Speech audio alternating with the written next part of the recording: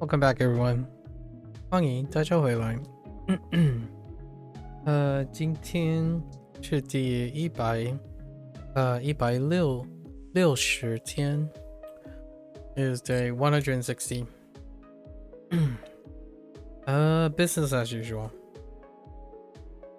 I think I'm giving myself a little too much leeway. I imagine Masters is coming up soon. I'm guessing it's supposed to be black, right? The color is supposed to be black. So I think they might have to change the color for the dark mode, because you can't see the indicator. But we're gonna start. It's probably next month, because we start a week later, where we're going to be turning over some words. I'm probably going to do the same thing as I refine it in Wanikani side of things. When things get burned, we're going to go through a review process to throw things back into the mix. So that's how I'm compensating for how lenient I have been on figuring out things. All right, let's get into it. 登录登录 登 how do we define 登 mount record to log in is to enter your credentials so you can mount onto the website by adding a record in the website database that you are logged in. That's a bit of a stretch. That's okay though. 登录 is a newly acquired vocabulary word that is very useful in everyday use, so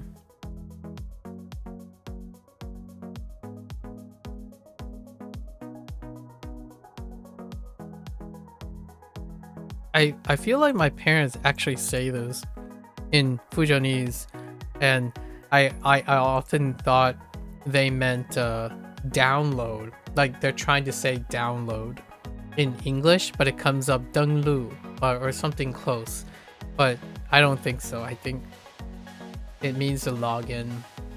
So they also say another word that I haven't found a cognate for yet, and it's a玄蒙or something, which is like to go online, but like something makes me feel like I'm gonna like enter the internet or something, and it's not was it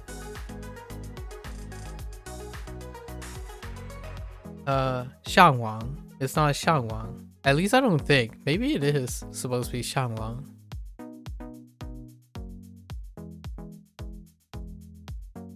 Don't know yet.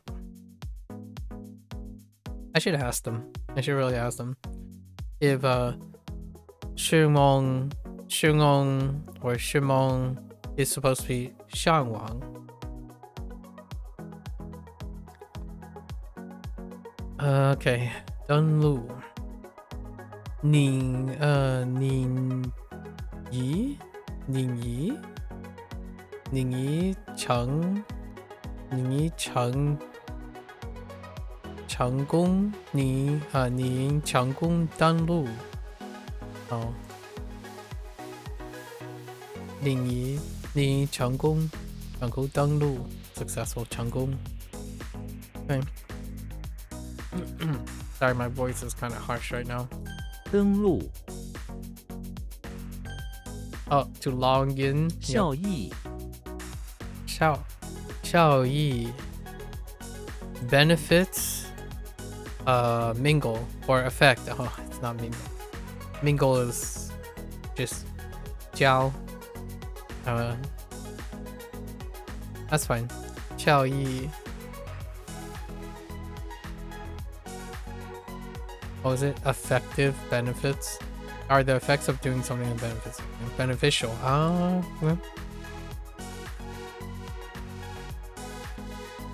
社会效益，社会效益，社会效益，效益，追逐，追逐 chase pursue or chase whichever one you want. 他一直在追逐成功。Always, right? 一直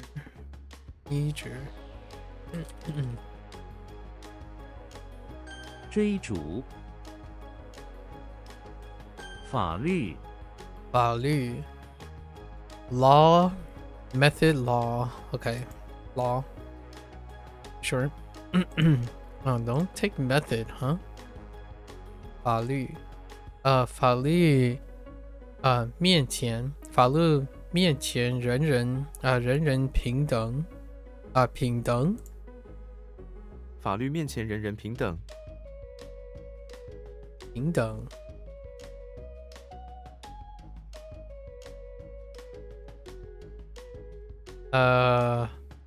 before? No. 面前 is before. What does 平等 mean? Maybe just everyone. Interesting. Oh, maybe equal. Oh yeah, that's equal. Yes, level, etc. Equal, I see. 人人平等 Okay. 法律，售价，售价 selling price. Okay. 这件衣服的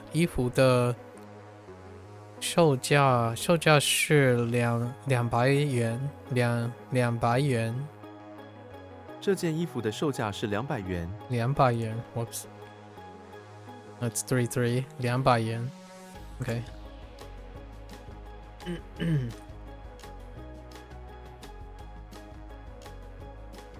Right.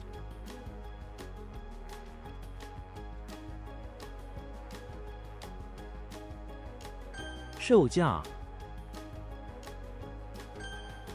All right. This time. 登录，登录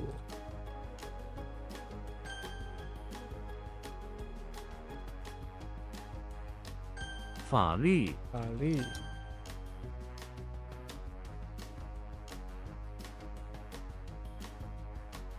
效益，效益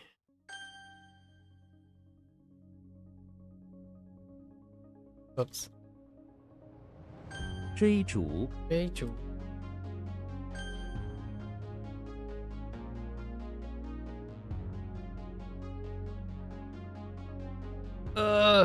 send help.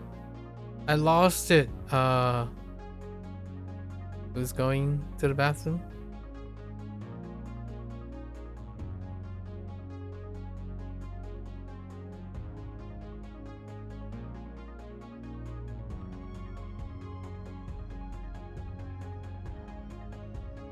Oh, what?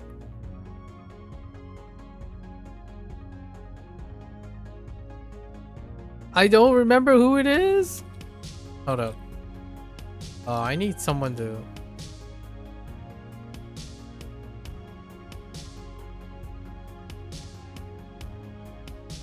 Thanks.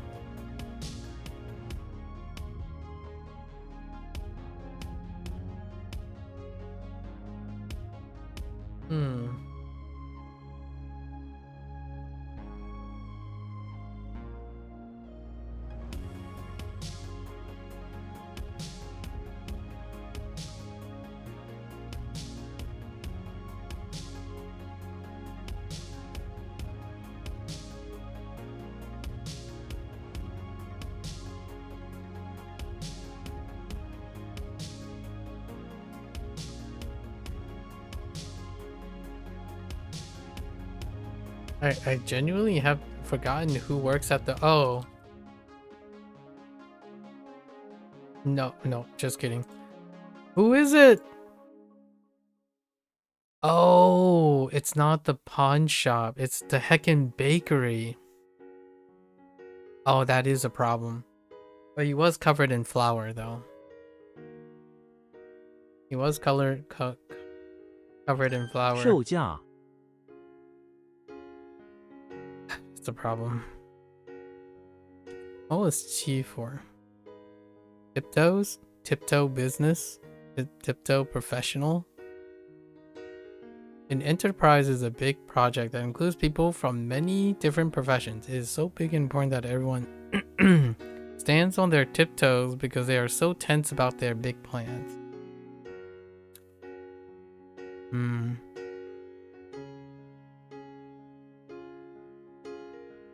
What was the Japanese one?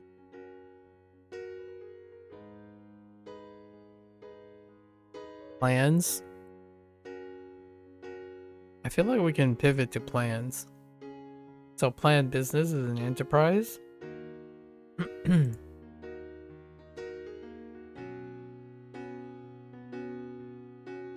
But then we have to change the mnemonic for T. Why you call them as who? It's like, what question is it? Isn't it? Why you call them as who? It's like, what question? Oh, that. Who is referring to the initial. So who is the initial? So this is bad because there's no final. There's no final here. So since there's no final, it's the house. So where would be the question here as well. So in order to get the initial, so for example, like xiang.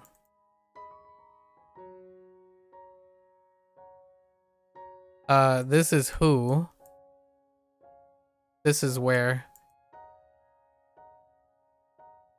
And then this is position. So when I was saying, when I was talking to myself, it's like, oh, who was in the pawn shop? I'm asking myself, what was the initial? So in this case, the who was Shrek, which I thought at first, but I got the where incorrectly. I thought it was at the pawn shop, which is on, but this is the bakery. I got the wrong question, like wrong location. That's how it's for the mnemonic system that they have. 这个企业在国 Hills and 国内上有名。No 国际 Oh, do I have G? Jimmy Neutron in the house. We have Hills. Oh, and incense. Oh, we did have 国际。这个企业在国际上有名。上有名。国际 international.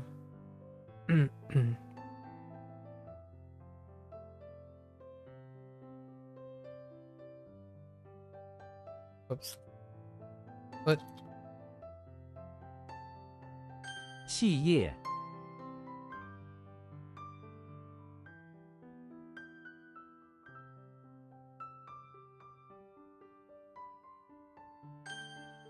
Did they have business? Oh, they do.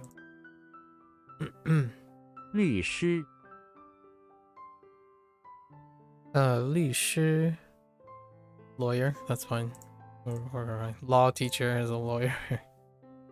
律师是律师是法律的框架 specialize okay or 专家 oh no it's not John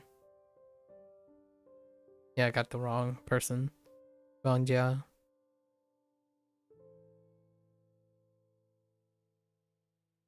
律师律师逐步 that's not how you spell lawyer 逐步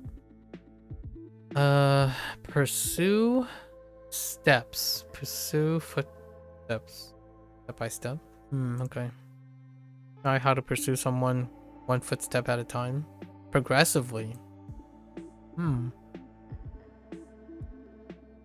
逐步实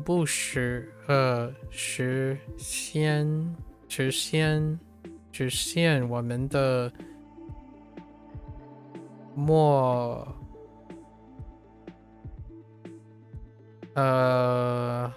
目标 our goal 逐步实现我们的目标。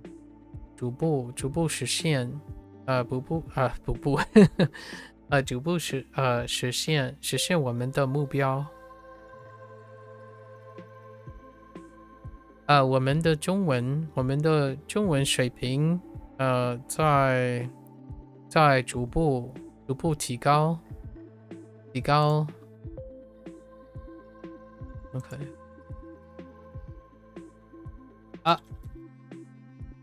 逐步利益 For you, every artificial thing as words and places is usually with questions what? I'm sorry for missing. Just try to understand how logic works there. For you, every artificial thing as words and places are usually with questions what? Okay, I'm not entirely sure what I was saying that was not artificial. I would agree. But I don't know if you knew I was referring to a who as in are you saying an artificial thing is also you say what for like ideas? Are ideas what? Like if you think of your mother in your head, that's a what? Or is it a who? Like who are you thinking about? Are you saying what are you thinking about? Is that what you mean? So for you, when you're thinking of your mother, you're thinking about a what? What are you thinking about? Instead of who are you thinking about? Is that what you mean?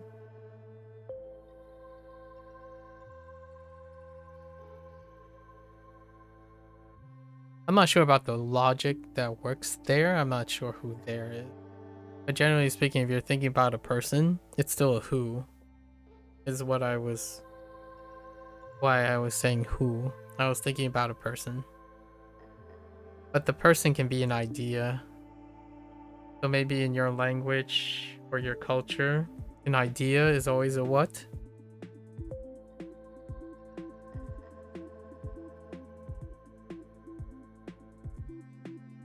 Li. Profit benefits. Okay.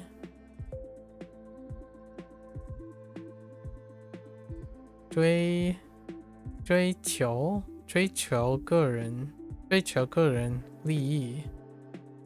追求 demand and pursue. And then individual interest. Pursue, yeah, personal interest.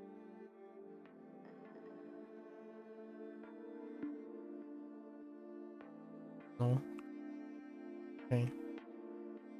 Yeah, main character, individual.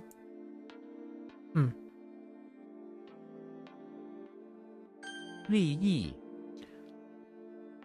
登山登山 mountain climbing, that makes sense. Mounting the top of a mountain.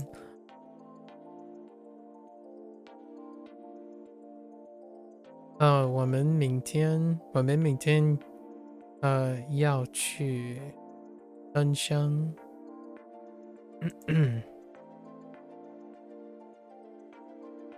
Oops. 登山，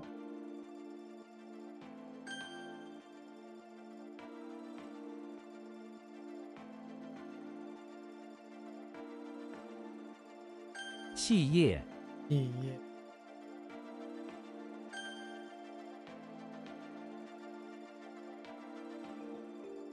律师，律师。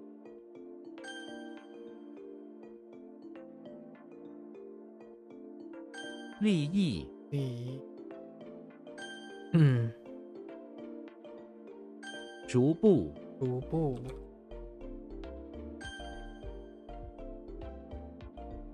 登山，登山。登机，登机。Mount a plane or mount a machine? Okay, that's fine. To board a plane, yeah, okay.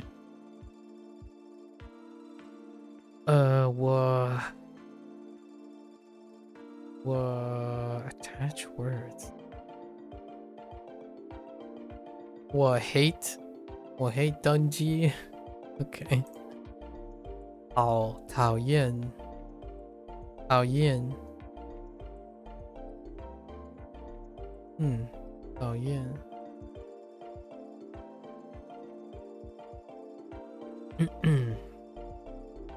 登机。登机，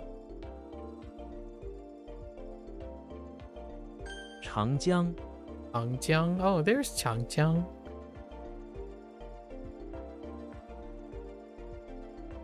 Yeah, it's the most long river in all of China. 长江。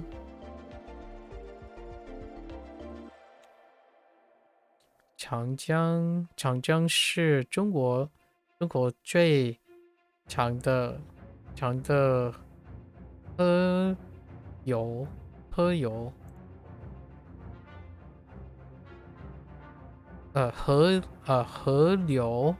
不，河流 not 流。河流。Yeah, for river. 河流。That makes sense. 长江是中国最长的河流。河流。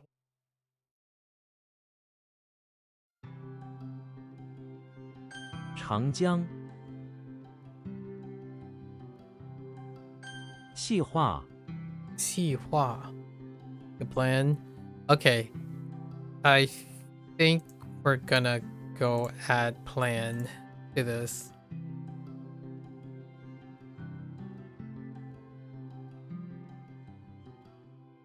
Because it kind of works for enterprise.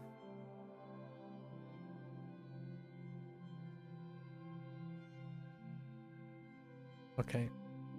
To plan something for a business requires standing on your plans, right? To look far into the future and use that knowledge to divide out the various things you need to do or planned. It still works with plan.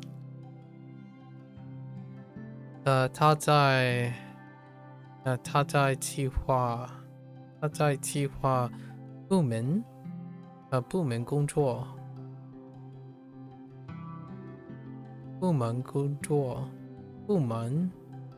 Oh, department. Or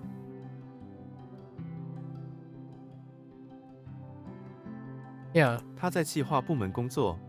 部门工作。企划部门。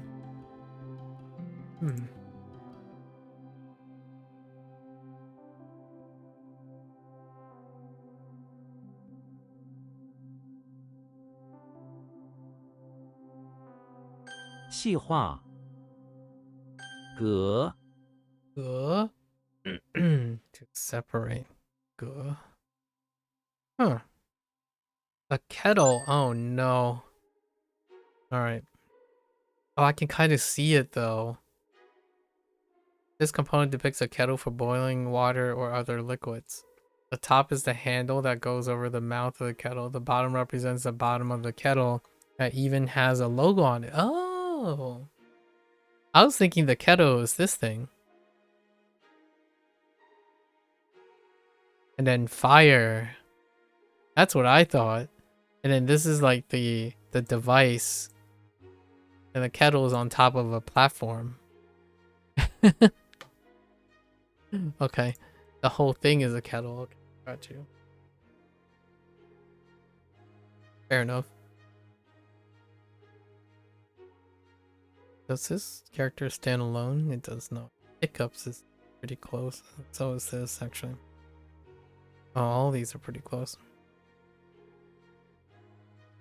Oh, except for the last one. 葛 Kettle and hills.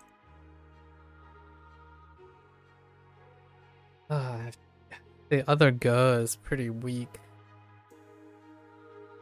Gandalf is inside the electricity plant, trying to reach his kettle so he can make his afternoon tea. That checks out. Unfortunately, he is separated from the kettle by a huge roll of hills that cuts through the middle of the electricity plant, separating the place into two parts. Gandalf starts throwing magic spells at the separating hills to try to make a hole through the other side. Or just trying to reach his kettle.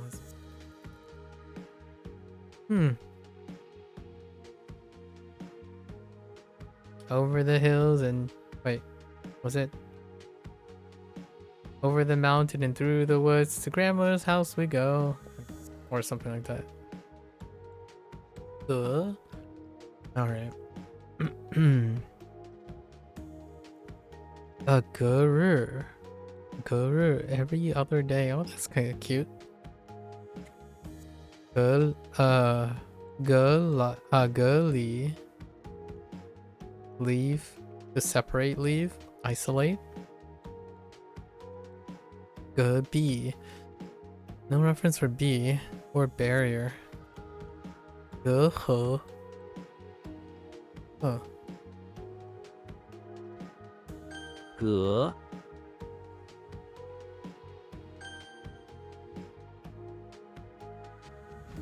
Okay.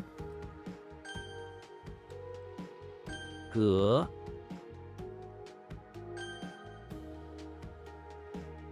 登基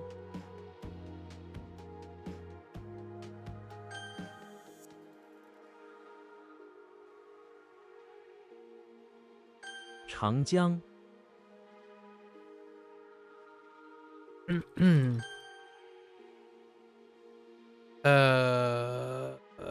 Yep. 细化 Alright. Yeah, ideas is referred what? If I think about mom idea, it's also for me as artificial. Okay.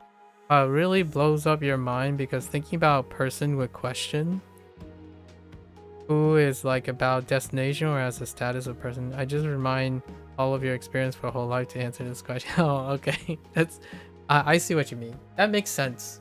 That makes sense. I'm not sure if Japanese has the same idea.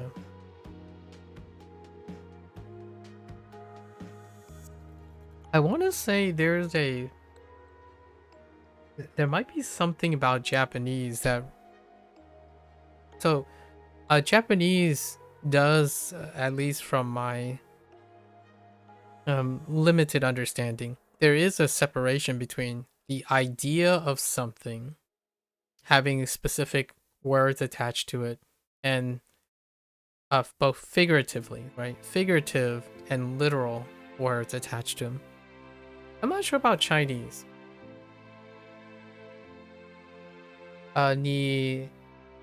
你喜欢你知道你正在想谁想的谁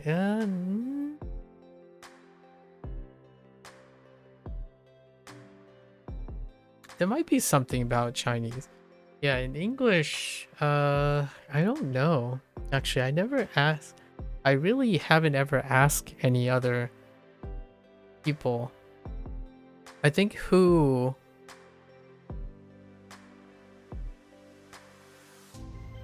No, it's yeah, it's fairly common to ask like, who are you thinking about, or what are you thinking about? Like a lot of times when someone is like in love, or they're say, oh, my friend would like to come. Oh, who do you have in mind? Right? Who do you have in mind? As in that person is not literally there, but whatever they're thinking, whoever they're thinking. Or like, oh, who are you thinking about inviting? Right? Like what are you considering in inviting someone? So I think in English is fine, but I'm not sure about Japanese and Chinese. Oh, denying. Wait, hold on. denying getting. Oh no, it's just, yeah. For Chinese, you can.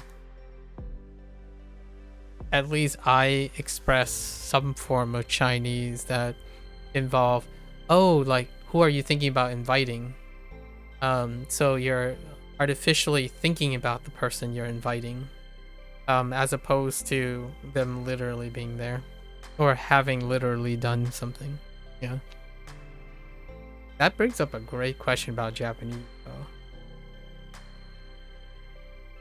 Because I don't think I've used a phrase where you're thinking about someone. About Spanish. Creo que ¿quién? Ooh.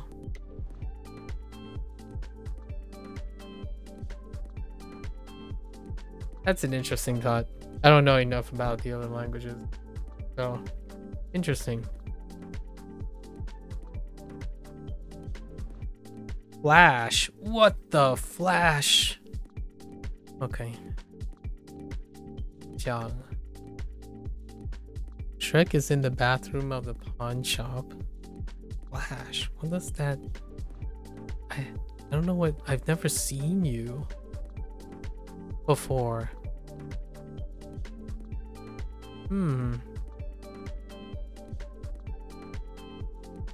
Where he comes... Okay. Okay. Shrek is in the basement of the pawn shop, where he comes across an old pair of saloon doors next to some old boxes, vintage pawn shop. He opens it up and there's a bright flash of green light. Green. I see what you did there, Shrek. A person appears where the flash was. Before Shrek can do anything, there's another flash and the person disappears once. Dodging. Flashing.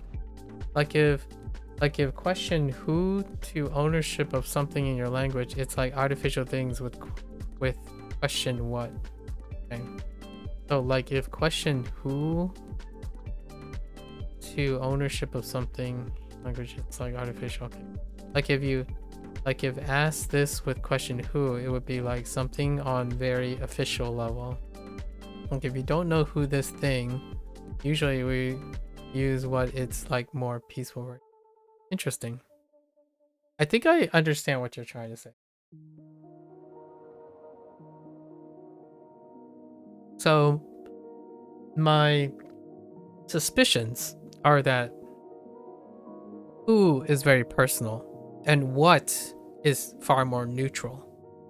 So if you're thinking about people, they are incredibly personal. So you tend to, like, when you're suggesting something to be like very neutral, you would simply use what a lot more than who.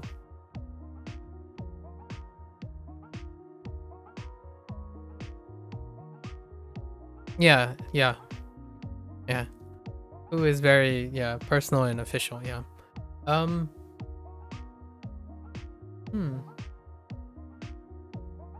To English, I don't think, at least where by English is it would require more the aspect of the idea. So if who is very personal and official, you could think of it this way. An idea that someone has is also incredibly personal and official. So it can accommodate who or what, or any of the things. Where, who, what, all of them. When someone is thinking about something, it can be any of them, because the person's individual thoughts can be interpreted in any way like they prefer. So it could be a cultural thing. I'm not entirely sure. However, if I had to try to think of how to make it make sense or reliable to connect, is that one person's idea is very incredibly important, and usually it takes on any of it.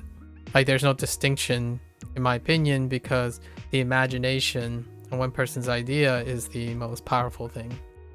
If I had to try to weigh the importance of who, so you can say who, what, where, when, any of them with someone's thoughts.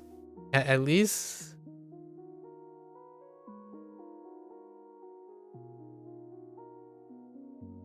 Yeah, from where I am, from where I'm from, I guess, most of the people's thoughts could be anything. It's interesting to avoid something. So, a thought is not artificial, it's the whole being, to me. I'm not sure if other people feel that way, but the people you think of is you. They're not artificial. They're the essence of you. But I think the word artificial, maybe you're talking about literal, as in they're either actually there or not there. And I can kind of understand that. Sort of. Unless you're distinguishing between an imaginary character and the idea of an or the image of someone versus the literal image of someone. That's interesting.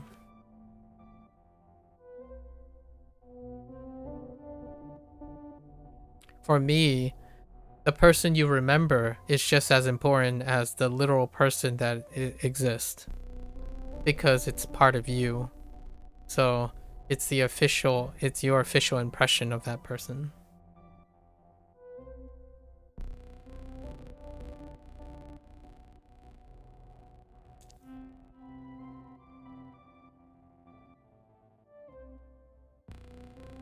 They are, how do you say this?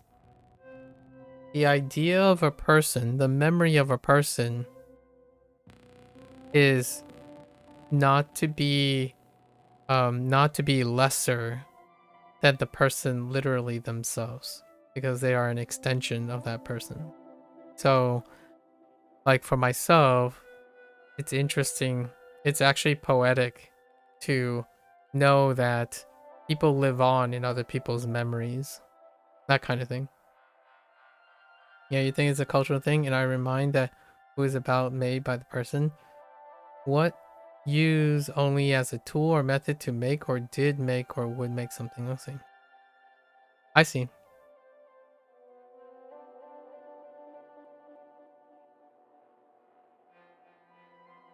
You remind that who is also about made by person.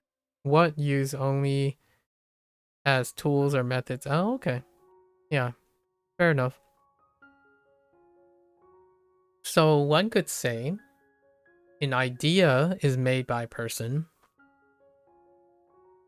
but you can also say a person is a tool that made the idea, which is interesting too.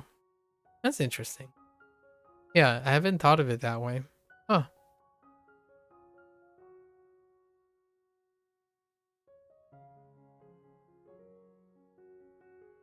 So I'm being kind of a troll now, but Who wait.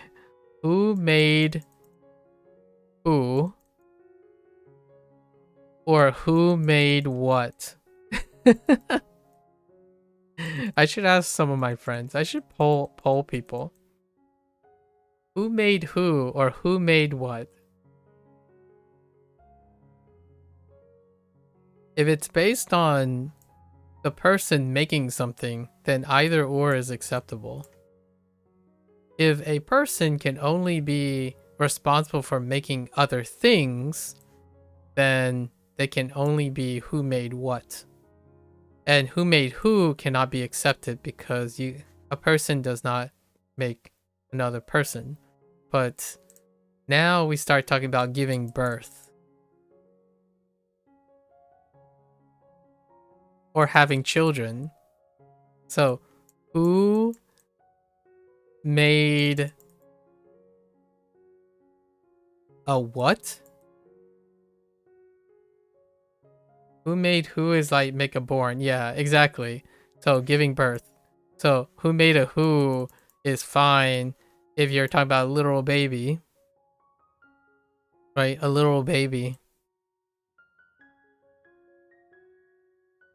But now we start talking about video games. So when you're making a video game, who made who, you can make a character. So although it's supposed to be who made whom in English, but it's still attached to who. But who made whom, right? But you can make a character, which a character is not a what in English, or at least from my cultural thing. You don't make a character is not a what but a who. But you can use either, really, because if someone asks you, oh, who made the character, what is it, right? Like you could ask, what is it? What is it? And someone can reply, a character.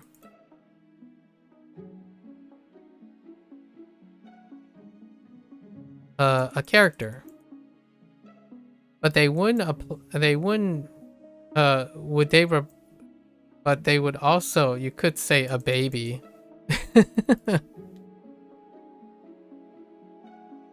What is it? A baby. And then when I think about who is it, you could still say a character and a baby. That's funny. Sorry. I'm having a little too much fun with this. I'll ask around. That's a great question. In your language, both versions also, yeah, who and what. But who was only about if it's like living person. Yeah, and a character doesn't have to be a living person though. And a baby doesn't have to be a living baby. Like when I was referring to them, when I said a character, I guess in your language, you have to assume something about this in order to say it's living or not. So it needs either more context, or in English, since there's no context, it's ambiguous. There's no default. So this can be a living or a non-living character because the language is ambiguous. It needs more context to know if it's a living or a non-living character. Maybe in your language, when you say who is the character, maybe that is telling you it's a living character, so you don't have to say living anymore. In English, you'll still have to, in my opinion, specify if it's living or non-living character. Is it a made-up character or is it a real person? So despite saying who or what, like if you say what is the character and who is the character, you still can't, in my opinion, in English, you still can't tell if it's living or non-living. It's ambiguous. So you can do either or. I think Japanese has something like this, where, like for example, a very early example of Japanese is aru, aru and iru, where this is ascribed to animate objects. Oh no, the other way around. Sorry, mouse. This is living most of the time. Living, with a few exceptions. It's actually the exception. The thing that's a bit tricky is the thing we're talking about, ideas. But a lot of times, though. Oh, whoops. I wrote backwards. Sorry. This is non-living. Or non-moving. Non-moving. And then living. Or moving. So there are these distinctions in Japanese. I'm not sure about English. Yeah, I'm not sure about English. Interesting. Chinese? I want to say maybe Chinese have something. 他是谁？你想他是谁？ No, maybe not. Maybe not. Again, think of examples where it's not quite like, who do you think she is? Or who do you think he is? Yeah, 他是谁? Or 你想他是谁? I'm not sure if that's a natural sentence though. So don't quote me on that. That might just be me using English to say something in Chinese.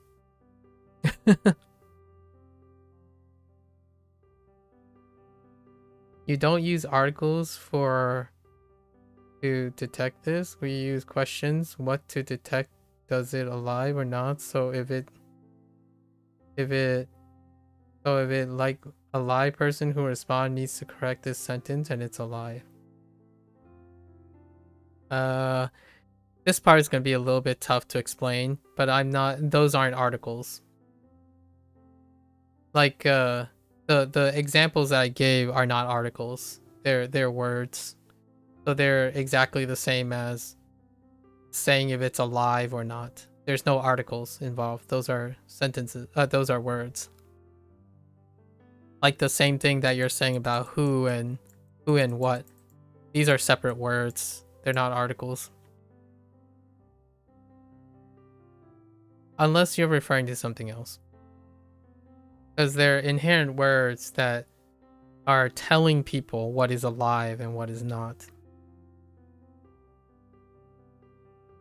In English, I think it's ambiguous. It stays ambiguous.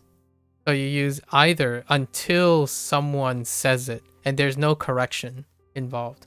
You either assume something and then later someone fills it in. Like, it's not an error to say, what is it? And it turns out to be a person. Or who is it? And it turns out to be an object. It's after the fact. So there's no like error in it. You don't error in it. In Japanese, it is an error. When you say something like neko, I'll write in Romaji instead. So neko, I don't know. Neko wa, oops. Right, neko wa iru. Neko wa aru. This would be incorrect because this is a cat. A cat is animate. So they must use iru. Because this is living. This thing is living. You can't, or this thing is moving. It's capable of motion. And this word is not. Both of these words mean, the meaning itself is same to an English person.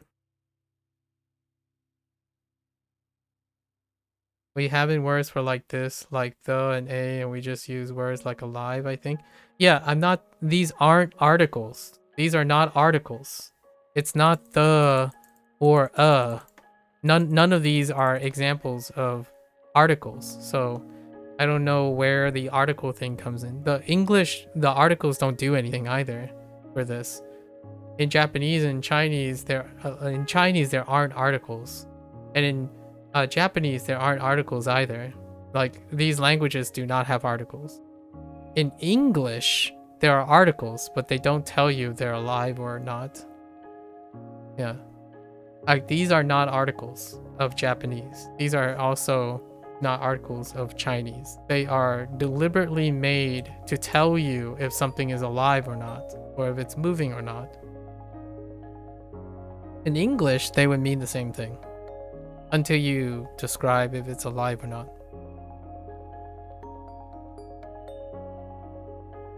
But I get that your language does not have articles. Japanese and Chinese do not have articles either. Yeah, there are no articles. The sentence that I made did not have any articles in it. So they might kind of have similar things. In English, though, articles don't tell you if something is alive or not. So they don't function that way. Like, the basement doesn't tell you anything about if the basement is alive or not. Like, the Shrek or a Shrek is not alive. Can't tell.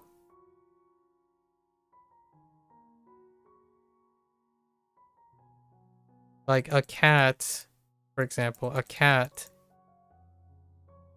This doesn't tell you anything about alive, but the cat can be alive or not alive. There's no word that's telling you if it's alive or not. There's like nothing in it. So you could say, what is it? A cat. Who is it? A cat. Or the cat. Whichever. It doesn't really matter. Some cat. One cat. We don't know if the cat's alive or not alive. Or in English, not alive or whatnot. So I get that, I think.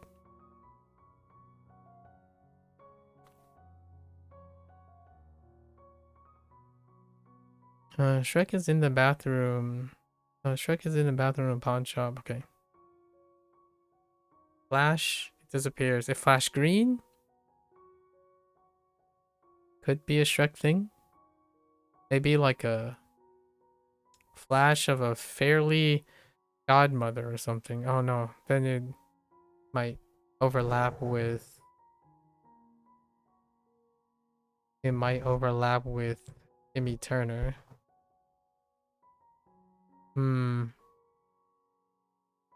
Maybe just a fairy flash.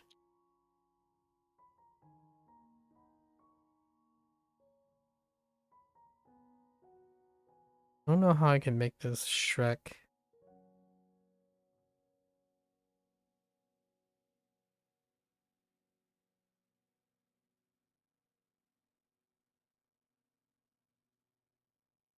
Yeah, it's the same, but you can't ask about cat as what in your language until it's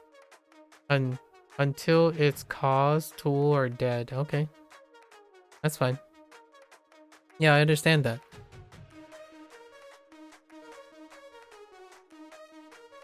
Well, you can't ask what you don't know. So here's the thing. You're asking a question, right? Are you asking before? Or are you asking after?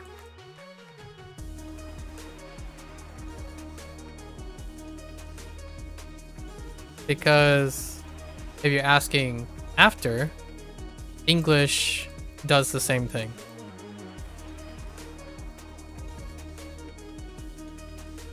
If you're asking before, how do you ask? Do you always default to what because it's neutral? Or do you ask who? Because the difference here is I was asking without knowing. You're suggesting that you're asking after knowing. It's like, that's fine. In English, it's the same. Like, it's similar. If you know they're talking about a real life person, they're gonna use who.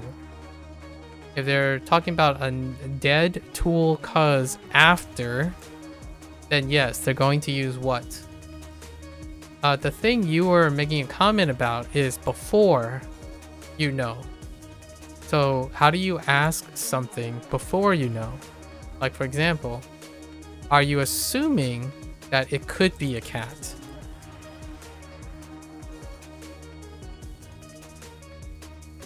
If someone thinks it's a person the person is thinking, they're going to ask who it is. If they think it's something else that isn't a person, or it could be anything, they would say what.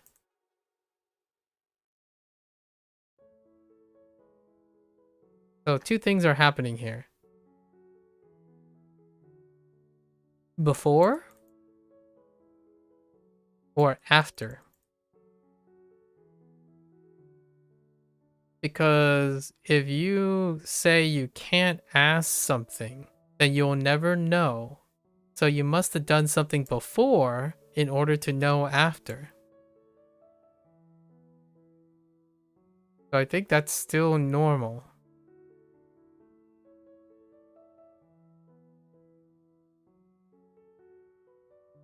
That's different from what I was doing earlier when you were talking about before. You can't ask about a cat as dead thing, but for me, it's like alive by default. Okay. Until I know that it is dead, then I can ask what as a body or as a soul or character as something alive in memory. Yeah.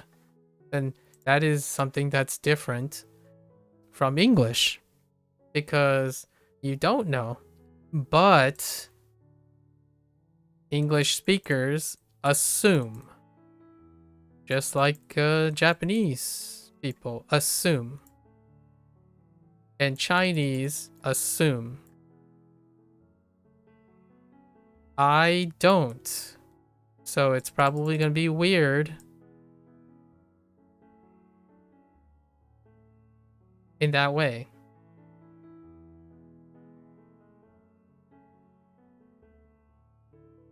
But also things that are figurative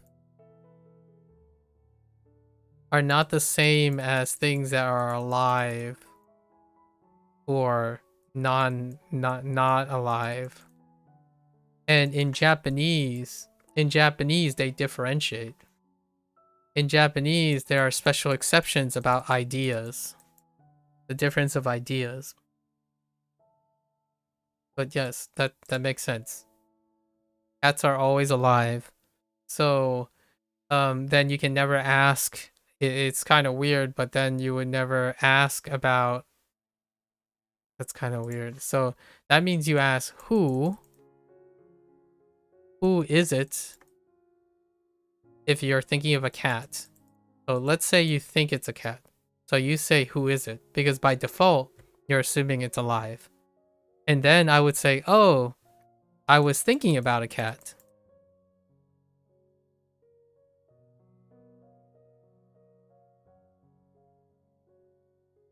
So then what do? Do you correct this afterwards in your language or something? Because a cat, an idea has a soul. That's a cultural thing. An idea has a soul. A character has a soul. Yeah, or think this way, it's correct. Yeah, oh, think this way is correct.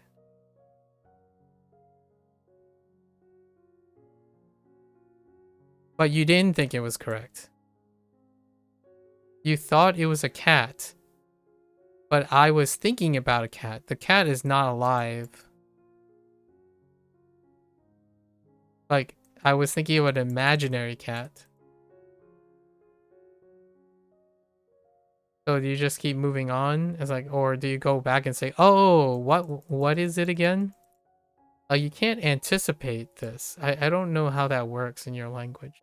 If you're always assuming that the cat is alive, then I guess it doesn't matter afterwards if it's alive or not. If you find out later that the cat isn't alive. Right? That's interesting. Like I don't, maybe if you're talking to someone who is from your country, like for example, you and the other person assumes the same thing. The same thing. Then it's never a problem. Right? Because that other person will also assume that cats are always alive by default. So they would never say something that would make you think that a cat is something that isn't alive. That's kind of interesting. So for example, I got a good example. So say I'm drawing a cat.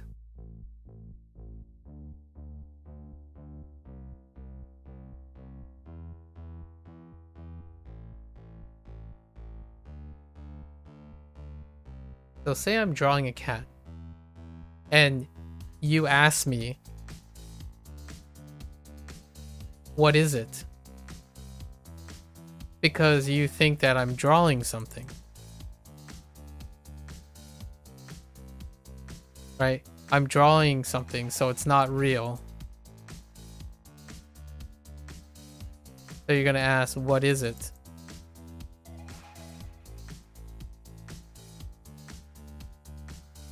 Basically, I'm gonna say, I'm drawing something, and you're gonna say, what is it? Because it's not real. Right? And then I'll tell you, oh, it's my cat, Milo, which is over there, who is a real cat. But the thing I'm drawing is not real.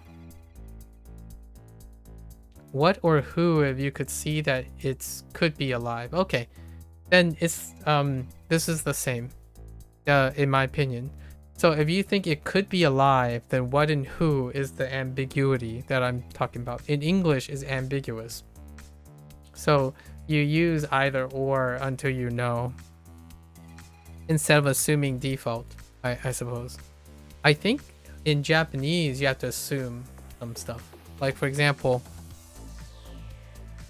yeah, a great example is the example I use. Cats, they're alive. They move.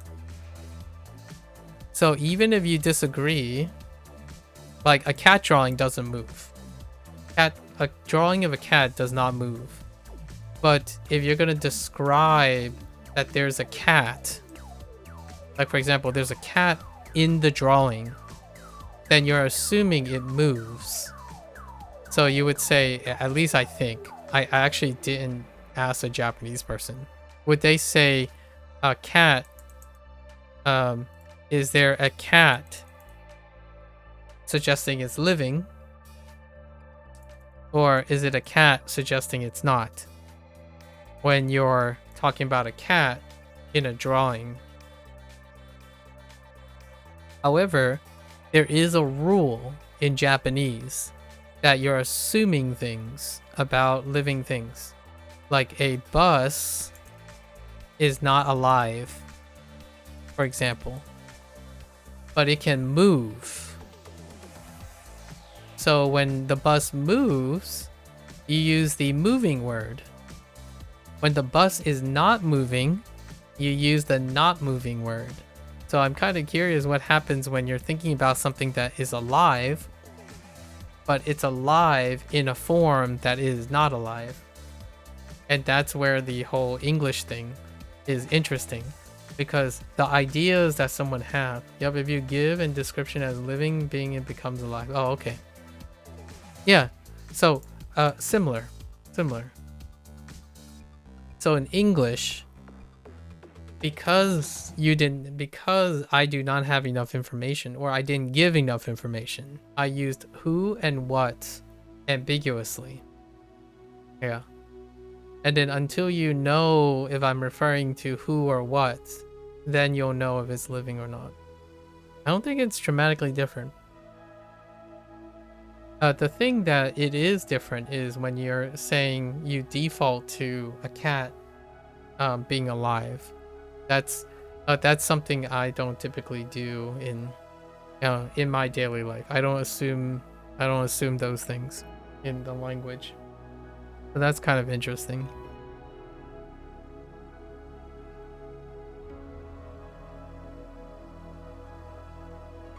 Beck is in the basement of the... We're fine. Oh, flash, electricity, lightning. 响电. Interesting. 响电 sparkling. 响亮 亮 light. Twinkling. We have a 烁 闪烁 twinkling.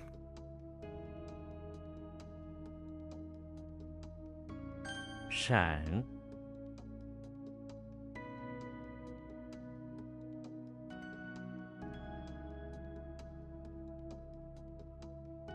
I got a really funny question. When you call someone,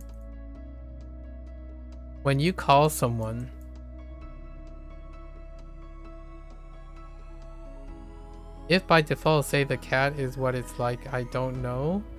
What is the cat status, or I don't care about it? Oh, okay. When you call someone, do you say, who did you call? Or what did you call? So English defaults to when there's enough context. What did you call? It almost 90, I would say over 90% of the time, the question is who did you call? Not what did you call? So in English, it still does the same thing. Only not every situation will have a one-to-one thing. But this has so many, this is so constrained that there's no ambiguity anymore, even when you don't have enough context. Like, context provides most of the things, so English does have that. The idea is that maybe English is a little bit more ambiguous, but this stuff exists too, where it's always who did you call, not what did you call, because it's always assumed it's a living person at the other end, which is not true. Which is not true, because then you ask who answered.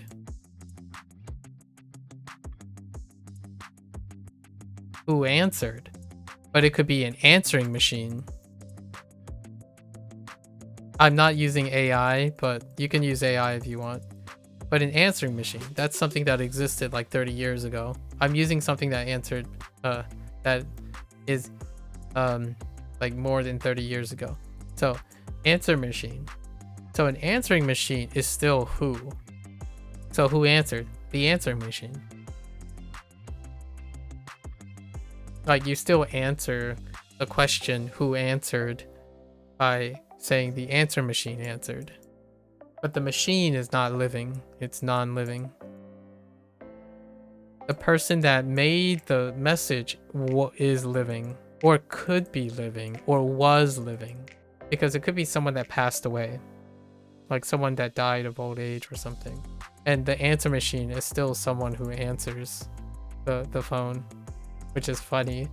Sorry, you're making me think about really funny situations.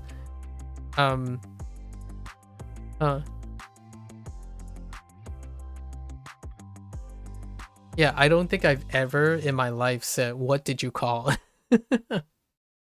and then what answered, but who did you call and who answered? If you call, it's always who. What it means, why do you call, or calling to a place or corporation. Why did you call is asking the person, asking the caller, not the called. So if you're asking who is called, like the person at the other end of the phone. But if you say, why did you call, you're talking to the caller themselves. So the direct object is different. So you're asking the person making the call, why did they call? But when you're asking who did you call, you're asking about the thing that the person is calling. The person that the person is calling, not towards the... So like the person who's on the phone, you're asking about this person when you say why. And then when you're saying who, you're talking about the person at the other end of the phone.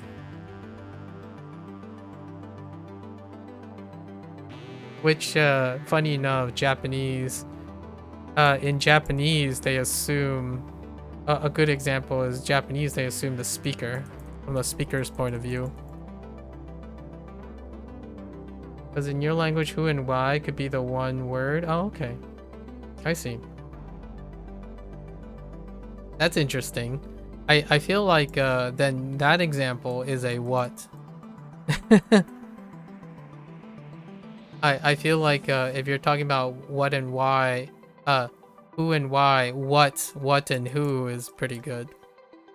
And then what and why are also lumped this way. But this is referring to the other thing. This is referring to the speaker. Or the action person, the person doing the action, a lot of times. Or other word. Okay, I see. That's interesting.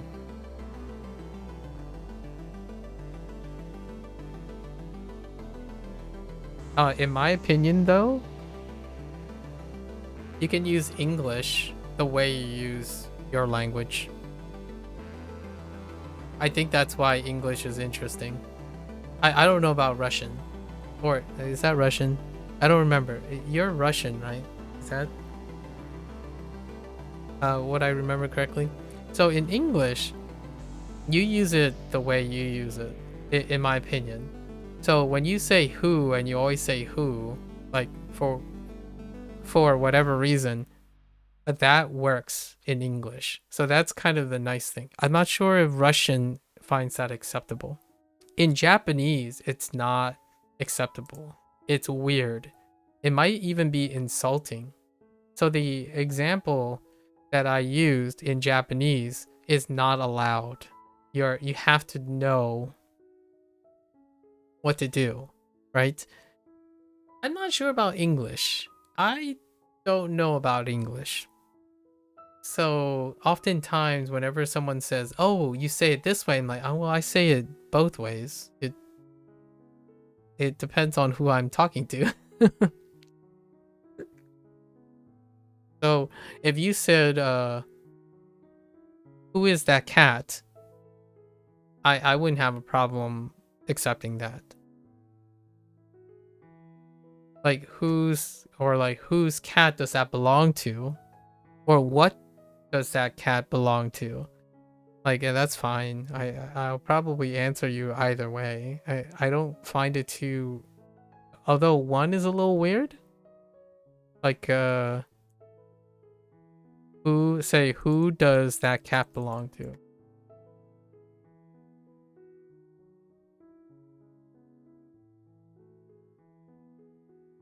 So this is assuming someone alive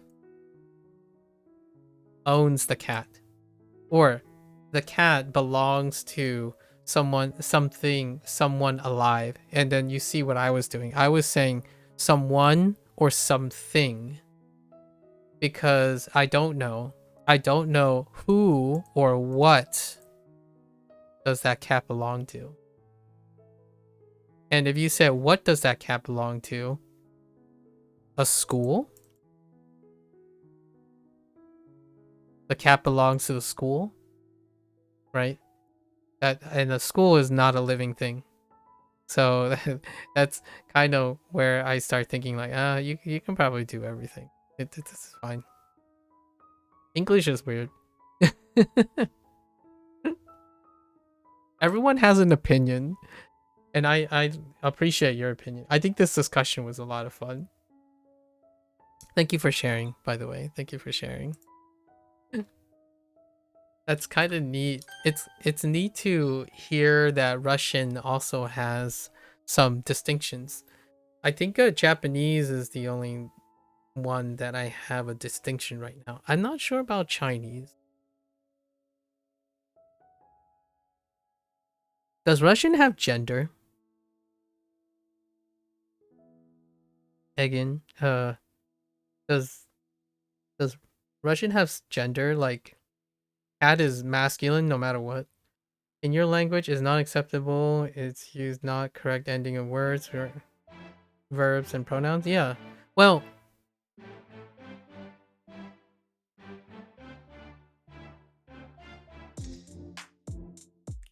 yeah, I can understand that. But I'm not sure if that's the same.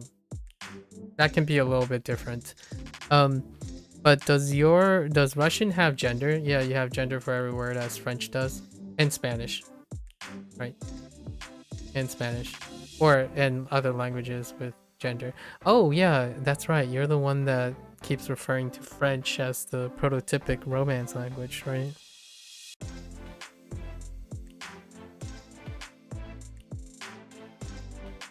Yeah, I mean, fair enough. Yeah, in English, I don't think it's the same. Like,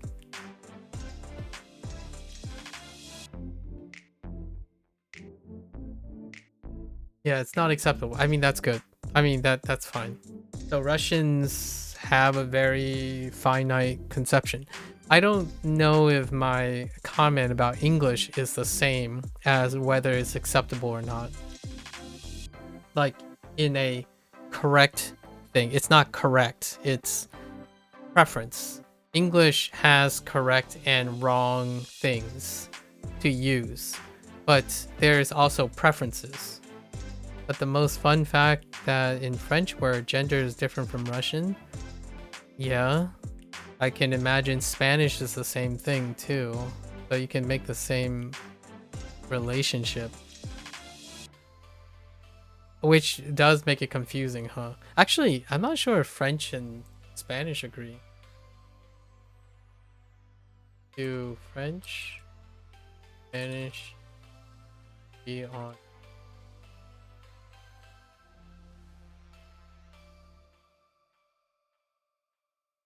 Okay, they don't. So that's kind of funny too. But there are some similar. Oh no, it's 95% of the time. So largely, they agree 95% of the time. How often do Russian and French agree on gender?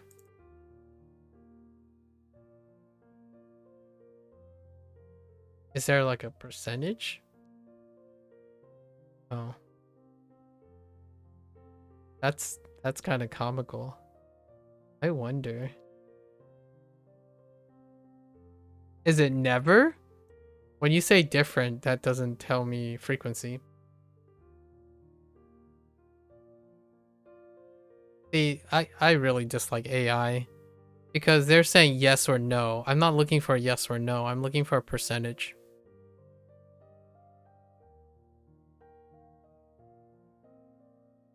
And there's no statistical... Yeah, there's no readily statistical thing to tell me what the overlap is.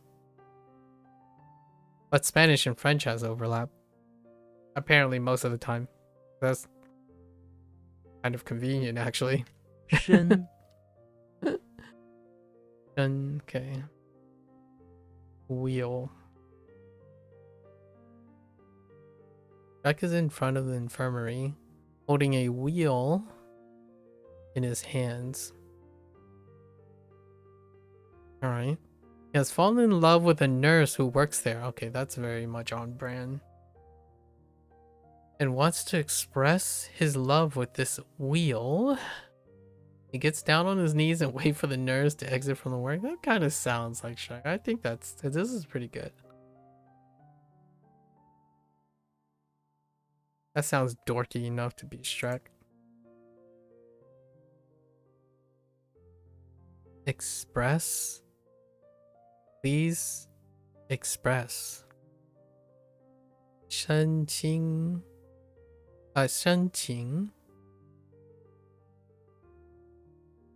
will express.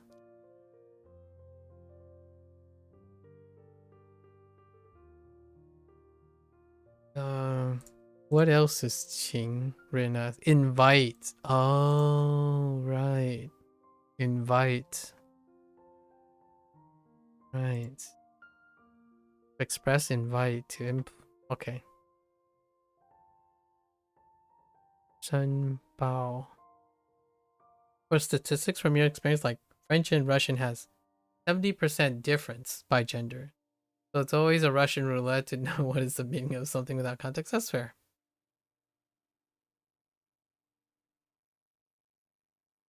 How much does the gender impact your context?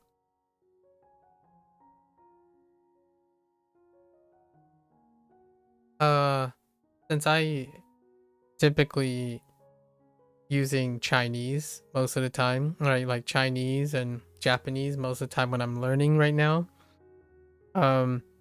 It regardless, it requires context. So like, despite not having gender for like Spanish, for example, I wouldn't assume anything without context. So a lot of times the gender thing becomes like not as important as the context of the sentence. So what happens a lot of times is I forget the gender in Spanish a lot because it's not as informative. So I still, my jury is out on that because when listening it's helpful to know what the gender is when listening, but when reading I'm not sure at the moment. I tend to gloss over it.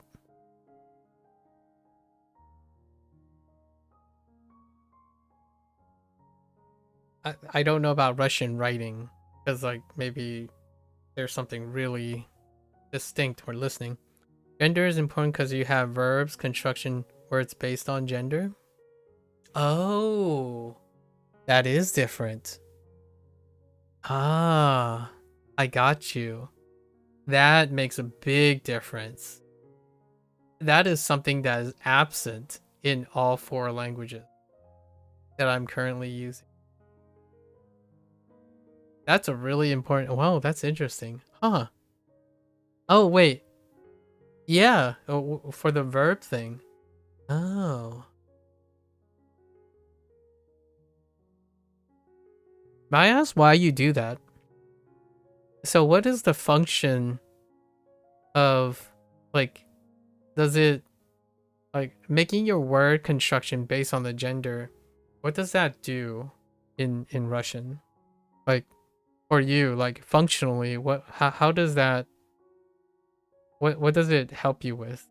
Like, does it help you with this verb is always sounds like this because with is certain objects or certain things so that maybe it produces associations or something like that? Because I don't actually know. I don't, at least I don't think, yeah, I don't have any language. You have this, which have seen nothing equal in other languages. I mean, that's fine.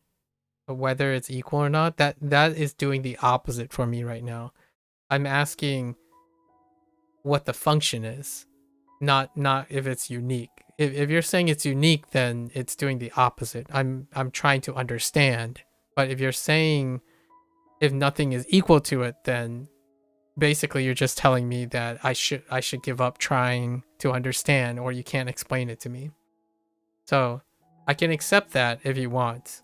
Like, if that's your intent, then I will just leave it at that, because there's nothing else I want to say about it. If there's no equal in other languages, then we just don't talk about it anymore. It's not in it, I can't possibly understand it. Much like the other things that I would be able to talk about in other languages that may not exist in your language. For example, in Chinese, there's no conjugation. So when you say verbs construct based on gender, you don't do any of that. In fact, pronouns are not necessarily distinguished by their sound, but they're distinguished by their characters.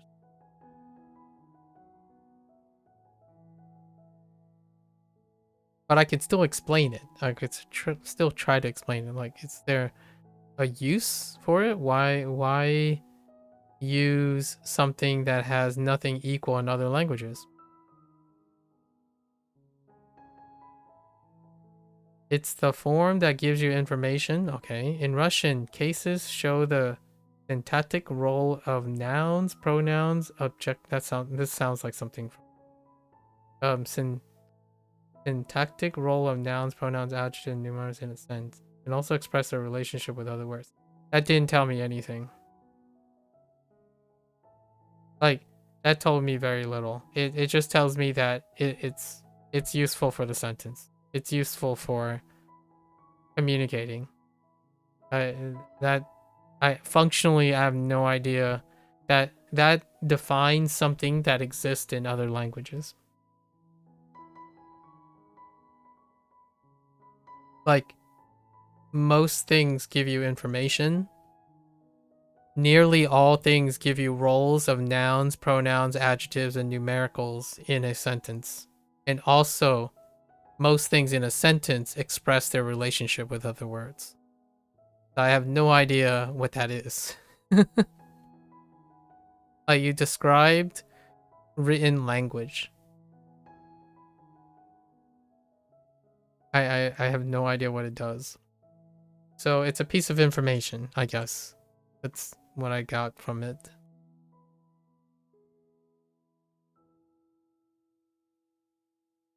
Shen, Something that has to do with something in a sentence.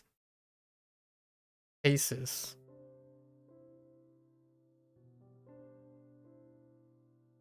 Maybe you're referring to conjugations. I'm not entirely sure. Yeah. Cases show the syntactic role of... Yeah, conjugation does as well. So are you telling me that it does something conjugation does not? Hmm.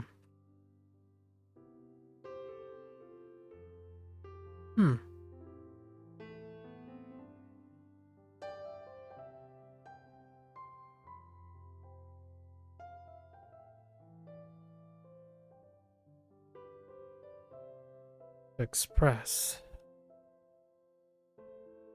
Explain. This is love with a wheel or ring. Can I use ring for this? No, that's humble.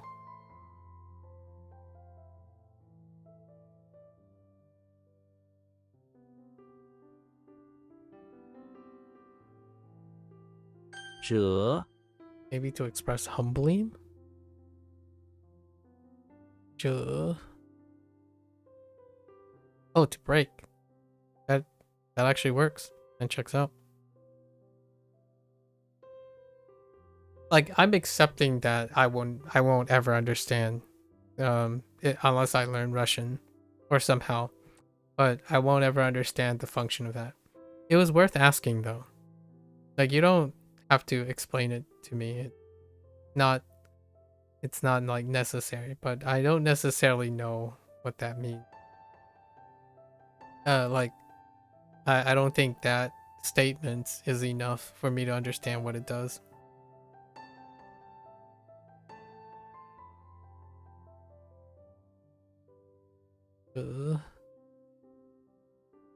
James Bond is inside the electricity plant where he is undercover as an electricity plant worker. His job is fueling the fire-powered generator. Okay. He stands in front of it as a bunch of fingers carrying hose come up to him. One after another, he breaks each hoe in half and throws it in the generator while looking around for clues for his mission.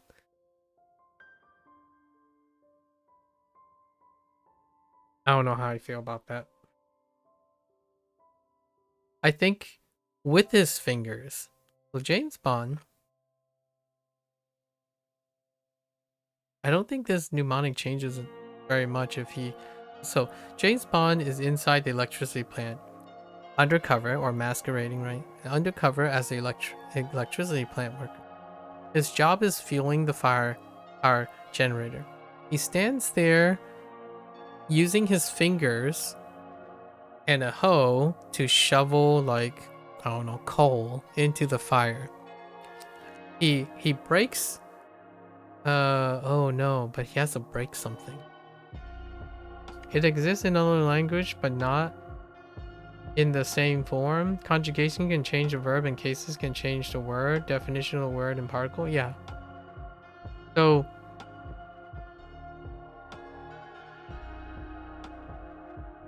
Okay. So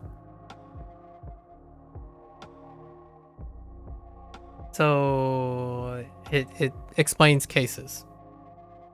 Conjugation can change the verb, and cases can change the word, definition of the word, particle, participle. Yeah, so can...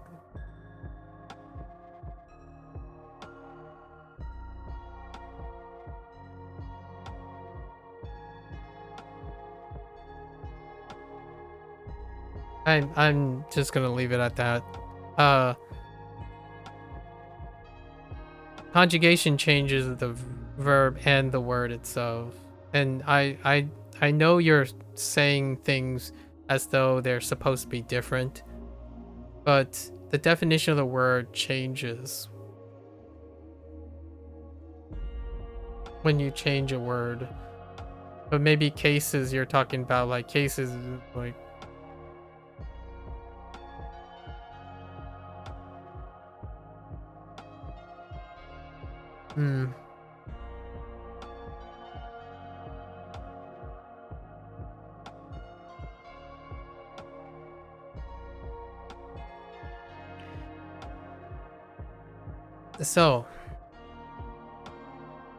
So we're talking about, like, I'll give you an example.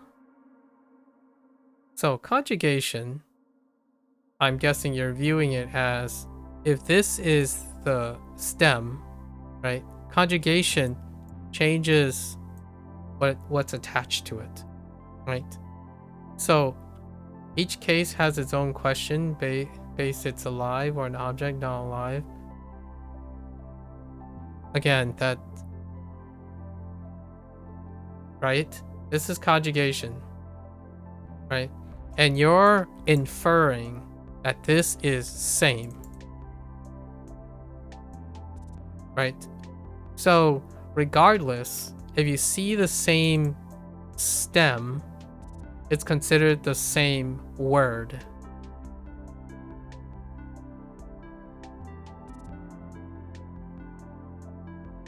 Right? And then now you're saying cases. You haven't told me what cases are yet still. Is it functionally something plus something else? And then you're telling me this versus, like, for example, this They're two different words.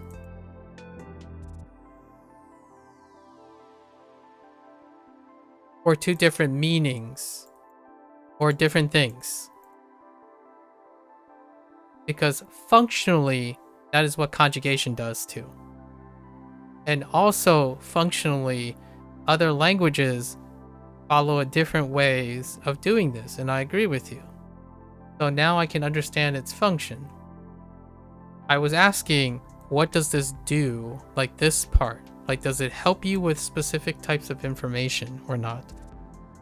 The stem from it could be changed and save only short from that give no sense. You need to know this.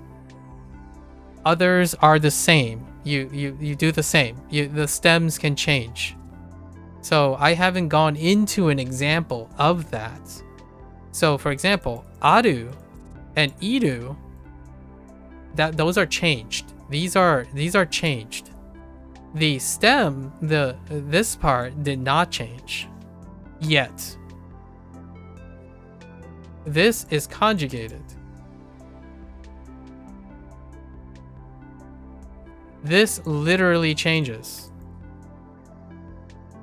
So, are you saying this is a case? Or are you saying the case has to be after? And also,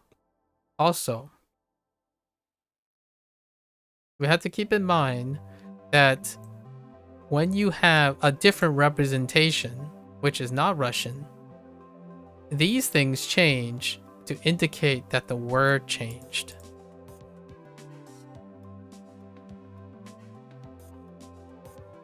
So in all cases, you have to know these, period. So the thing that you're describing when it says the stem changed forms and you did conjugate, I was contrasting to a language that changes everything regardless.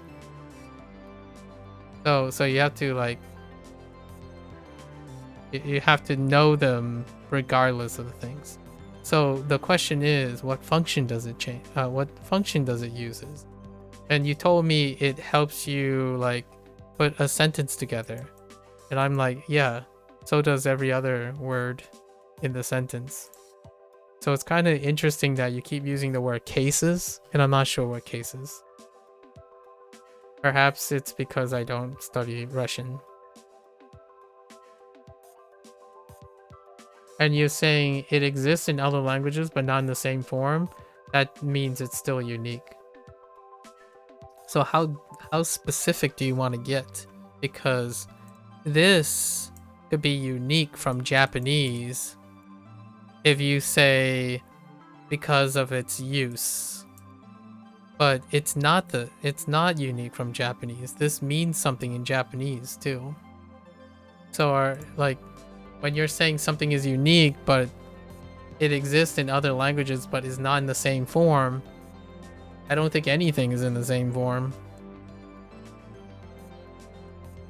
Because they don't mean the same thing.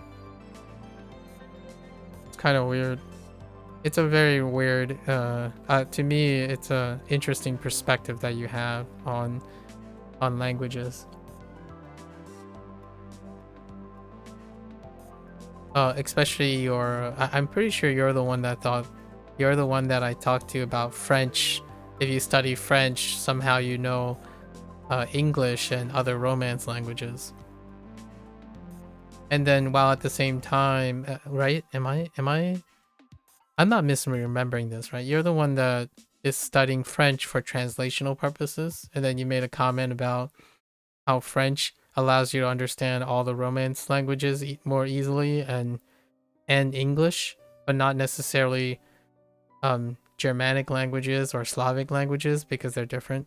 Is this the discussion we had before?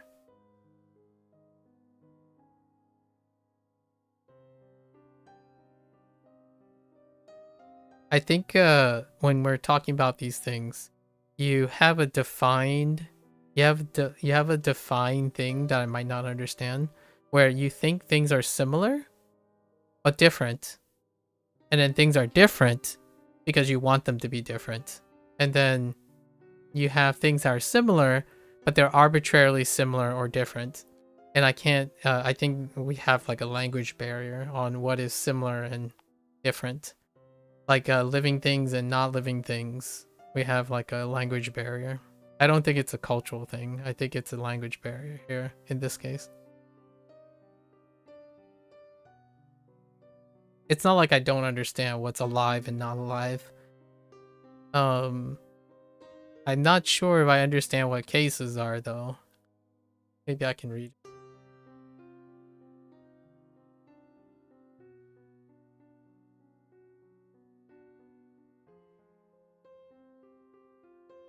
In linguistics, cases and conjugation are both grammatical systems that involve changing the form of words to indicate their function or relationship within a sentence. But they apply to different word classes and serve different purposes. Cases primarily affect nouns, pronouns, and sometimes adjectives, indicating their grammatical role like subjects, objects, possessors within a sentence. Conjugation, on the other hand, involves changing words to indicate tense, mood, person, and number. Yeah, so functionally, they affect, by that definition, I can see why it overlaps in their function. And then cases are just referring to the class type, while and conjugation, but their functions mechanically are serving to clarify things, right? Clarify things that are in a relationship.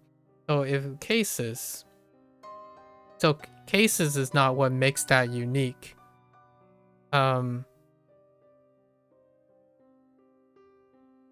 Yeah, so cases is not the word that makes it unique. It's whatever that word is, which I don't know what it is and what it does.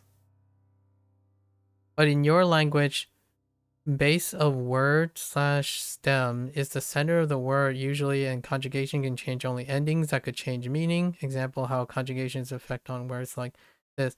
Case, book.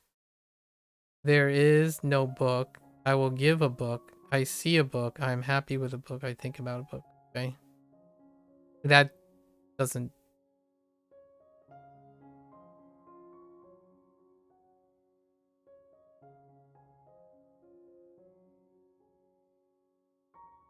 Yeah, I mean, I see what you mean. You're referring to the object. The case is referring to the book. And the conjugation is referring to the action placed on the book. Those are difference between cases and conjugation. But the thing you're naming, the cases, is not unique to your language. It is all of the languages. So when I was asking, oh, that's nothing equal in other languages, can you explain to me what that is? You can't. I think that's the word that I'm trying to say. You haven't explained something that I don't understand that is unique to that thing. Because what you explained is cases that are also in other languages that have other ways to do the cases. Unless you're saying the way the cases are being done is unique. So like between there is no book, I will give a book, I see a book, I am happy with the book, and I think about a book. All of them are using cases somehow, or a case that doesn't exist in another language. There is no book. I don't know how cases work. I don't even know what cases are considered in, if English even has something like that. First type, decision, and ending. All nouns in masculine and feminine with endings. Those are cases. Second type, endings. The rest of nouns and okay. Okay. The rest of noun is feminine. I have no idea what that means. Okay. First type, decision, and ending. In singular and plural, okay. Second type, decision, and ending. The results of. And the rest is noun, okay. I mean, that sounds fine, but I don't know if that's what you're referring to. But in this one, may comprehend, okay. So singular, plural, Nominative, accusative, right? Those are cases. Plural cases. For nominative, accusative, genitive, dative, instrumental, and I'm guessing these are added somewhere.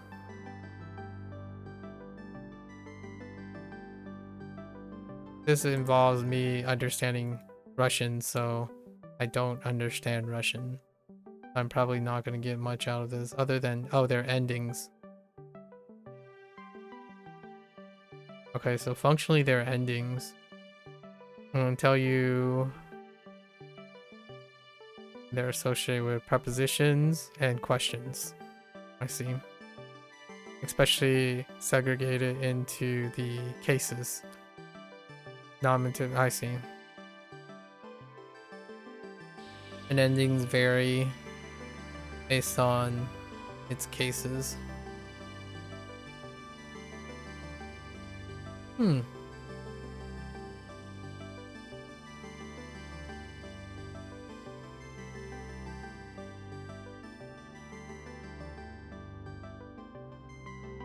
I don't even know what these cases are in English.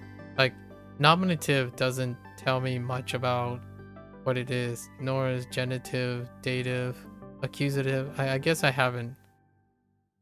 I guess I have an idea of what those cases are. Huh.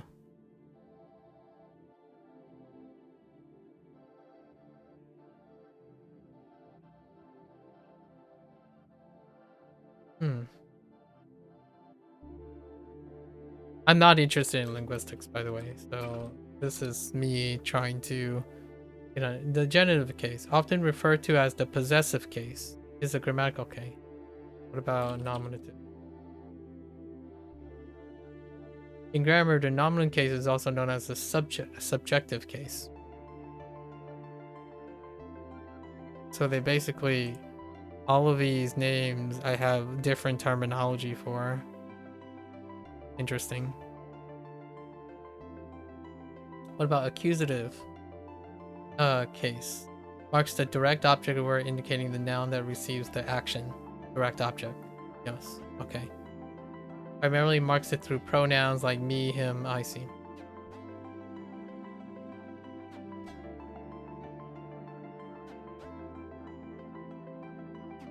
Accusative case is the direct object of a transitive verb. Yeah, I just could not see the similarities of cases in other languages, and I could misunderstand something. It's hard for me to understand because it seems like I was looking at a Russian chart, and I was looking at their cases, and I have no idea why this is happening, but I was looking down the different cases and then how the ending modifies. Like this was a list of like ending changes and words associated with it or interrogated. But all the names on the left, right, the cases like nominative, accusative, the genitive. When I look these up, they use terms that I understand because I'm not a I'm not a linguist, but they use terms that I understand, but I don't understand why these are the terms being used and if that's unique to Russian or not. Like describing Russian, it's kind of interesting. Different types of cases in languages.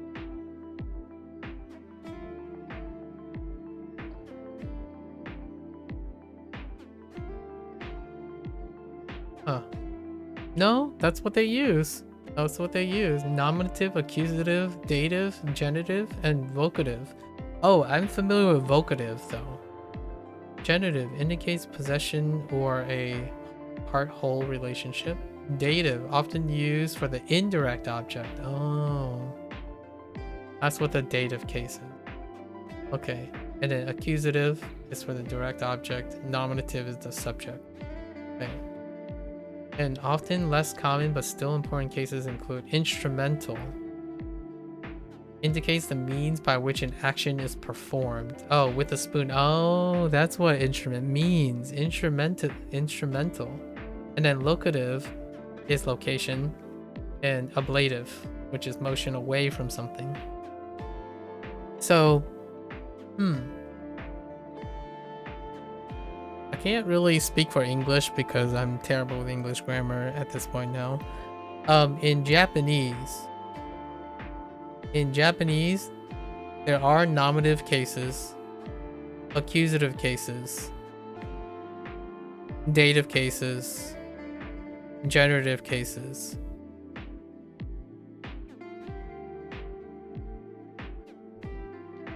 I'm not sure about vocative. A vocative, I keep saying like, oh, in Japanese, this is the vocative in English, but I couldn't. Could you explain what you understand that you can't explain? What do you mean by, can I explain what I understand that you can't explain?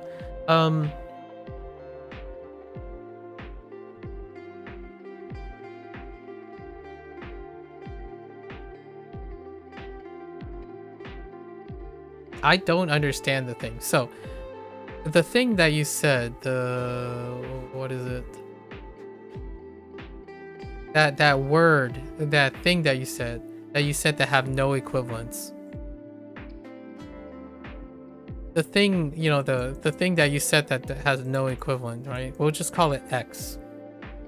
And you're saying, and you described it as a case or cases.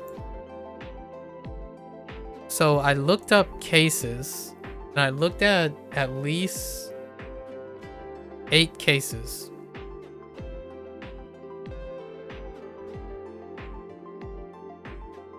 And my goal was, I was hoping that you could tell me what this thing does in the form of a case, but it doesn't exist in another language, right? But my understanding is I probably won't ever understand it, because if it doesn't exist in other languages, how do you explain it to me? I don't know. My question was that maybe I just won't know unless I learn Russian somehow, like if I were to choose to learn Russian. But these cases, when you explain to me, they do exist in other languages.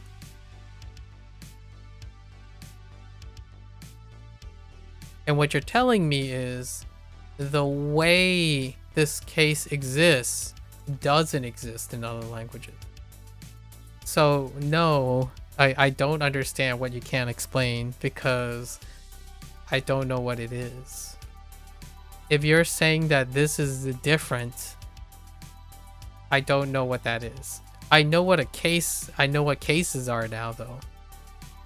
And then my imagination is telling me that it has something to do with the relationship of nouns and pronouns. It's exactly what you typed. Or what you explained to me. It's something to do with the nouns and pronouns and adjectives and numericals in a sentence, which all of these do exist. These cases do exist in a different form in all the existing languages, except maybe a few. I don't know.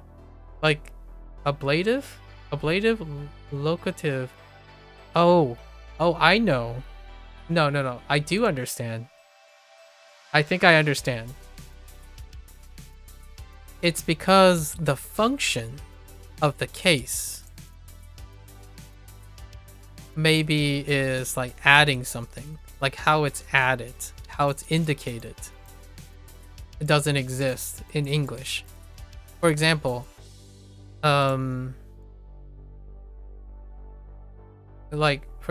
hear me out.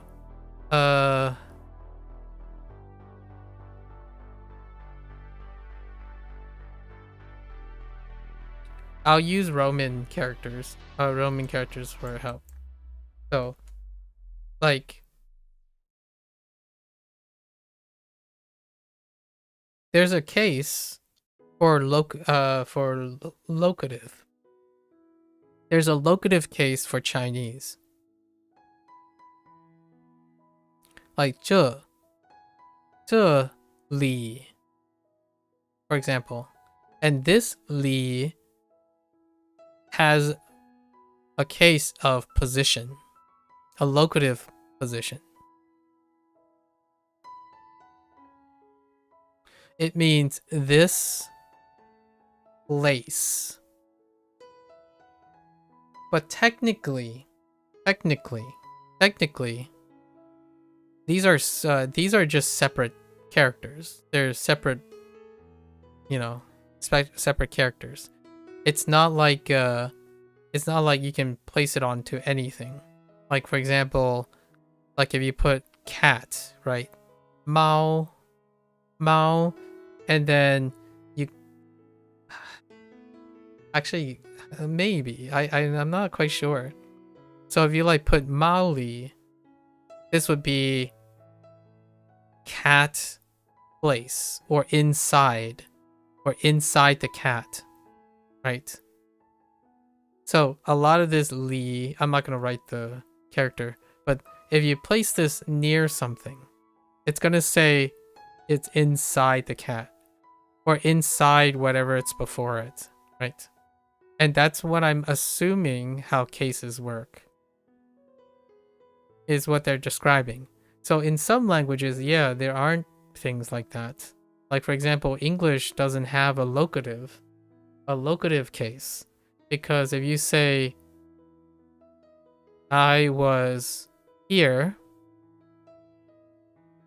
none of these words have a case that tells location. The words themselves tell the location. So you're not like putting like I here was, for example. So you're not putting here, the case, onto something. Like I am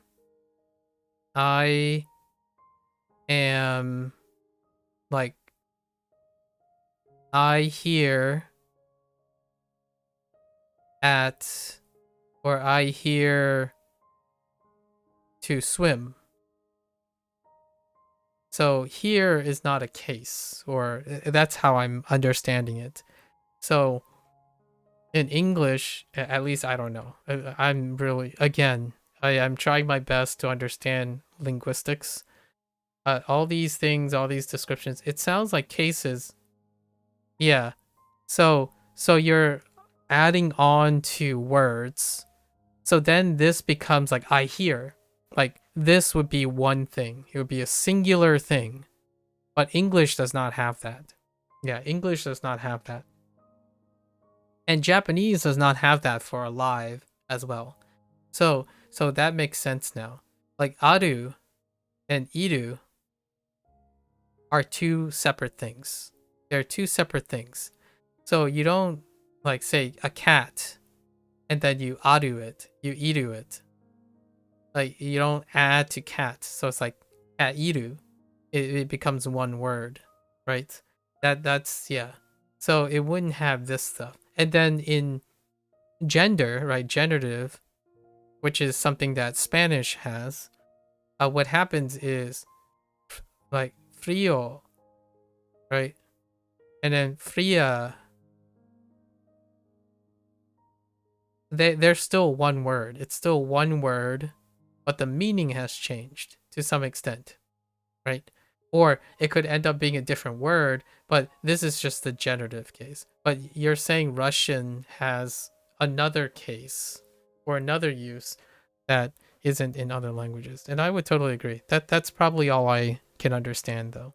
Since it doesn't exist in other languages, I don't expect to understand what it is directly.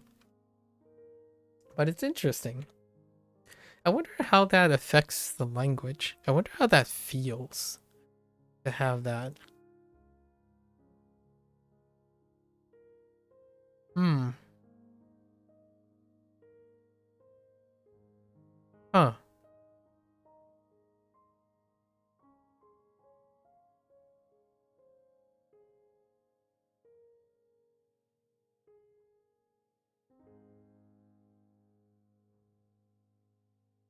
Yeah. And now I understand what you mean by articles. Yeah, like for English to alleviate case, instead of using cases, you use prepositions, for example. Prepositions and articles. They're two different things, but yeah, you have generative, and also it's more than he or she. It's also could be it. Well, he, she, and stuff aren't even cases. They're different words. Like it's kind of, I don't even would qualify them as cases. I think in Japanese has it even closer to case like the prototype that they're doing here, like kare and karera. Like that's closer than he, she. Well, she I guess is a good example, but like this is as close to a case thing as possible, like kare and karera, right? But positions, the case that you're probably referring to is dealing with like the places that prepositions and articles take place in English, and helping verbs. Articles, position, prepositions, and helping verb, which is interesting. I don't know if that functionally that's a interesting function. I think. I don't know if I'm currently learning a language that would help me capture whatever you're trying to express about your language, though.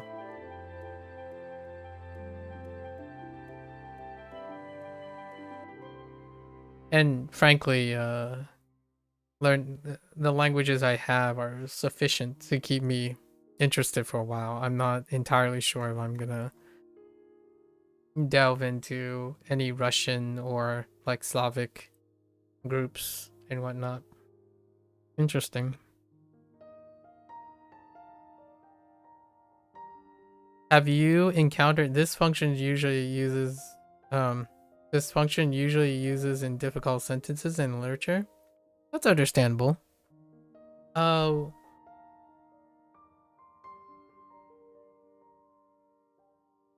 I'm not sure if I can explain this because I'm not that great at this.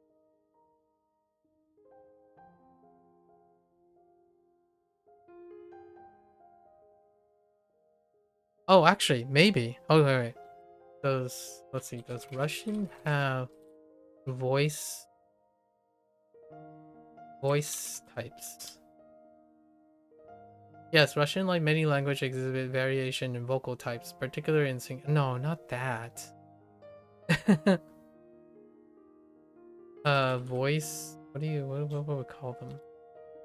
Russian have diction types.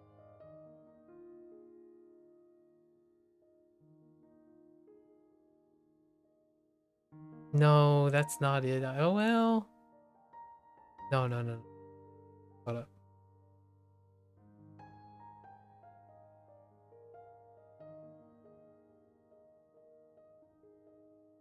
Okay. Oh, that's the word I was looking. How many?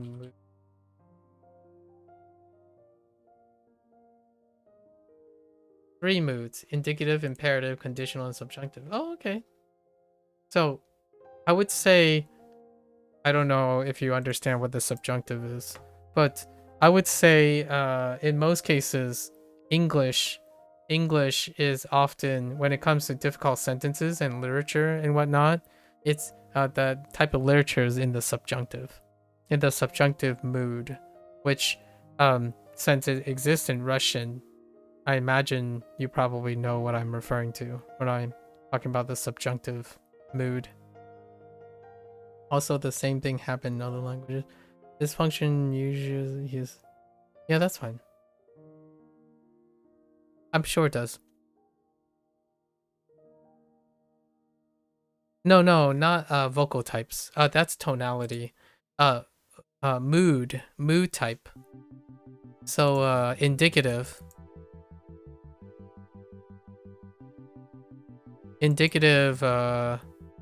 in subjunctive, and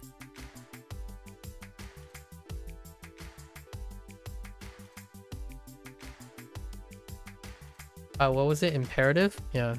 So imperative and indicative are usually the ones that people use most of the time in all languages. But in most of the time when I think about patterns that exist in most languages, typically subjunctive is something that comes a little bit more natural in the current languages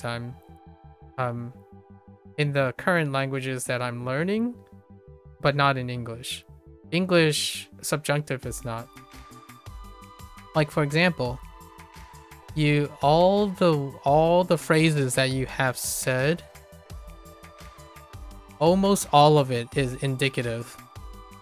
So almost all of the comments you made are in the indicative voice. But in English, one of the more difficult things are the subjunctive, which according to AI, like Gemini, Russian has subjunctive as well.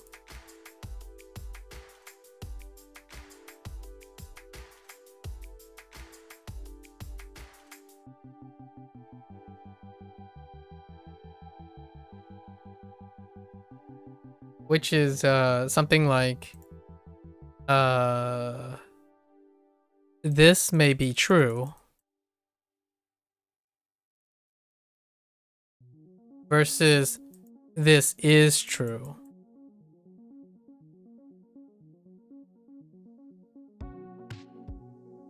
So these two are things that I feel in English is one of the things that indicates how deep your English pool is. But I don't know what it's like in Russian. That is a really good point. In Japanese, yeah, I don't know enough in Japanese either.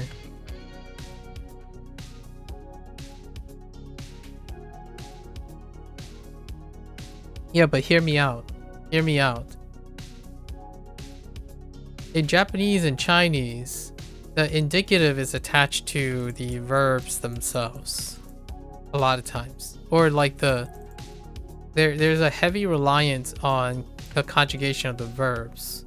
In English, it's subtler, in my opinion, but not in a good or better way. It's just the subjunctive is dictated by diction a lot of times.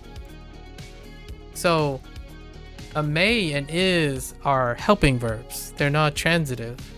So you can be in the subjunctive voice without focusing on verb usage.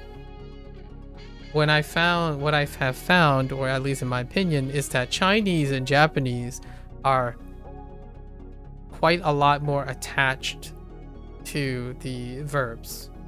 And that's interesting. I think that's one interesting thing.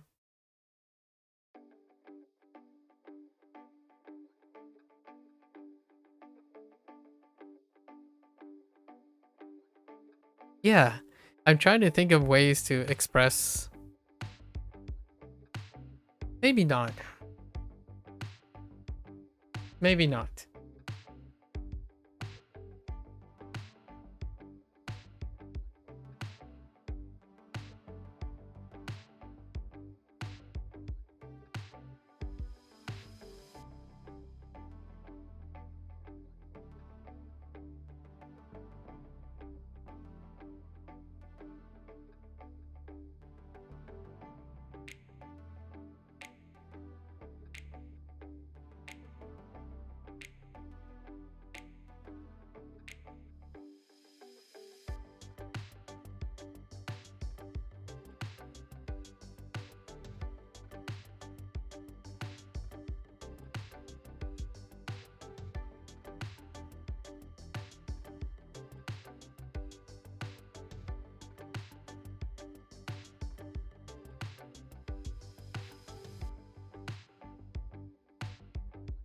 We'll have to talk about it another time.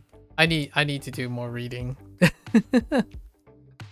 So according to AI, um one of the reasons, which this is what I believe is the reason, or it might be confirmation, but English has a very limited subjunctive. Like it's very restrictive. The subjunctive is very restrictive. So it takes quite a lot of ability to get the subjunctive to work in English. However, other languages, the subjunctive is very difficult because there's a lot. Like in Romance languages is very classically known to have a lot of subjunctive. But I don't know what it's like for Russian. Russian does not come up in a conversation when it comes to the subjunctive. So I was kind of curious. That's why I asked about that.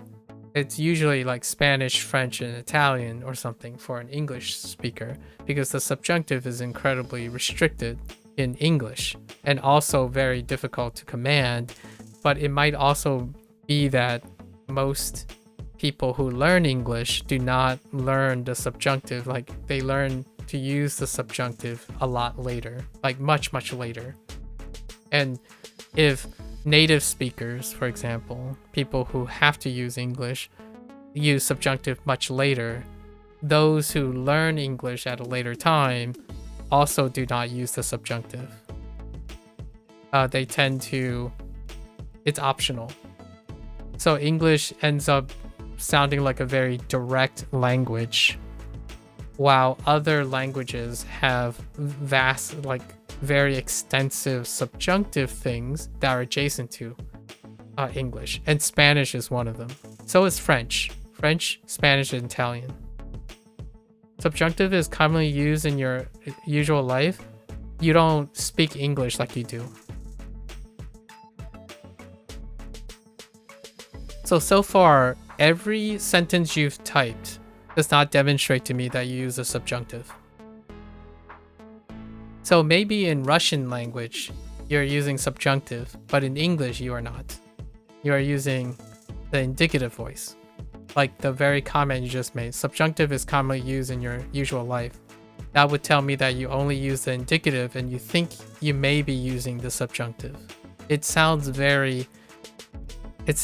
quite a bit different in the subjunctive than how you sound now. We have mood types. Yeah, that's indicative. There are 3 moods of the verb as you describe. Indicative. Everything is indicative. We have not vocal types as Chinese has. Indicative. It's not, we may not necessarily have vocal types as Chinese may have. That's subjunctive. And English is very restrictive, so the words come out very regularly in a manner that may make it perceived as indicative, but being passed off potentially unnecessarily as the subjunctive. So I've added a bunch of words in there that may indicate that I'm preferentially using the subjunctive voice and not necessarily the indicative voice. And that's what typically makes it sound like the me, per se. I sound like myself a lot of times distinctively, perhaps attributed to using the subjunctive voice predominantly, as opposed to the regular lenient, like leaning on the indicative voice. Right? And that's a subtlety that I think really elevates someone's articulation and their ability to sound maybe a little bit unclear. I would say sometimes, or many times, subjunctive makes things less clear. However, in Russian, I think if you're saying you're using subjunctive commonly in your usual life in Russian, that's a fun exercise to see. Unfortunately, I don't understand Russian enough to know what is subjunctive or not. So it would be interesting to ask you what you think is subjunctive in English. I know no Russian, unfortunately. And I don't think I can speak in the subjunctive in Japanese or Chinese. I don't know what the Chinese subjunctive looks like. Like, what's an example of Chinese subjunctive? I can think of phrases.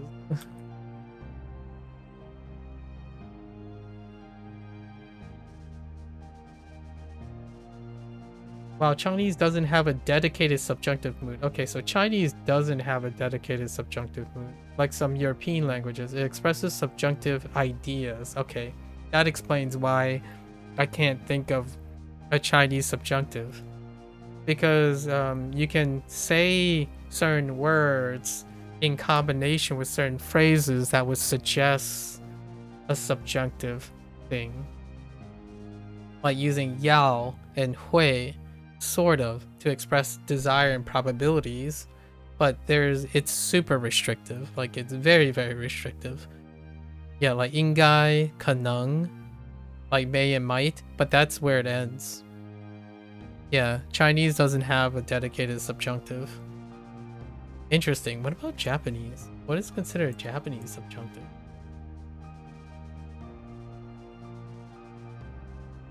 Conditional clauses.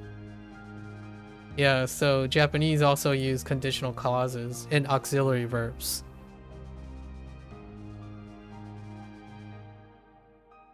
Huh.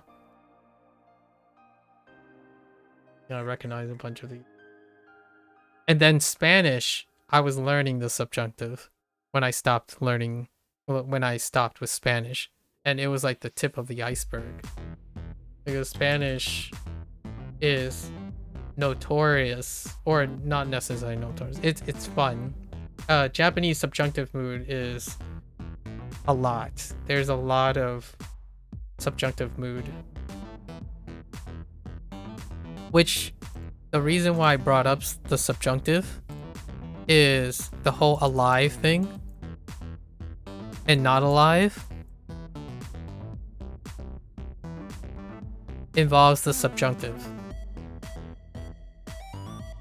So if you're using a language, in my opinion, if you're using a language that is constantly ambiguous, oftentimes they have a strong language that deals with the subjunctive because it's uncertain. So many things are uncertain. There's a lot of things that, like, you don't know if it's alive, you don't know if it's not. It's ambiguous. So you use the subjunctive in order to create ambiguity. And then you're not responsible for knowing what is right or wrong because it's neither. That's the subjunctive. And in Spanish, there's a lot of ambiguity, like tons of ambiguity when you're talking about things like, oh, okay, well, it's around here and around there. It's like, it's kind of here and kind of there. Like, this is kind of this, but that is kind of that. It's like, it might be true, but it may be kind of possible, but not really. That's what English sounds like when you're using the subjunctive. Like, oh, that's almost, but not really. It's kind of the same, but then not necessarily different. Subjunctive is complex. You try to use easier English to understand from you and give information for you.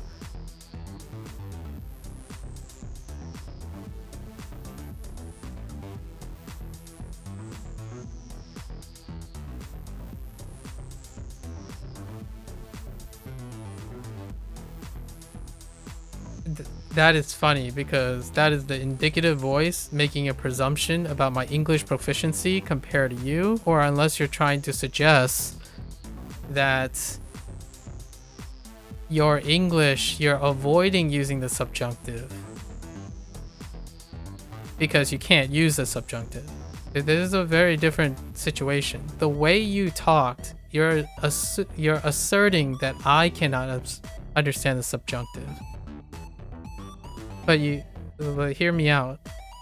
When you use the indicative to me, I have more questions than I have answers. Like, for example, when you say subjunctive is complex, yes, it's complex. That's why it's the subjunctive. You try to use easier English language to understand from me. I try to use easier English language to understand from me and give information for you.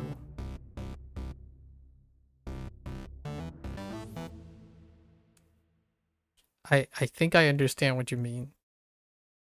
Are you saying that are you saying that you're using easier language, easier English language because you don't want to use the subjunctive necessarily, or that you like I'm not like I don't understand what that has to do with the complexity of your expressions. But for example, we have not vocal types as Chinese has. That is not like I can't imagine a language without tonality.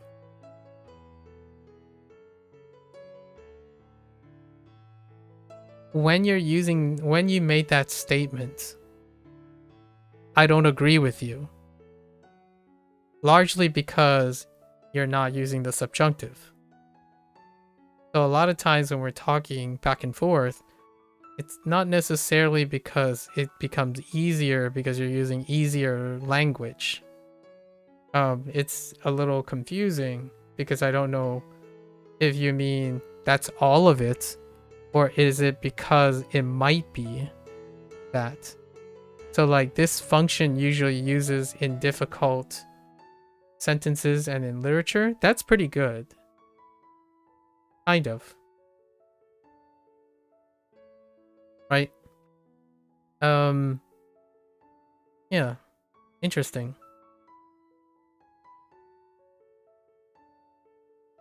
You try to use easier English language to understand.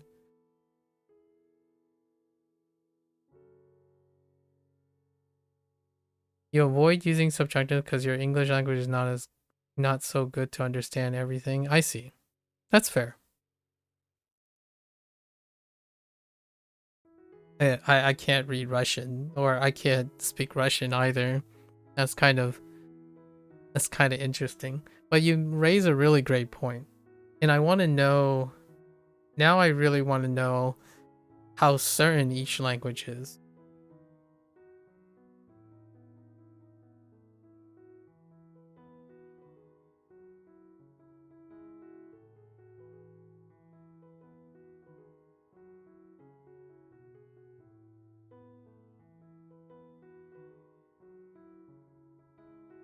Okay.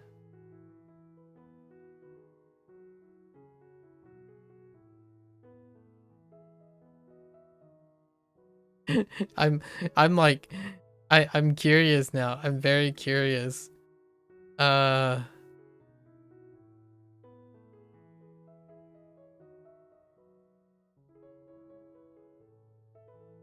I'm really curious if I'm learning.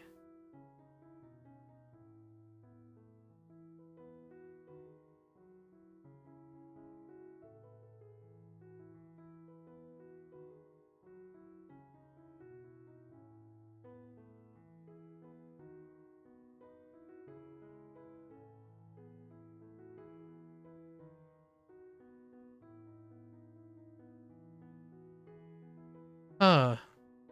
Sorry. Okay. We'll just I need to shelve this. But it's very interesting.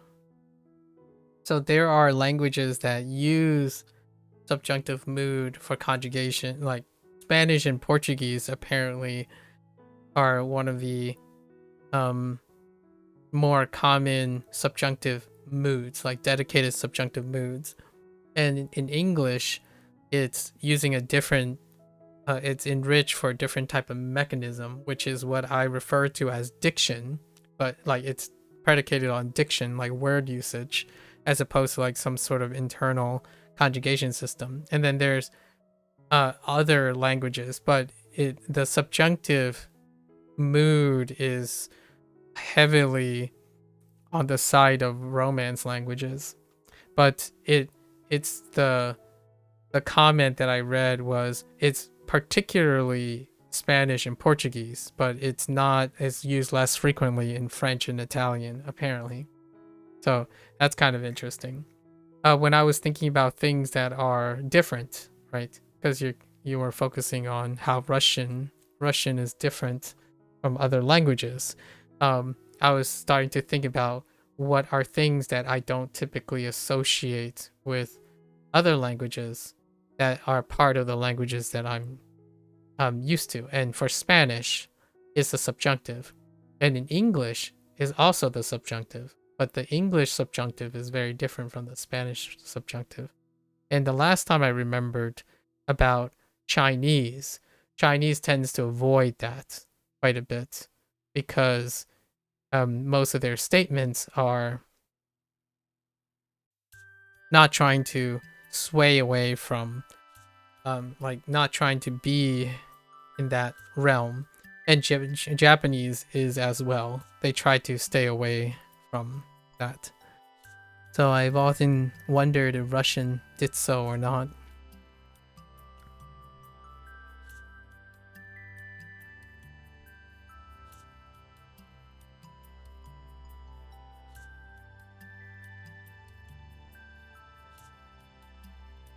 Sorry, one less.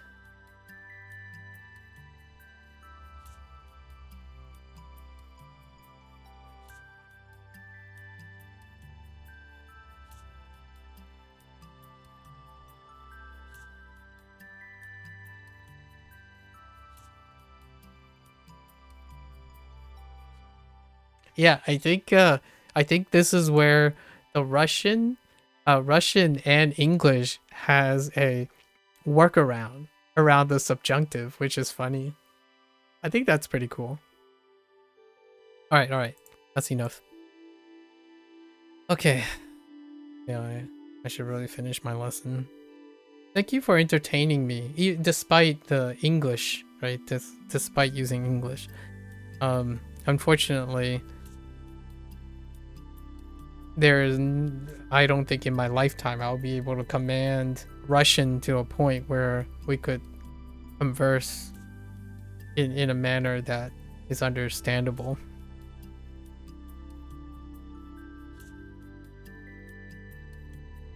James Bond is inside the English. It's inside the electricity plant. Okay, what do I have a problem with? The hoe breaking? So maybe he takes a hoe and he breaks out. He breaks all the...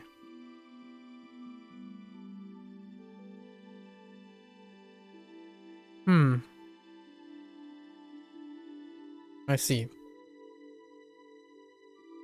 I brought up, for the record, I brought up the subjunctive in English because the first comment you made about what and who are part of what I would consider part of understanding how the subjunctive works in English.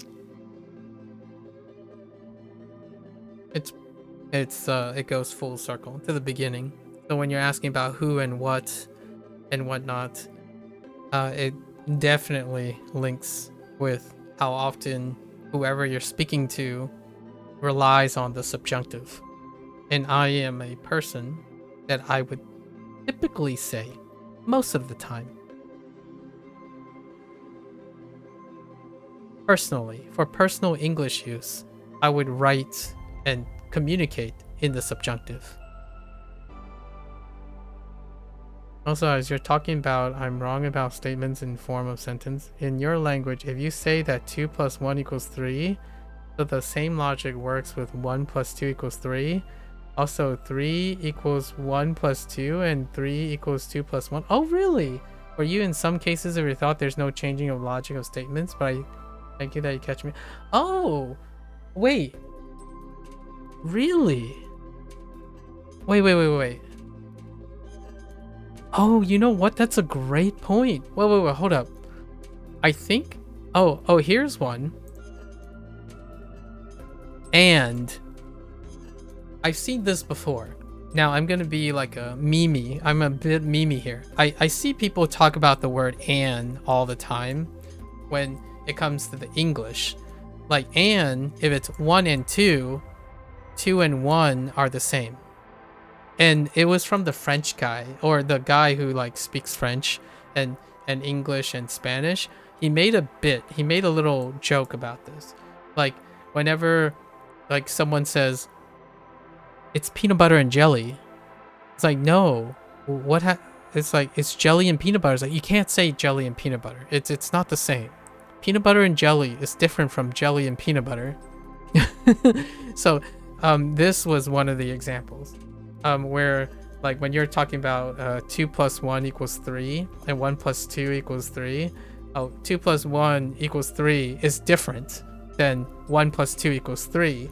And the funny thing about the skit was, if you go up to a American and you're saying like cheese and mac, right? Cheese and mac.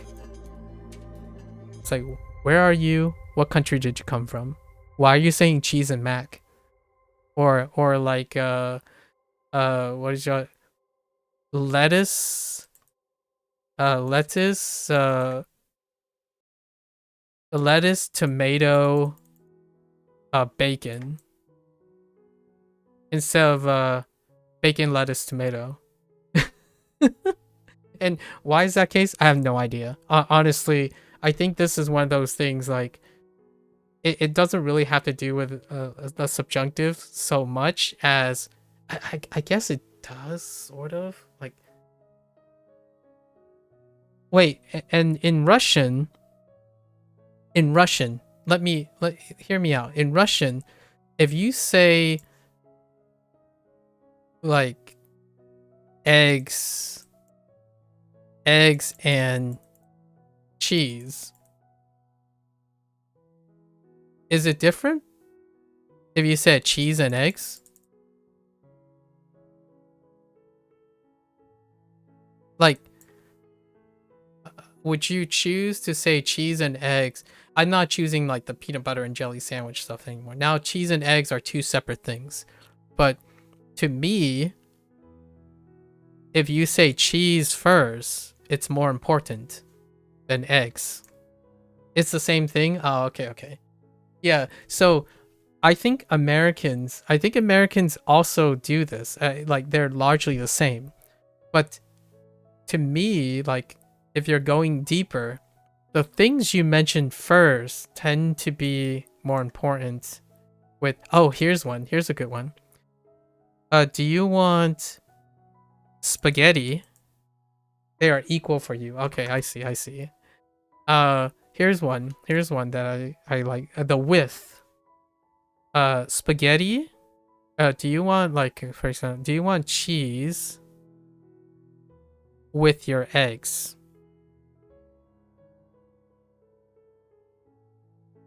Or do you want eggs with your cheese? And I think Americans, at least, like a lot of American English speakers, would say it in a very specific way because they don't mean the same thing.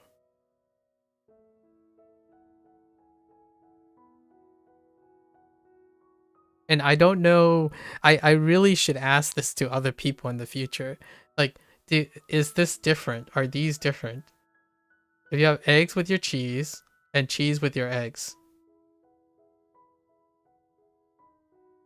This is how I demonstrate to people that there's a subjunctive in English, where like it's not clear to people, but it is kind of clear in a manner of speak for some people if they're like heavily indicated. Like it's very like that's weird. We could use this, but if you ask me, I give you more of what you asked first. Oh, there we go. That's exactly what it is. I think that's what the "and" means a lot of times. Yeah. I would give you I would think the first thing you mention is more important than the second thing. So whenever someone is trying to be a little sly, right? So for example, subjunctive. Whenever someone says, "Oh, it's not wrong or right,"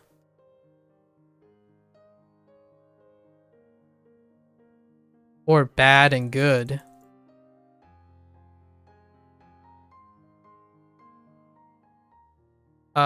when you say wrong or right and bad and good, internally someone would start to think negative first. You prioritize negative things before positive things. So if you're not despite if people don't understand, this is the subjunctive, right? This is the subjunctive. Wrong or right means you don't know if it's wrong or if it's right. But you did mention wrong first. And you did mention bad first. So oftentimes there's a bias that comes with writing. But I don't think a lot of people say like, oh, that's why I think this person's negative. Like if they say, don't disagree more than agree. Agree is indicative, but don't disagree is subjunctive. Because if you don't disagree, that doesn't mean you agree. So what do you mean?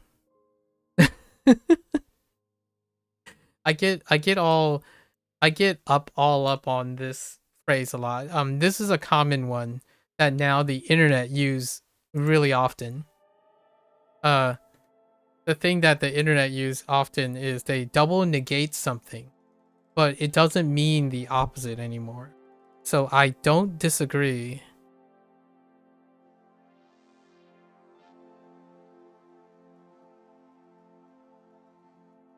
is not the same. It does not equal I agree. They just don't disagree. But it's not agreeing with you. And this is where subjunctive comes in my opinion.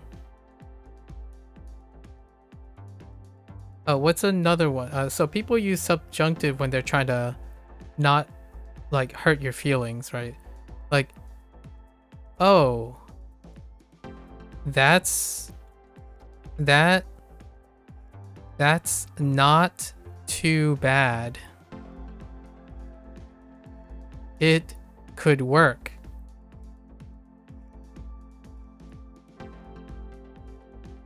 Yeah, subjunctive in your language is usually about sadness. Oh, interesting. Yeah, because they're trying to prevent expressing sadness too much because there might be a cultural stigma to it.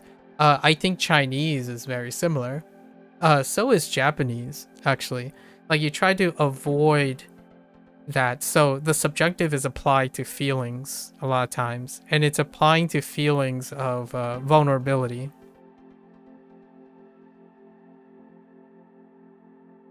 Which is kind of funny because most of the time in English, in my opinion, females speak in the subjunctive far more than males. Don't quote me on this, but from my real life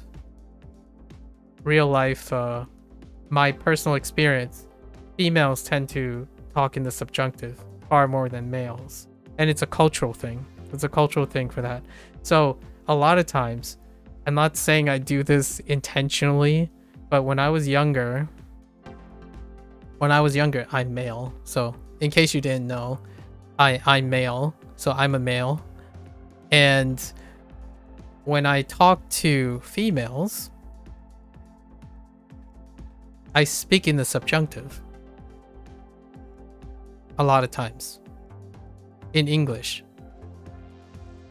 And then when I speak to males, I speak in the indicative. in English. And a lot of times, this is a generalization, but what happens is this is more agreeable because of the American culture or whatever, or what have you, like all the, not whatever, but whatever else is involved. And this is more agreeable when you talk in the subjunctive in English. Yeah, and also in your language, you use folk wisdom that past don't like subjunctive. Oh, okay. Yeah, that's a good one. Chinese do that too, actually. Chinese use idioms. That's a really good point. Yeah, Chinese defaults to idioms, like I don't know, a Confucius saying or something. Just pull out your Confucius. Like this favorite theme in modern age, like what if? Usually it's about subjunctive. Yes, what if? Hypotheticals. Exactly. This was interesting too. I don't think this is true. Yeah, I don't know if this is still true. I haven't tried this too much, but generally speaking, my mannerisms and the way I talk in English when I'm speaking, not like the guys. I know this is going to sound a little bit gender rolled, but it's also dealing with understanding the culture.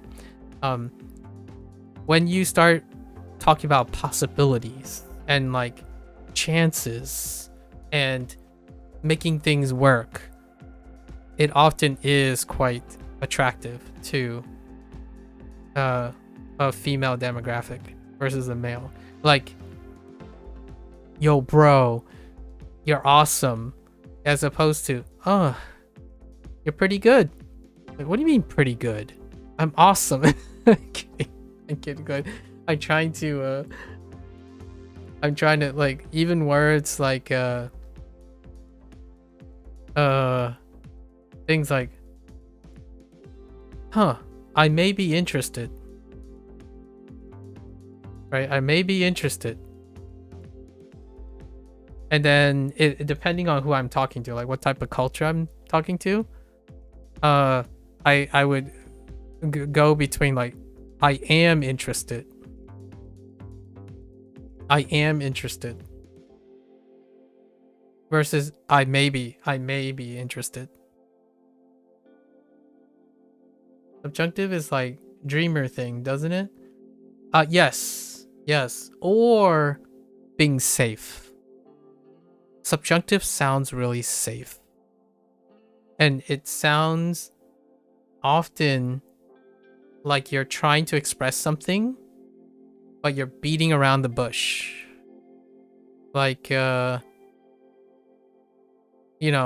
have flag 1, right? And flag 2. The indicative person would go, whoop. What is an idiom? We'll use folklore. The fastest way to get from point A to point B is a straight line. That's not true. In the subjunctive, oftentimes the fastest way to get from A to B can look like this. And there are actual examples in actual facts that the fastest way to get to something is not a straight line. So that is exactly what the subjunctive is. This is how the subjunctive is. And you know what's funny about the subjunctive? Whenever you're thinking about, I'm not sure if this is true in Russia. Let me know. This is for fun. We're being a little bit fun here. Whenever someone characterizes female and male behaviors in cultures, let's just say the United States, right? And I'm going to say sort of Chinese as well. This is male.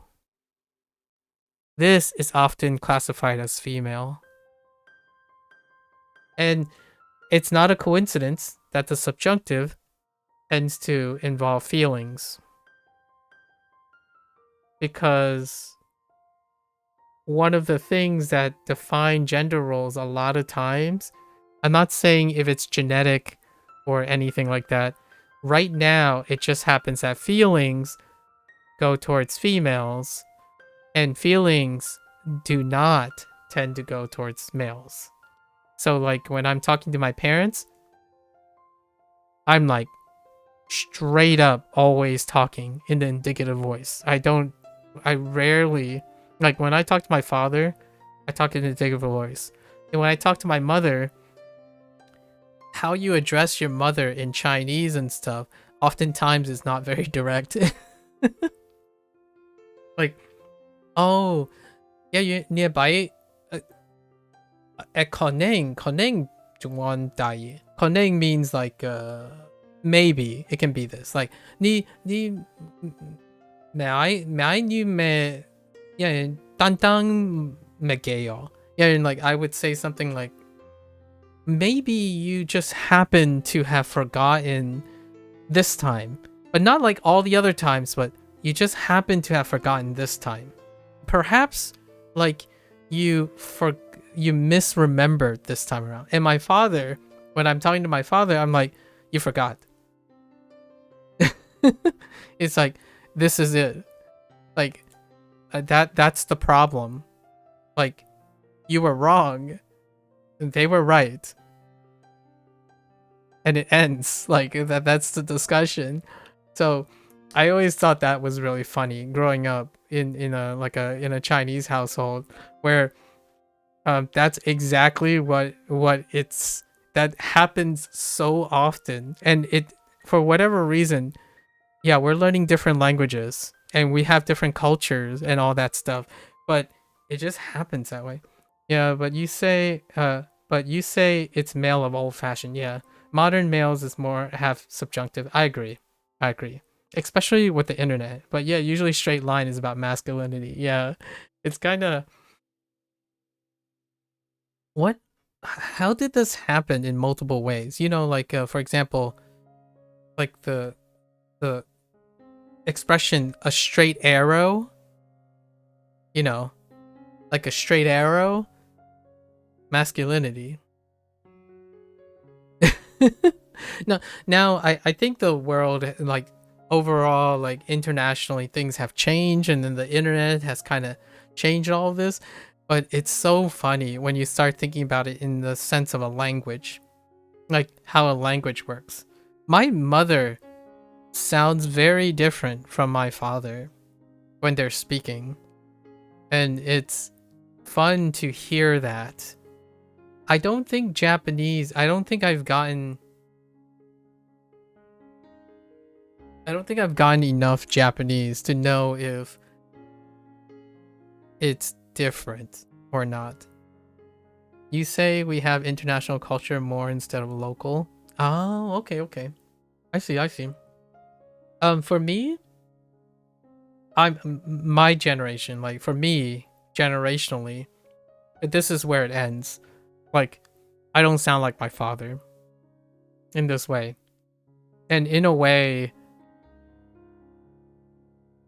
it wasn't intentional, but I genuinely tend to, yeah, see, it's very hard for me not to habitually say generally most of the time, quite often. Perhaps this is the way. This is the intent of being agreeable. Most of this type of phrasing deals with the subjunctive, and it makes people it can turn off a lot of people in general because you're not getting straight answers, right? You're not finding clarity in all of this. And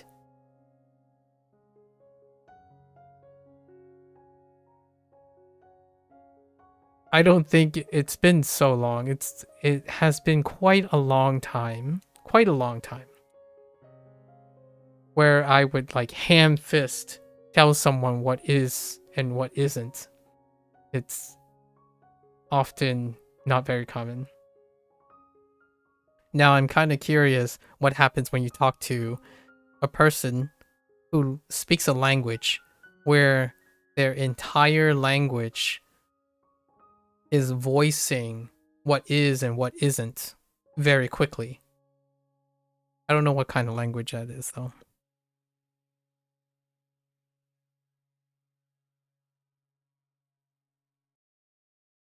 Well, you say that generation is changed, but everything stays the same because I see that when people stop to doubt, they become more bold and confident. That is a coping mechanism. Yeah, I get what you mean. Uh, here here's something that I would exchange about Chinese. Um, whenever whenever you see a stereotype, right? Like, say a Chinese person, and they speak English, as in they acquire English later. Like, they acquire English later. The way they speak English, is very direct. And it's even more direct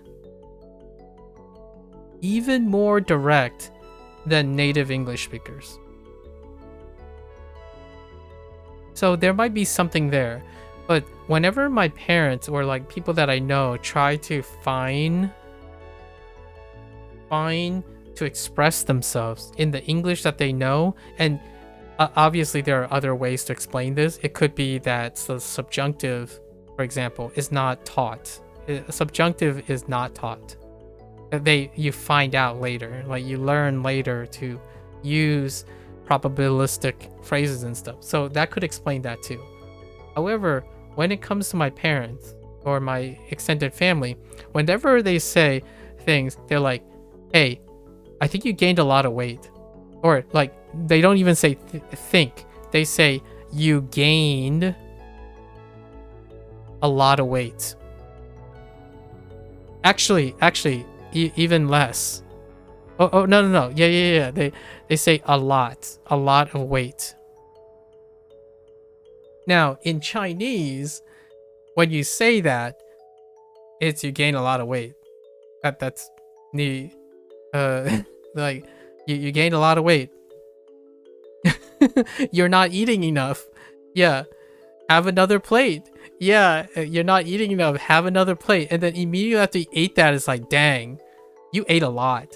And I'm like, okay. In English, right? In English, for myself, if you were gonna say this, you would say, huh, you seem a little bit different today. Like, have you been eating well lately? Like, so you would use the subjunctive. So you would go around and ask them like, how are you feeling now? It seems like you seem a little different. Did you get enough to eat? How have you been eating? That is the using the subjunctive to ask someone and to allude to things, but not say it directly.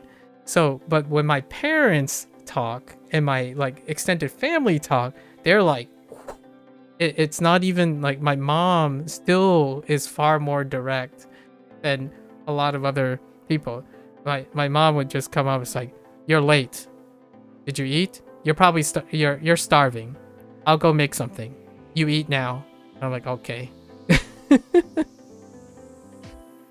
As opposed to, hey, how's your trip? Was it a long trip? Maybe you want something to eat. Are you perhaps hungry? Maybe I should go and prepare something if you want to have some food for later or for now. I'm like, that's what I would consider as the interaction of like higher English speech. But instead, it's like internet speech, which is you suck, get good. Wow, you sucked that up. Man, you're terrible. Unlucky.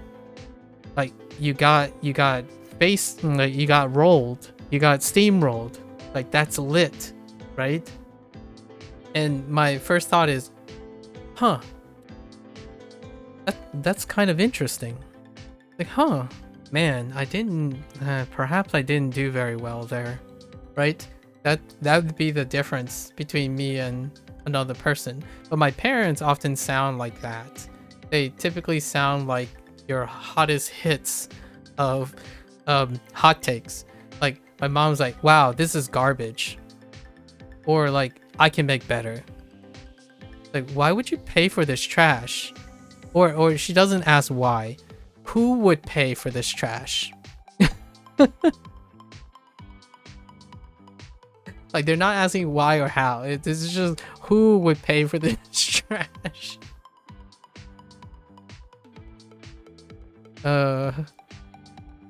I just remind everything every there and once. The same thing that mother says that you gain weight. I start to realize that mother just used this thing because language not. Hear me out. A lot of times when I ask myself, do my mother really mean this? Right? Like, do my mother really mean, oh, you are so fat? Or, in my opinion, there is a lot of subtext. There's a lot of like annotations that are not really regular in English that is in Chinese. So when I was learning Chinese again, so I'm like learning Chinese now, and I'm trying to figure out how to express myself, right? How to express myself in Zhongwen. I realized that I can't do a lot of the things that I often do 60% of the time. Like yesterday, I literally had trouble sleeping because what I was thinking of is, wait, how do I say maybe, because, and possibly? So all the time I've been reading all these sentences, like even sentences that people use for examples. I don't often hear the words that I need to use to express the subjunctive. It's largely because, in my opinion, in Chinese, they don't really do that. They really don't. When you're actively talking most of the time, it's really blatantly direct when you try to translate it in English. Like, hey, oh yeah, you suck. You gain a lot of weight. Go and exercise. When you exercise, you lose weight. I'm like, if you choose to exercise, you may lose weight while exercising. However, it may not always be guaranteed.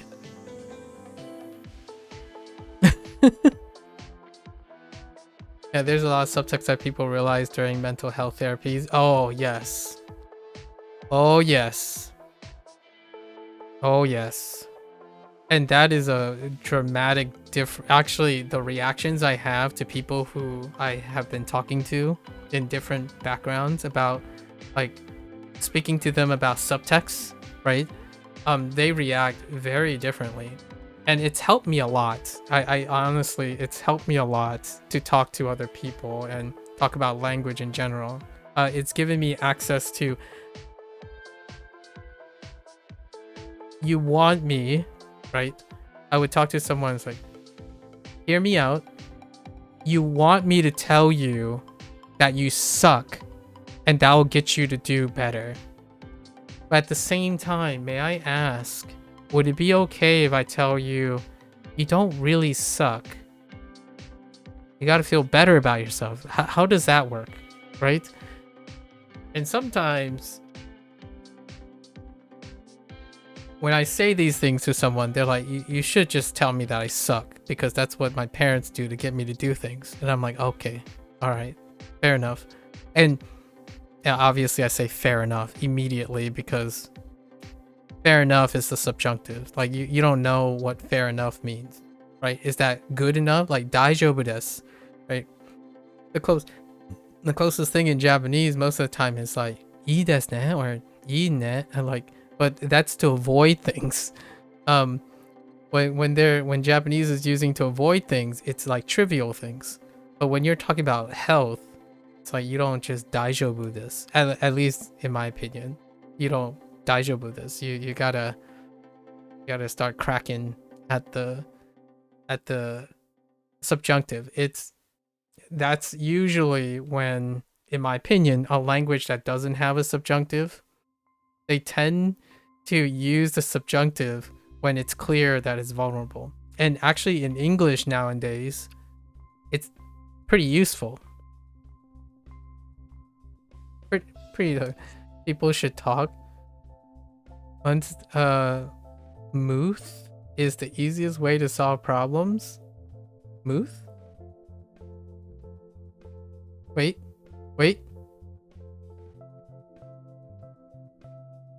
Mood? No, wait.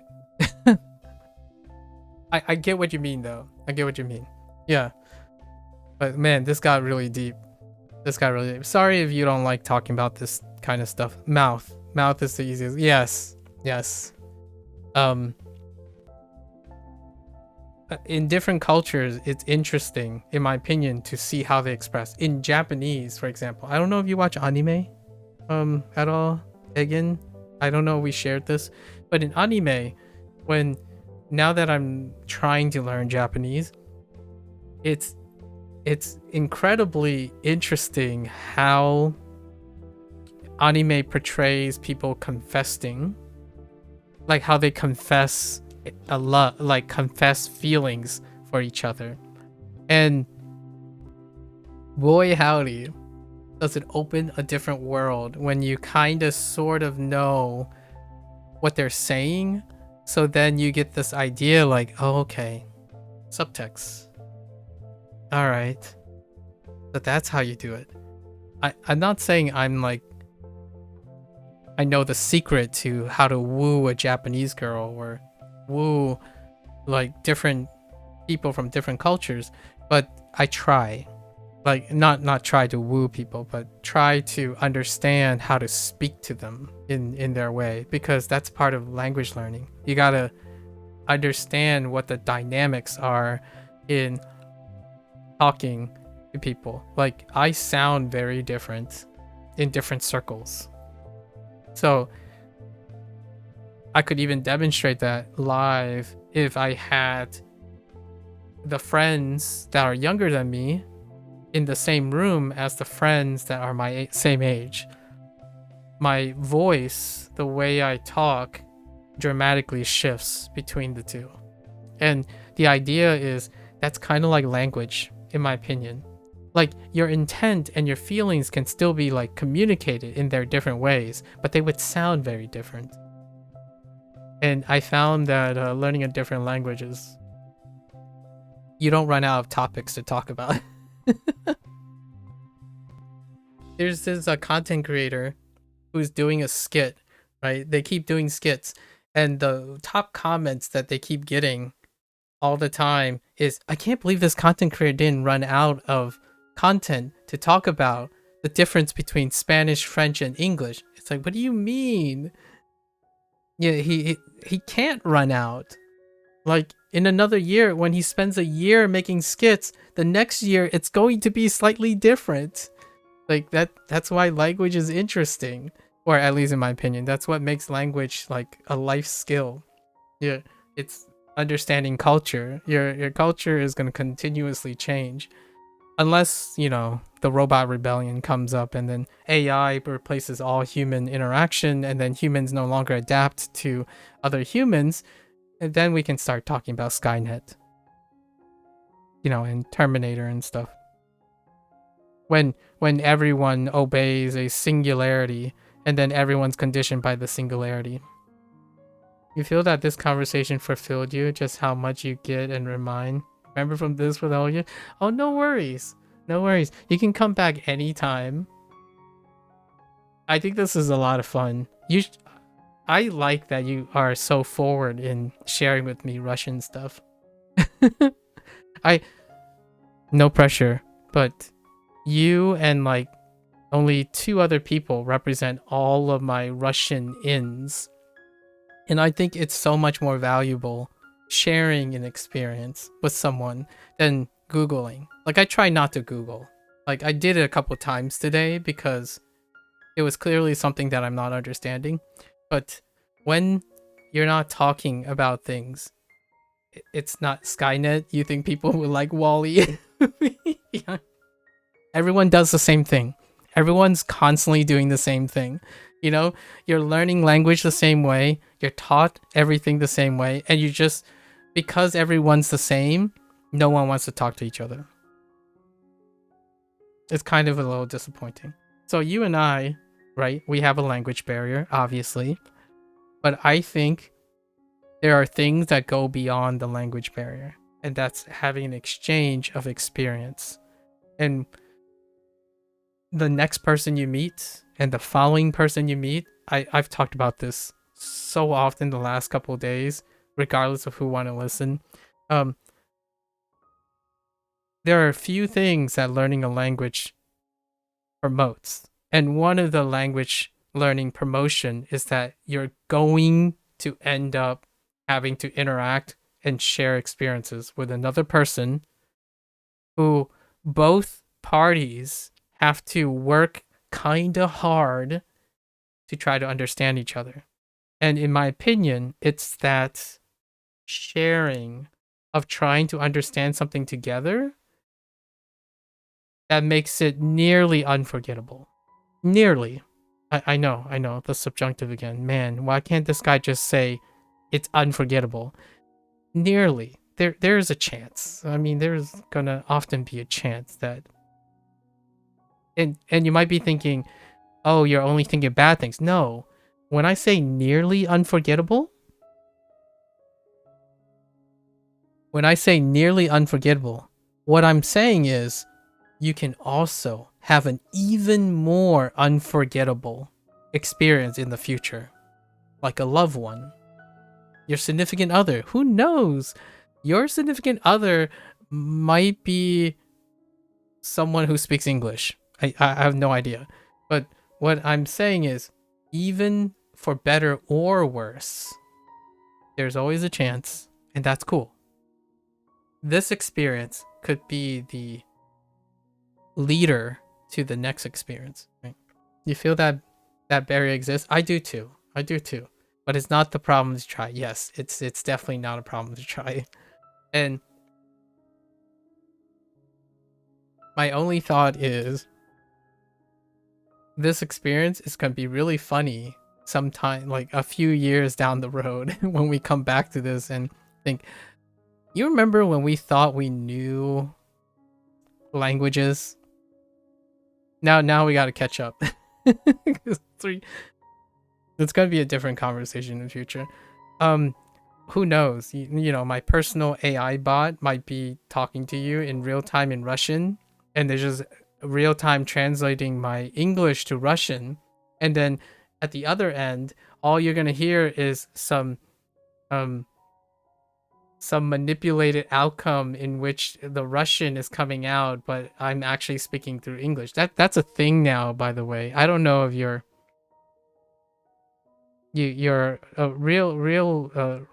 real time translation is something that people are considering as a standardized function. I don't know how I feel about that. I still think it's priceless to goof up and mess up while speaking. Yeah, it'd be like other level of understanding. Like, if you're thinking about subtext, right? If you think about subtext, some people said, here's my hot take. I have a hot take. Some people say synthetic voices. I can't spell synthetic, but synthetic voices, there's no value in it. No value in synthetic voices. Right? For a language learner, that's kind of true in a way, because for a language learner, you want to hear human voices. But what happens when auto translate and real-time translation comes in? There's going to be another level of understanding, because now you're going to get used to hearing someone's voice deepfaked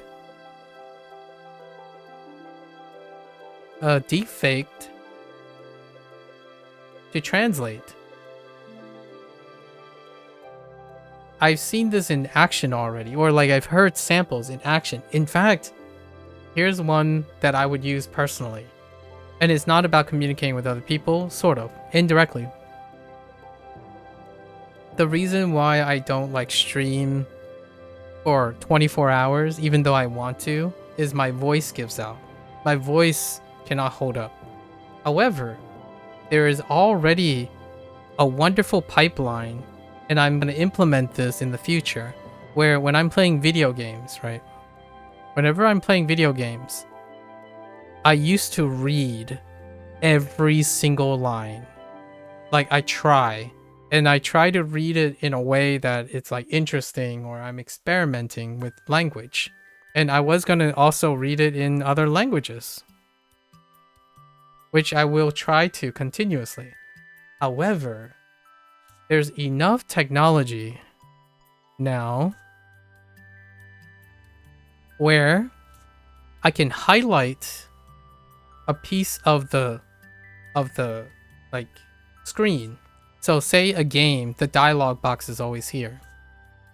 I can actually get something to highlight this box, and all I have to do is I can even script it. I can script it to a hotkey.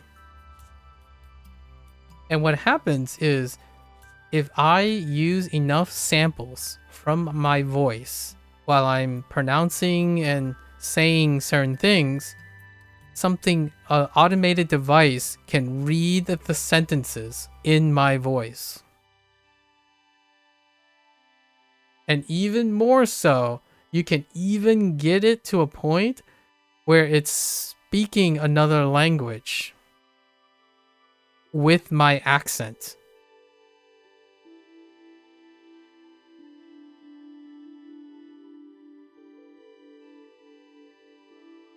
Like, that's so awesome. And I would use this.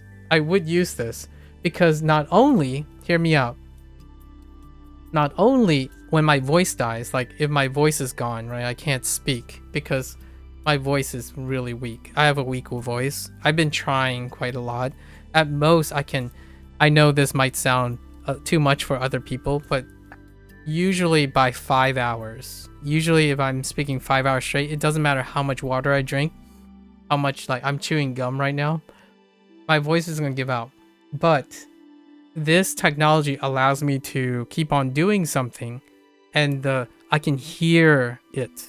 I can hear samples of my own voice being normalized to a rubric, or like some sort of normalizing the sound of my own voice when I'm pronouncing things. And that itself can also train my hearing in normalizing what I should be sounding like.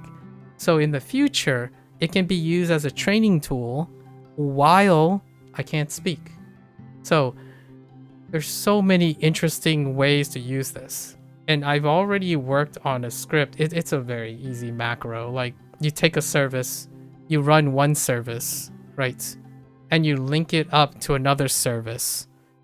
And then you supply another service with your voice, and you generate the voice.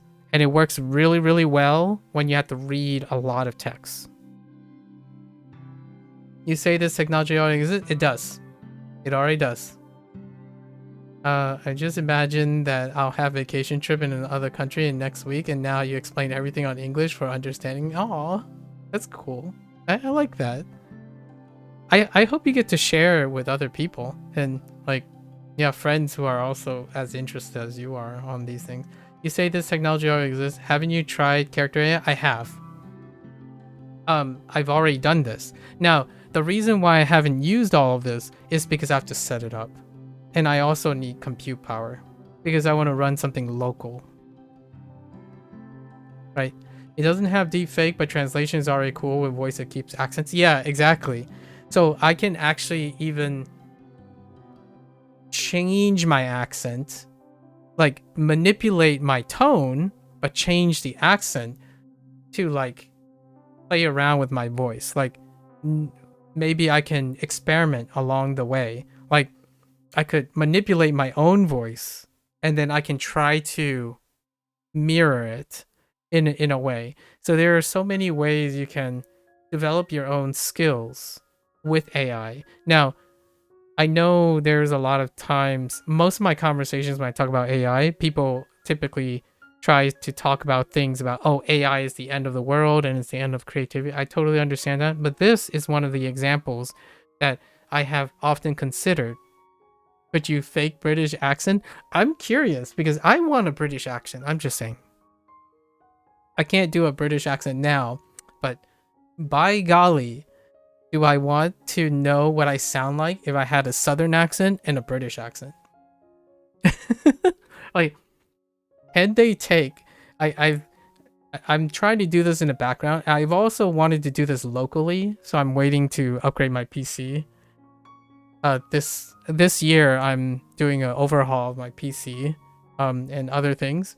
So I want to run some local samples and like modify my own voice to sound like other voice, and I want to see what I sound like because it's really funny. I earnestly want to feel when I hear someone read, it's like, wait, why does that sound like me but with a British accent? Like, that's awesome. Now I'm going to try and sound like that. I think this is a great way. Some people said, but what if this AI replaces learning a language, right? So a lot of people are afraid that language learning will die, spin the wheel of extreme, but they would say that because of auto translation and all that real-time translation, people will not be interested in learning another language. But the thing is, you can't take the reward and the human condition from something. So what I mean by that is the same people who find reward in language learning, in my opinion, will naturally still continue to find reward in language learning. It would evolve with the technology. The ones that don't, unfortunately, for a lack of a better phrase, they didn't care enough in the first place, right? So like the ethical concerns of AI right now is paying the people who are providing the data, the people who already made the stuff that AI is trained on. The creative consequences of AI is not concerning the people who are creating, because they will inevitably end up creating even more with those tools because they are the creative source. But for me, someone asked, like, so what's the point of learning a language now that AI is a thing? Because you can do it. Like, I would love to produce a British accent. And if faking my British accent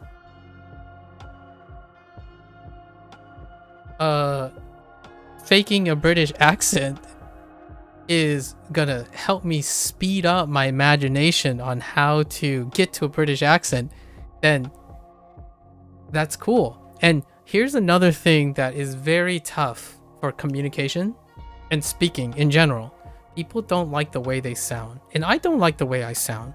However, just because I don't like the way I sound doesn't mean I can't learn from it. And oftentimes you get used to the way you sound, and then when you want to change it, that's also involved in the way you sound. For a lot of people, hearing yourself is something silly. Yes, indeed. But as long as you try to study vocal school lessons, you understand that voice is not as bad as it could be. Indeed. And it can be incredible. For myself, communication, vocal, non-verbal, like in-person communication, it's through if you're too shy to talk to other people, one of the greatest assets is to go through one of the greatest assets in today's technology is to record yourself, hear it, manipulate it, deconstruct it, take notes, play it back, and then do it again. Like, record yourself in a future sense, and that's how communication is spawned. So for my case, I do record myself and I do listen to myself. Obviously, I don't listen to myself blabbing for like 7 hours, But the stuff that I'm practicing, I pick up on that, and I practice quite often. Now with AI, boy howdy, am I gonna make a really crappy British accent in the future? But it gets me to do it. And when I get to do it, I might be able to appreciate even more about British accents. Like, by golly, I so want to just full on Keikona right now. Like, whenever I talk to my friends or like people who live in different places in the United States, I always often like, I can't do it like an impression of a southern accent. And my friends would be like, well, my parents, my friends they've lived in different places. And it would sound like, to me, it wouldn't sound like them, but they just sound like someone else. And I would love to do that. I would love to be a person who, when I'm reading texts, right?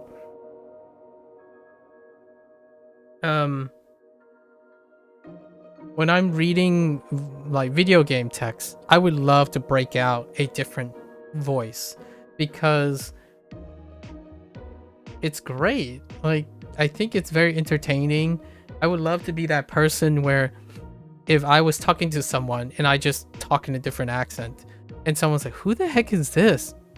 And I would love that. But I can't do any of that. The best thing I can do is start speaking a different language, and then the language is what carries the different, maybe different, but I sound similar. So hear me out. Most of my life, I sound similar across my languages. I don't have different voices. I don't like practice different voices. I have the same voice in the same language. Like for example, when I 지룬 공 후지와 니 공화리 상인가이너 is still the same. It sounds like I'm still talking in English. However, ngoài gong ingung gai ngoài gong ni 후지와 gai ingung tiani no, like intonation is still the same, right? Like it doesn't really go anywhere. Like I'm not speaking like you couldn't identify me. Honestly, if you heard me in the crowd and I'm talking to my mother, when I'm mommy gai baba gachiner tiangwa gongwa ina tiangwa gongwa gong ingung, it still sounds relatively the same between the two. It's not like a harsh transition. It's one of those things, like in my opinion, when you get to fluency in a sense, it's not wildly different. Your tone kind of just stays the same. I want to sound like a Scottish person. Sometimes I ask why everyone wants this posh accent. You have different voice, but it takes a lot of effort and practice. It does. It really does. I do the really cheap stuff, like no, I'm not gonna do it right now. I need to hear. I'm a parrot. I need to hear the example, and then I'll just echo the example. I can't create things. Like, what does Goofy sound like? Practicing Chinese. I can't imagine that. No, I can't. Now I'm gonna go on Disney. Like, I'm gonna watch a Goofy clip where it's translated to Chinese, and I'm like, is that Goofy Chinese, or is it a Chinese person dubbing over Goofy?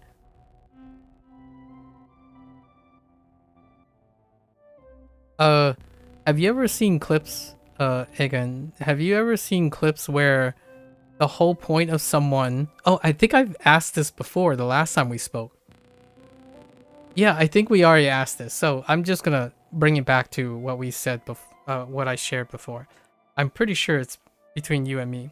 When I asked, have you seen like a Russian who deliberately decides to speak other languages with a Russian accent as opposed to the accent of those people? I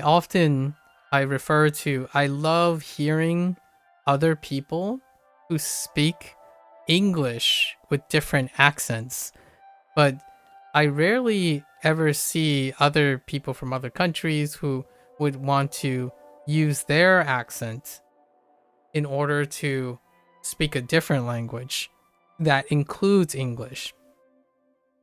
You say that in every company you sound differently because every relationship is having different meanings for you? Yes. Agreed. Me too. In terms of like not literally sounding different, but I'm not sure if I want to reveal what I sound like with the silly goobers I hang out with. uh what what do I typically say? I don't even use those words, by the way. Not one time have I uttered the 10 words that I would use with these two other goobers. Yeah. Like, this whole discussion, this whole time, I have not used the 10 most common words that I would say with some friends of mine in online, and I'm not sure if I'm going to. Maybe in the future, I'll try to analyze it in some way. In Russian localization, make Marvel much brutal than or in the original. Oh, I can imagine that. I can imagine that actually. You know what I would want to see in Russian? Thunderbolts. I haven't watched Thunderbolts yet. I just want to know what the Russian localizations would have for those characters, because in Marvel there's quite a lot of them that could really do a bump on that. I think Disney makes it a lot easier, like it makes it dispensable to hear it in different languages. I'll let you know when I get around to it. I've been catching up on Marvel. I've been watching Daredevil recently. Born Again. I think that was the subtitle. I'll let you know. I want to know what AI makes me sound like when I try to speak Russian. Not like in a not like me trying to read Russian. Yeah, your localization is trying to copy and imitate and make more vivid sounds. Oh, okay. That's cute. That's cool. Like, hear me out. I play a lot of Japanese games, right? And I play a lot of like Japanese games that are marketed towards English speakers, like the United States. And oftentimes, from time to time, it's an English speaker that's trying to sound Japanese. And that makes it really interesting, right? It sounds, it can be very cringy or like not normal for other people. But when they try to capture being Japanese with English, it's interesting. But I haven't really seen an honest attempt where, because when you have games from the West Coast, they don't, or not the West Coast, but the Western world, like the United States, they don't necessarily target the Japanese market. Like what I mean is, you know, like business practices, economics and stuff. But if they do, I haven't really seen a Japanese person try to mirror English with Japanese. So what I mean by that is I'm not talking about a Japanese person speaking Eigo the whole time, but more like this Japanese person is attempting to mirror the emoting, the sound of the English, because it would be weird, or to them too. So I often wondered, like, English is very normal. It is very normal for English to try to sound like someone else, because in my opinion, there's a lot of samples in what that sounds like. So like, what does a German sound like when they're trying to speak English? And then you mirror that. Japanese and all that. But I would love to hear how it would sound. Like, hear me out. if you're learning French now, right? Unfortunately, I don't understand French. But for example, if you were speaking Chinese, I would love to hear what a Russian person sounds like if they use their Russian accent to speak Chinese. But the problem here also is that I don't know Chinese well enough, but I think I hear enough Chinese to hear like, oh, hey. But I don't know enough Russian to know why the Chinese sound like that in Russian. But it's still really neat. I've been saying but a lot, sorry. I'm not it would sound really neat to hear someone do an impression. Like, hey, what does a German sound like when they try to speak French but with a German accent? I actually have no idea what that sounds like. I kinda understand the difference between an Australian, a Kiwi, and a British, like generically between the three. Like you can see a distinction between the three. I would think it's something like that. But that was English. It's still English. It's not a different language. I know what Chinese people sound like when they speak English with a Chinese accent. You so sorry, you know? Sorry. That's what my father sounds like. I'm not actually imitating like a stereotype. That's actually what my father sounds like most of the time. Or like, Nen, you go you go and do this, Nen, you go. Like that's what my father sounds like. So he doesn't dispense with his accent. German or Russian accent is always very wild, noble, and yeah, 50s memories. Ah. All right. Okay, I understand that it's getting late. This is really good. Actually, you're about to start your day, right? I'm gonna finish my lesson. We'll save some discussions for next time. My voice is effectively going to kick the bucket. Sorry, something fell down. But this was great. It's 10 a.m. for you. You already got up, right? Did you have breakfast? I might have asked you about breakfast before. Do you eat breakfast? I feel like we had this discussion before. Alright.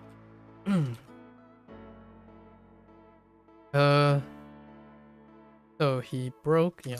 折 雷 Lay? Thunder. Why did you choose thunder instead of electricity? Do you have electricity? No. Oh wait, that's not electricity. It's close to electricity. Wow. Thunder.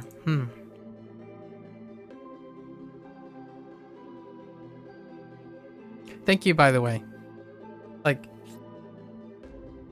I'm getting so excited that my body's kind of like hot right now. Like, I'm just getting warmed up, but I can definitely feel like my voice is gonna give out soon.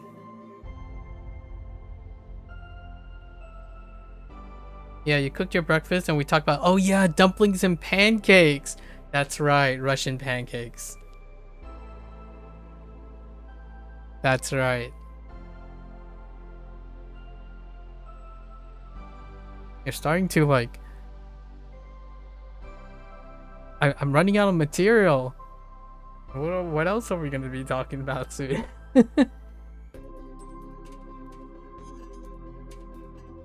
Have you played Stalkers? Or do you play video games? I actually didn't ask. Have you played Stalkers 2? I probably mentioned that last time too.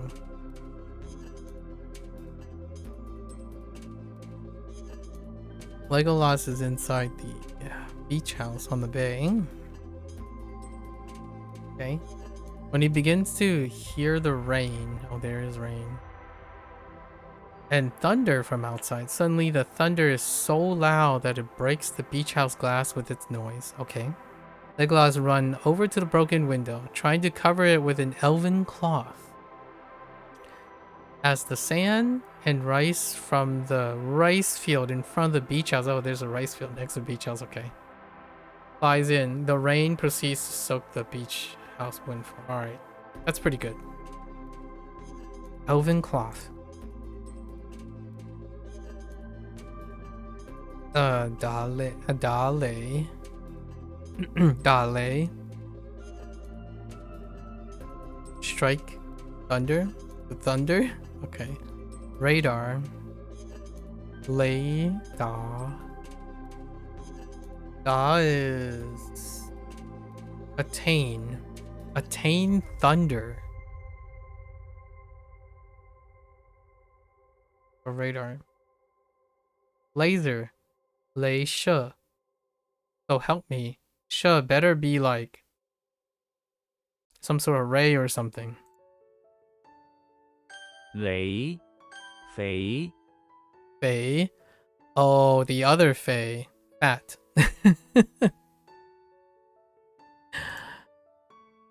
Alright. So Frodo is inside the beach house by the bay, wearing some swimming trunks and lounging on a wicker chair. He is quite fat instead of his usual skinny self. Hobbits do be doing hobbits things. This is because right next to him is a pile of edible moons. We'll say edible moon cakes and tasty crust from the moon cakes, which Frodo snacks on incessantly. Alright. Frodo is living the good life. This is a post Sauron, you know? He's living the good life post Sauron. You often remember a lot of things during the time. Friends usually hate you for reminding about it, but for you, it's just one storyline that continues. Yeah, we talk about games. You don't like Stalker so much, but at this week, you finished playing... Wait! You finished playing Altars already? I'm excited about Altars. I'm looking forward to watching people play Altars. And then you're playing RDR too? I see. Altars is... I'm very interested in Altars. And it came out recently. Yeah. Already whole game, every ending? Dang. Wow.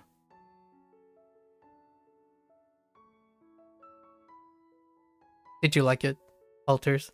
I thought Altars might be a second hidden gem. You know, Clair Obscure had the, double A. Altars was another double A I was having. When it was announced, I was very piqued. Oh, achievements complete? Nice. My man, achievement hunter. I'm also an achievement hunter. You know what would be a great achievement hunting that I could put on the... I've been deciding if I wanted to start Riff of the Necrodancer. But that last achievement, the last two achievements, I'm like, it's gonna be a repeat of Osu all over again. So I don't know yet. The last achievement requires you to do full combo. You have to full combo 32 of the 48 tracks in the base with on Impossible Diff. That just sounds like Os all over again. And I wasn't even close to Os. I hit like the 80% mark, and I'm like, I'm okay. Like 80th percentile when it came to doing the thing. Oh, it's a rhythm game. Yeah, you wait for 2 years after 50 hours of gameplay, you're satisfied. Nice. Yeah. It's great to hear that studio doing well, because they have some good stuff. Red Dead Redemption 2, huh? Obesity. Fei Peng. Fat plus fat. Obesity, of course. Fei Roll. Okay. Fatty meat, makes sense. Jian. Oh, 减肥 to lose. Wait. 肥皂 soap. Oh, that makes sense. 肥沃 fertile. Okay. 肥 That type of 肥. All right, let's see if I remember any of this.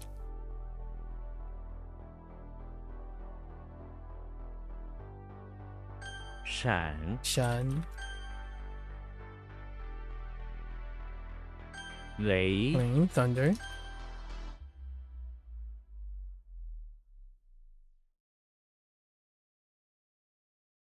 折 zhe, 肥 肥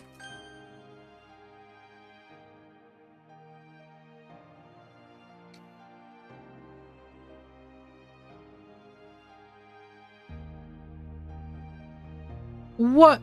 Oh, it's probably shun. To express. 深 Shun. All right, I got like 138 reviews to do before the next one. Also, you very like that this is Polish English Russian game, and there's a lot of aesthetics that's close to it. Oh, altars? Yeah. Yeah. Do you like Witcher at all? Because we're gonna have another discussion.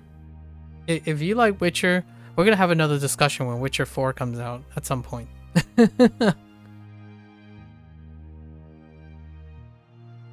Especially like storylines of altered characters and the main character and how they interact and questions that opens up. I like that. The way they presented it in using divided timelines.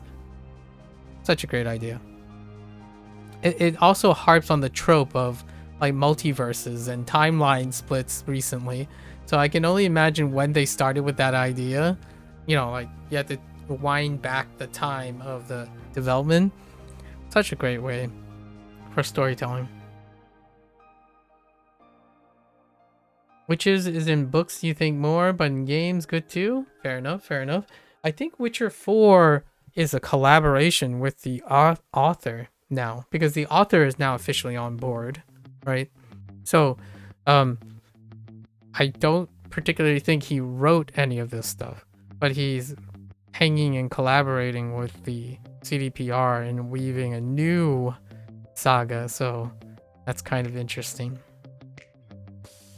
Some way, shape, or form, I feel like they're gonna pull off a multiple universe situation. I'm invested in CDPR's universe, so I have yet to read the Witcher books. I do have them, audiobooks, that is. I do have them available to me. Of course, the English translation, since I do not know any Polish, but I do have a person who's narrating that stuff that I need to listen to, and I generally listen to them when I'm driving, when I'm like going on the road. I am excited. I am excited. Alright, let's get into our reviews. During the altars, you feel like Frostpunk is still in the game as War of Mine, so yeah, exactly. Frostpunk and War of Mine. Yep. I played both Frostpunk and War of Mine. That's what I like about that subgenre. I love that subgenre that they were doing. And then they added a bit of what would I say they added a bit of? Kind of like Astroneers.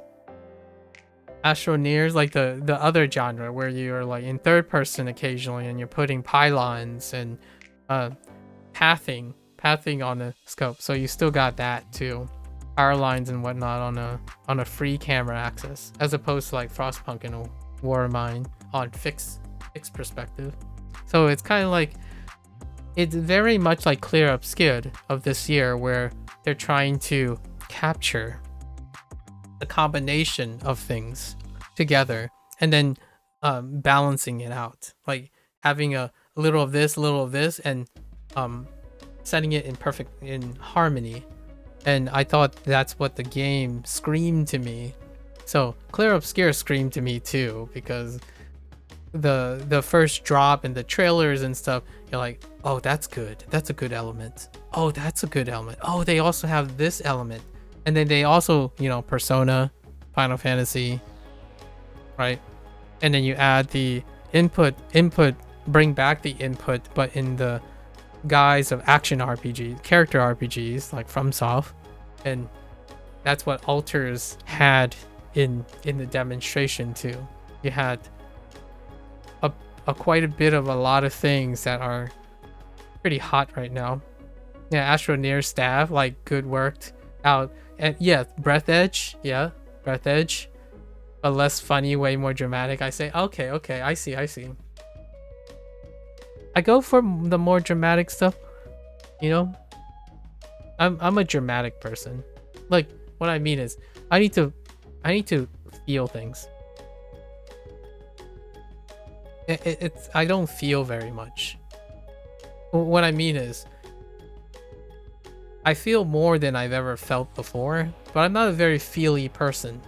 And the way I get more feely, touchy and feely, is when I play and read and talk about touchy-feely things. So this is as animated as I've ever been in my recent years. When I was 13, I was as dull as a doorknob. Like, I think watching paint dry is more eventful than listening to me when I was younger. I think the most mechanical thing I can serve is making people be less interested in the things I talk about.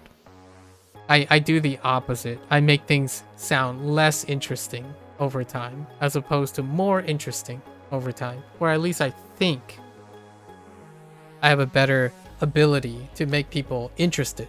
Or at least interested even in their own lives, right? Like, you have an interesting... You name dropped quite a lot of things that puts us on the same, like, wavelength. Then when I feel something that makes me alive, exactly. I think sometimes people have gotten used to doing the same thing that it no longer feels very lively anymore, if you know what I mean. So give me more of that. I want people to shed tears, not in like a bad way, but more in a, I know this is happening, just let it go. Like in a game, like if a game can move someone to tears, just let it happen. It's fine. Like, everyone else is bawling their eyes out. This is fine. And then, you know, go back to your androgynous, like, poker face thing whenever you're around something. You gotta feel alive every once in a while. I don't blame people for feeling dead inside when you see, like, the most tragic thing happen and you're like, I don't get it. Like, man, being stoic is cool. I mean, being strong when you need to be is fantastic. But I think you're only as strong as how much you're willing to feel as well. So, like, I can most definitely put on a strong face if I need to. But I can also be vulnerable. Yeah, more routine staff drain up all emotions. Yeah, routine stuff definitely just drains it all up. Especially nowadays where, what do? You doom scroll. Hey, that's funny. Now I'm not even sure if it's funny anymore, because you're like flipping through and you're like, I've seen this. I think it's funny. It's still funny. But I almost feel like sometimes you're just telling yourself it's funny because people are telling you it's funny, as opposed to, like, is it though? I have embarrassing moments all the time, but the question is, do people know I'm embarrassed? I often don't. I'm genuinely curious if people can read me, because I don't think I'm covering it up. I don't think I'm covering up my embarrassments most of the time. Sometimes, though, I do have people who read me very incorrectly, which I'm often curious. Is it because they don't usually experience emotions very often anymore? Or is it me who don't experience emotions? Maybe it's me, right? Maybe it's me. I'm not very animated. I'm often not sad most of the time. So if someone comes up to me and say, "Man, you look really angry. Why do you look so angry?" And my first thought is, "Can you tell me why you think I'm angry? Because I'm not sure myself. Is it my face? Do I have a resting angry face? I'm not sure." So those are the kind of things I start thinking about. When was the last time you cried? Not like cried because you're in pain or anything, but just simply you saw something that was so transformative that you had an emotional reaction. I don't know. Something's weird nowadays. All right. Now we're really getting into this. We got to do this now. All right. Lock in. I don't know what I'm looking at.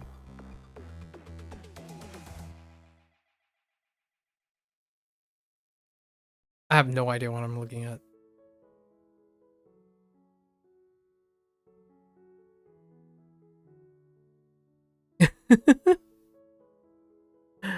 Wait.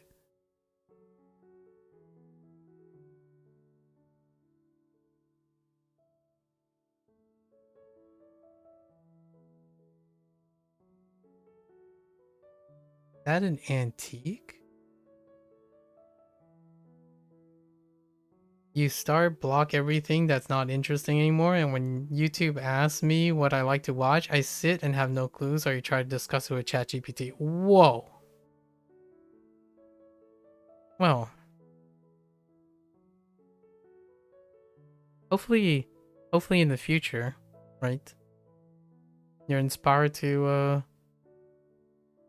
have ideas, right? Have ideas of what you like to watch. Earnestly, I've had this discussion recently with a bunch of people. Like, they were settled on the idea that they might not ever like anything ever again. They joke about it. I feel like some people joke about it, but at the same time, I kind of believe them. You know, like, hey, we talk about games, right? I would have a friend who, he and I are very excited about stuff. Like, we talk about games, but there's a third person who's like, it's just not interesting. Everything is so meh. And then there would be a joke about, like, maybe I'm just never gonna like anything ever again. And I'm like, I hope that's not true. Let's work on it. Let's try. So we hang out, we do things, and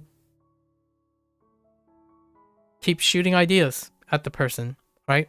If you have a friend, if you have a close family member, don't give up. At least in my opinion. I think it robs or like it drains all the life out of getting up in the morning or doing things or talking to someone. Like, you just don't, you accept the idea that, nah, everything is just not interesting anymore. Yeah, understandable.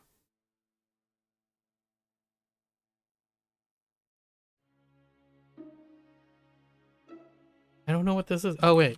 是 I know. My fingers moved to it.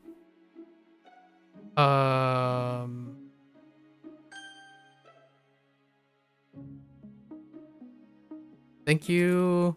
Whatever this is, muscle 进 memory? 步 只要努力就能进步。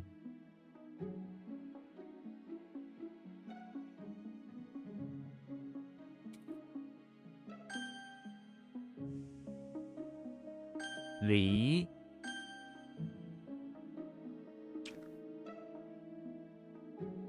Whoops, that's a typo. 必 And when you realize that you need to just hang out and try more stuff, and you just go from the start what you like and find that you always want to finish projects that you give up, and right now, or right Now you try to revive it. Very nice. I want to echo someone else who get asked this question a lot. The guy is a bit older than me, and they've been doing this far more than I have. And they often get asked a really serious question because this guy plays video games for a living, right? And they asked him like, how do you avoid getting burned out or like continuing to do things like the person was expressing like, what happens when you can't do something, like you don't like something anymore? I think there were at least 3 or 4 different versions of this. 4 of the content creators I listen to have this question because YouTube algorithm feeds me things about mental health because I talk about mental health a lot. And all 4 of them have a different version of this. And the idea is when you like something and you somehow fall out of like likeness of it, you realize you're grinding, right? If you raise that awareness, walk away, go to the next thing that is more interesting than in the moment, right? Keep your eyes out for things that are more interesting, then come back to it because that thing is going to be waiting for you. You can keep that thing waiting for you. The idea is that you have, in my opinion, you're able to trust yourself to understand that when you keep seeking more interesting things and keeping your eyes out for more interesting things, when you come back to something, that is how it's gonna become transformative. So the things you come back, you don't necessarily have to think of it as like needing to start from again. It's going to be new. It's going to be transformative. So, you think a subjunctive food makes its job? Yes. So hear me out. I like the idea. If you want to get on the same page as I do, I stop things because there are more interesting things to pursue. So, aim for that, but find out what does that look like for you. Like, you do something and you keep in your mind like, okay, can I find more interesting things while I'm doing this thing? And then you're like, okay, this isn't as interesting anymore. Let's move on to the next thing. Then you go back and look at the other thing because the first thing is connected to the second thing. So when you complete the second thing, you're still looking for more interesting things, but the previous thing you did could become more interesting as a result of doing a new thing. And that's kind of how I feel about language learning. Japanese is interesting on its own, but boy howdy, when you learn Chinese, Japanese is extra interesting. English was not as interesting. I like English. I continue to develop my English despite starting Japanese, but because of learning Japanese, English is more interesting. Now I have other uses for my English, explaining Japanese concepts, Japanese explaining Chinese concepts, or Chinese explaining Japanese concepts while using English to explain the relationship between them. So that is kind of my version of it for now, tentatively. But for other versions, they would simply say a version of this. Walk away. You just gotta promise yourself, you have something other interesting to do. Go do that. Try it, do it, learn. And if you have time, look back. It will be different. You won't, if you're truly looking constantly for more interesting things, when you return to something, it will no longer be the same thing. And that thing will be incredibly transformative because you're looking for something different in it. If you're constantly looking for an evolution or a change of your enjoyment, it's ever perpetuating. It's constantly moving forward. When you're constantly looking backwards, like nostalgia, you're constantly going back, it's a great way to indicate that you are no longer finding new things interesting. Like when someone is stuck in nostalgia can only produce the a semblance or a reiteration of what you used to want it to feel like. And earnestly, as a human experience, it's going to be dampened the second time, the third time, the fourth time. It continues to dampen if you're not bringing more of yourself back. So when I revisit a game, I'm not trying to play the game and relive the exact emotions I had before. I'm playing the game because it's going to be something different the second time around. So if I play another game, listening to it in French, I'm talking about Clear Obscure now, as opposed to listening to it in English, it's going back to focus on the new experiences with the old. I'm applying everything I care about again through a different lens. It's hard at first, in my opinion, for those who don't want to do that.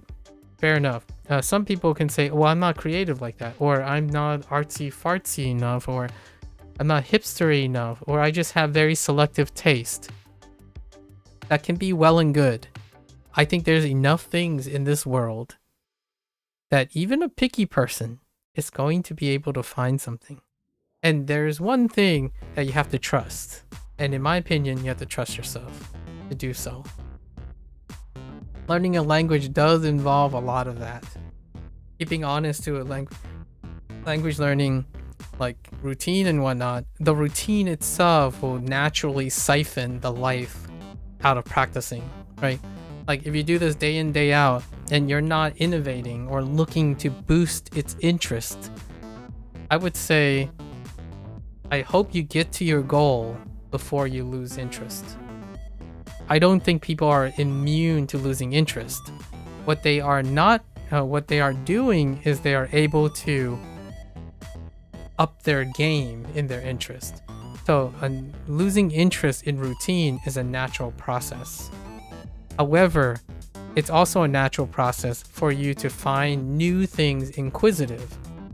So being able to constantly move the dial up in a different way makes it feel like you're not doing the same thing each day. So I say that largely because, you know, it's almost 4 a.m. I've done this for 160 days straight. Still putting out.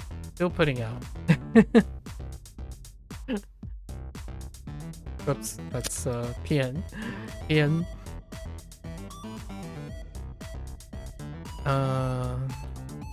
前后前后半小时，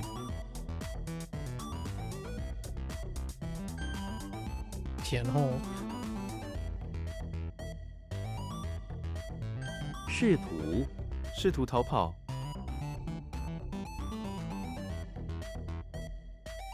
is like try because you can diagram it, so is it still try?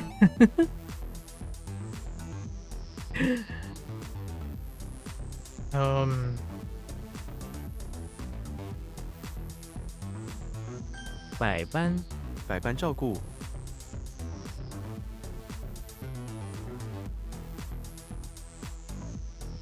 all means, by every means, maybe? Okay.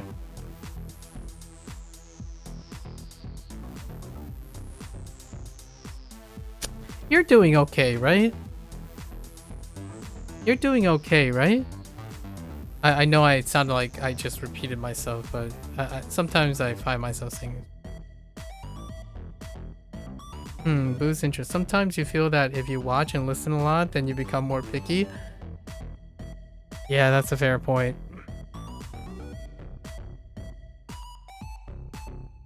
I don't know what to say about that other than you just gotta chill, relax. I sounded like a bro or something.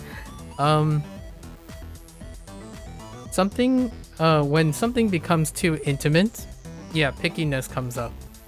They gotta adulterate that, you know? Find something to adulterate it.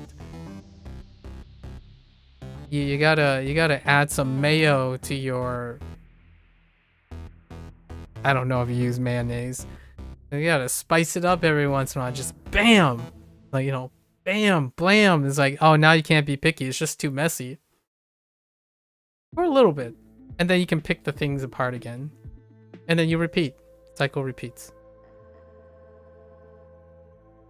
I'm making this sound like you just do this and that. I'm not giving the impression. This is very difficult. I think it's a lifelong thing. So, working towards it makes it so that, oh, this is getting boring now. How do I excite it? At some point, you're going to come up with so many, in my opinion, methods of making something interesting. Like, this seems dull enough. Duolingo seems dull enough. Actually, somebody said that they would die of boredom. Figuratively, they would die of boredom after like 5 minutes of Duolingo. And here I am. I'm just sitting here. It's like, man, I'm not bored after 6 hours. I don't know what that person was talking about. But you have to understand, they probably already think that they know everything that Duolingo has to offer and that they can only do whatever is in Duolingo. So it does become picky and very boring very quickly. I agree. So that's being sensitive to that thing. Yeah, you need to become more chill, especially right now. Sometimes life makes you speed up and you can't stop. Yeah. Yes. Yes. Oh, wait. Oh, no. I know you don't watch Japanese stuff. Movie. You gotta hear me out. Hear me out.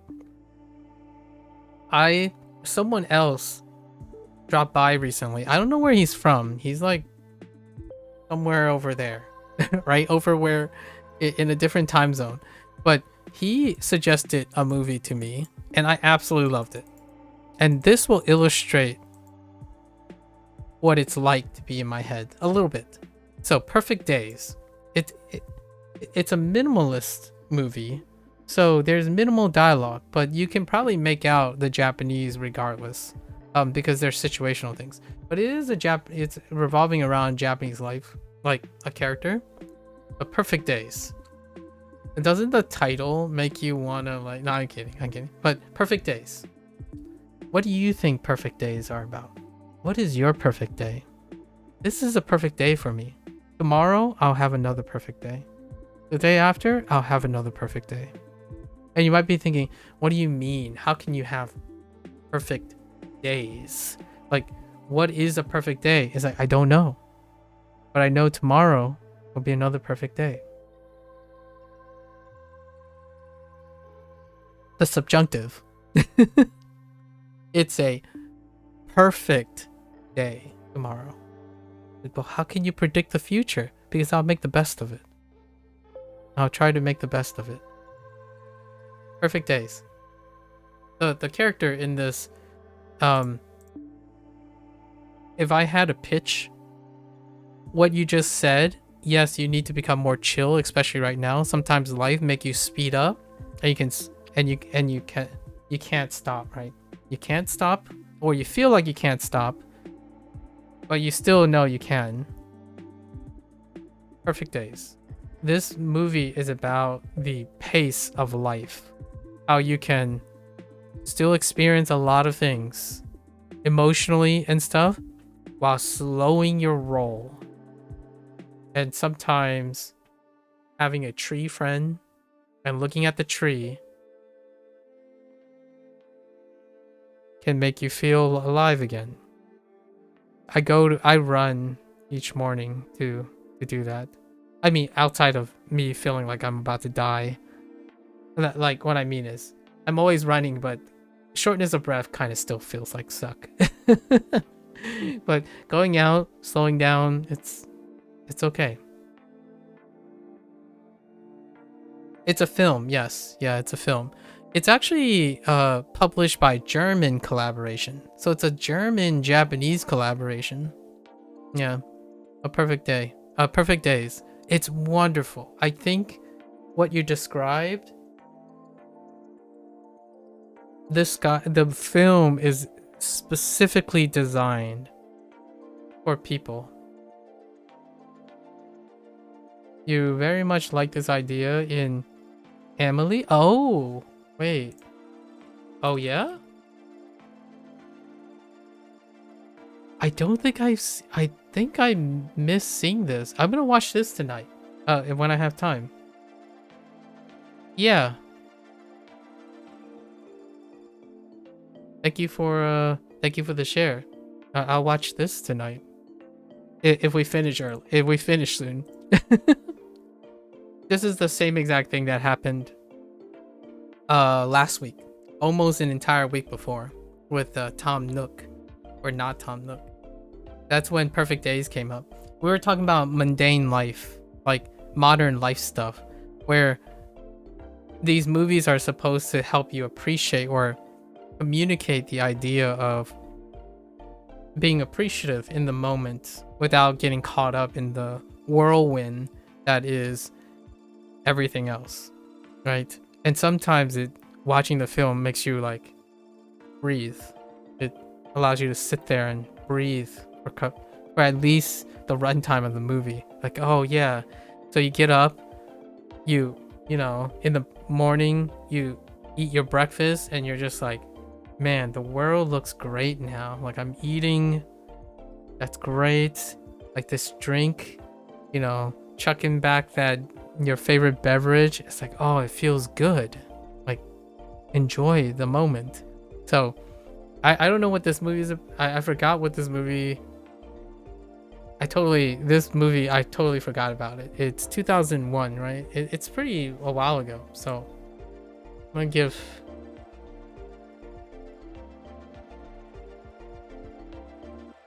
I'll let you know once I watch it. Great idea.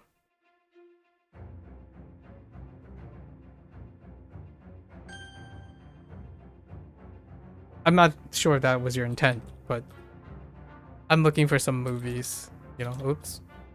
That's Sampo. Sambu.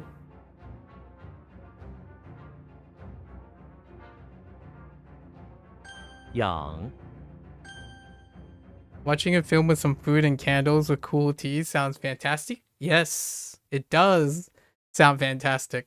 I warm up to a beverage for sure.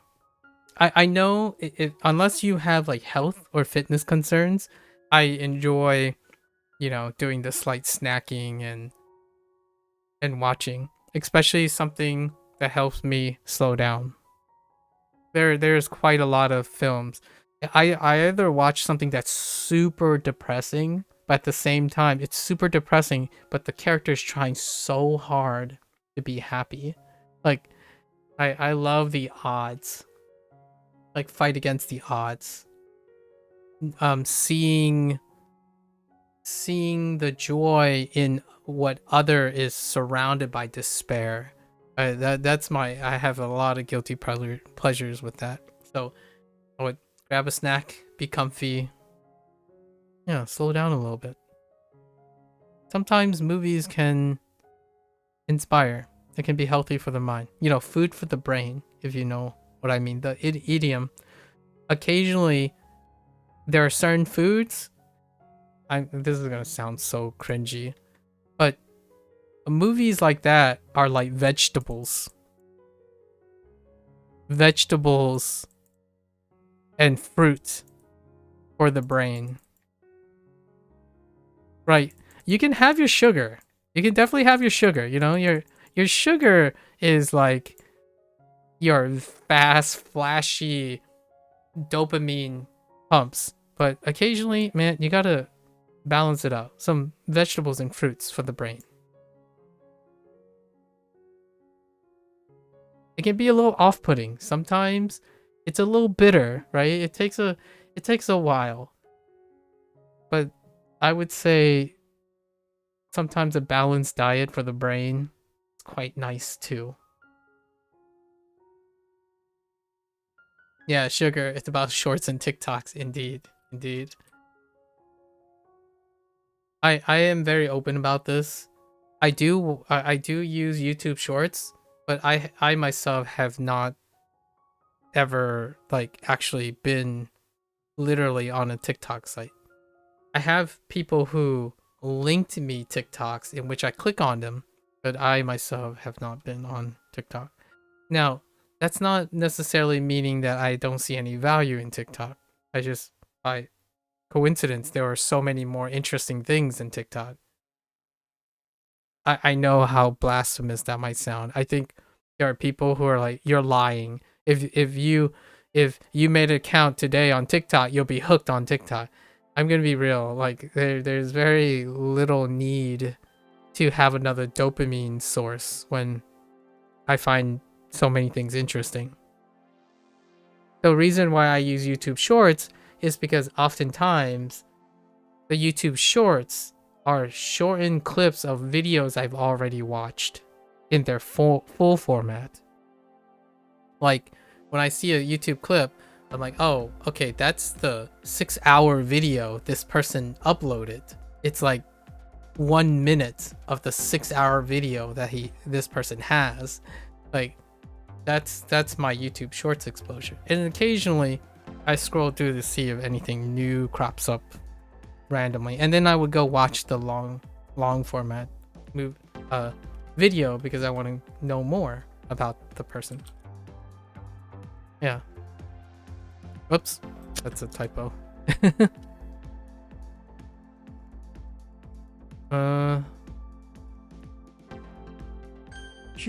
System, right? Yeah.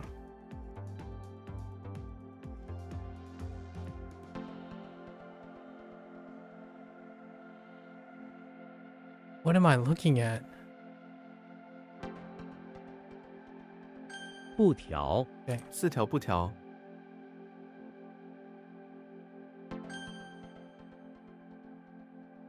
This was a fantastic conversation, by the way. I don't get tired of saying how fun it is to chat with someone.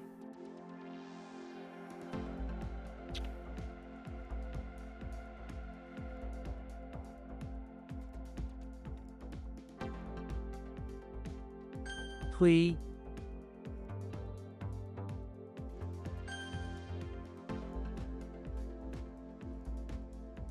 快速 快速成长，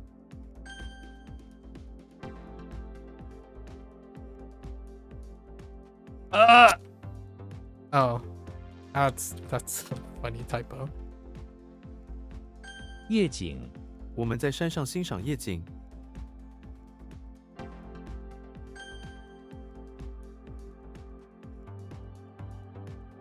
偏 Come on, a short piece is fine. Oh. Writing? Piece works. You so intrigue me with this film, so I want to watch it right now. Hopefully your vacation starts today. Oh, do you have vacation? Like now? The movies, I want to know what you think about the movie. And I will let you know, we'll exchange, right? I'll try to squeeze in this movie in the next 2 days. And we can talk about these movies. Do you have a movie club? Do you have... Ooh, I didn't realize those people were in it. I think sometimes having like a group, even if you don't like watch the movies all at the same time, having like... This sounds very old hat, but having like a book club, a movie club, like a local book club or a movie club, or something that gets people willing to communicate through stuff. Like I've done this a couple of times with other people. It kind of falls through. But having something like, hey guys, today is your turn to pick, right? And it sucks at first. I do admit that this can be very tough at first, but once it gets going, in my opinion, it can be sustainable.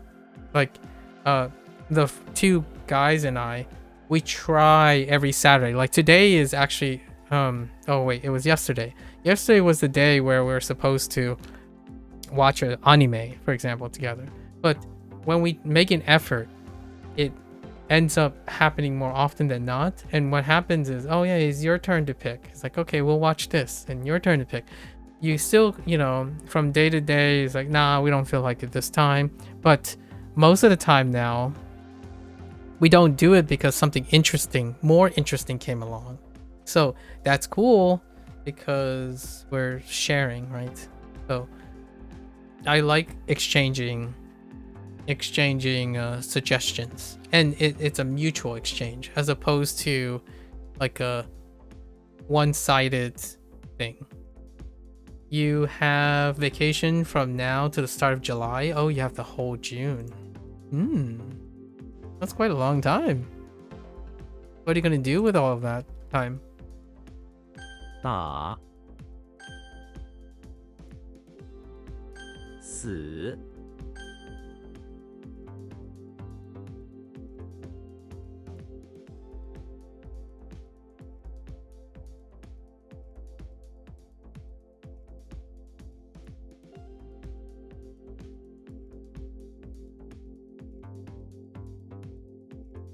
买主他终于找到了一位买主。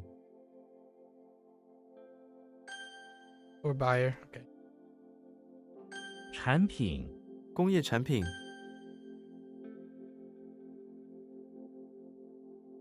怪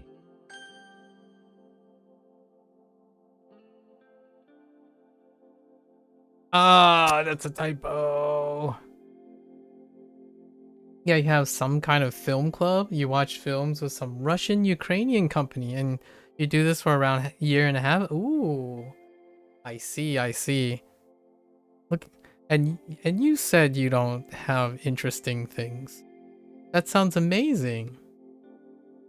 In my opinion, personally, I think kids, maybe the internet sometimes find this stuff cringe, but I think the people who having a last laugh are the people who are having fun doing the things. Film clubs are interesting. I don't have a local film club. I mean, personally, there's too many interesting things, so I don't have enough time for. I think I have the opposite problem, or the opposite discipline that I'm applying, and that's not to get caught up in too many things all at once, and then lose track of time, and become dysfunctional in that way. Hills, curling iron, elbow. Dang it. I don't know what that is. Wait, is the whole right thing something?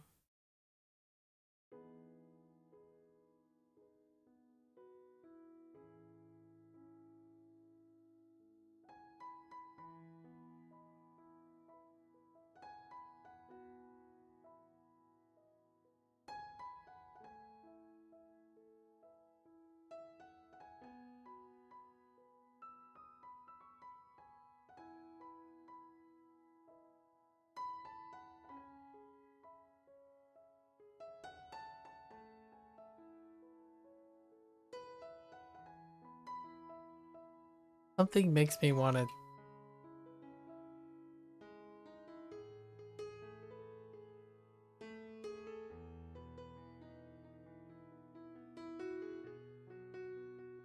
Something makes me want to type. Okay. Just kidding. 福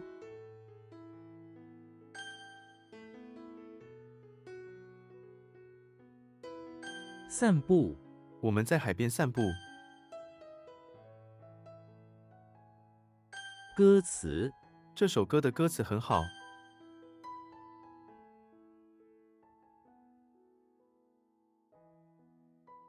深处大海深处，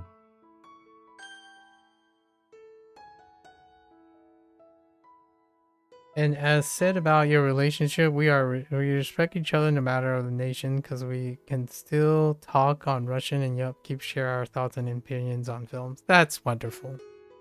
I hope this sounds very romantic, and I know it sounds a little naive, probably. I hope that what you're expressing is what the future generation has hold for relations, right? Relations. With that said, right, It seems like nowadays the things that I hear or read all the time is conflict, conflict, conflict, internal strife, internal strife, internal strife, conflict, conflict, conflict. And that can wear someone down belonging to a generation. But I don't know how old you are, Megan, but I like to think that sometimes I like to be reminded that the future is incredibly bright or opposingly bright. But at the moment, in the recent days, in the recent times, it seems like strife is like the thing that permeates current events everywhere. So hopefully I like to believe that you can continue to do that.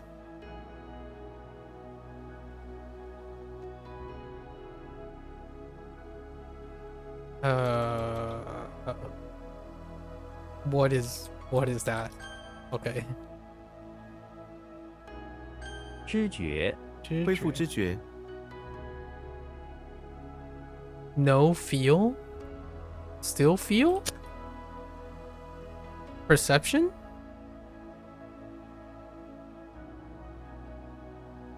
It's writing. Why?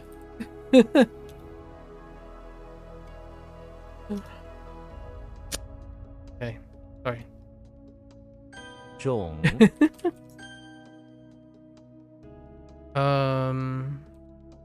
闻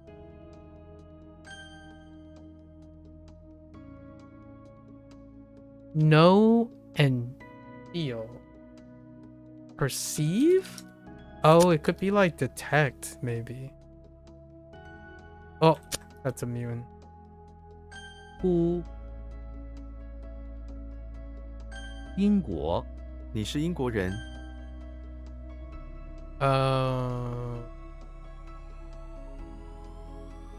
请示 这件是我们的寝室， No. 请示。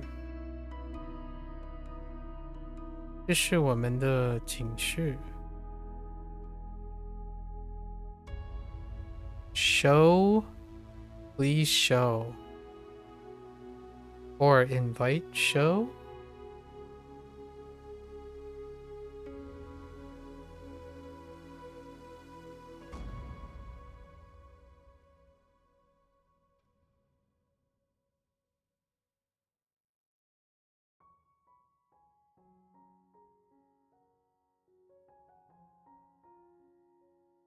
Ay, ay, ay. Alright, I'm gonna block you out. Oh, yeah. Okay, that's fine. Thinking invites this one. It was something like instructions. These are my instructions. Or these are our instructions. And I couldn't think of how they wanted to phrase it.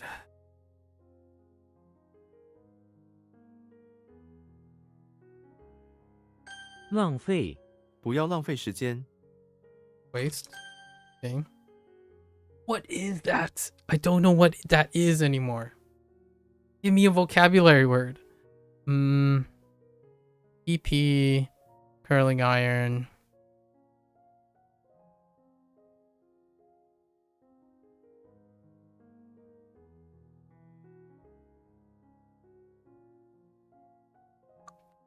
How about... Dang it. Let's try detect. What? What? What?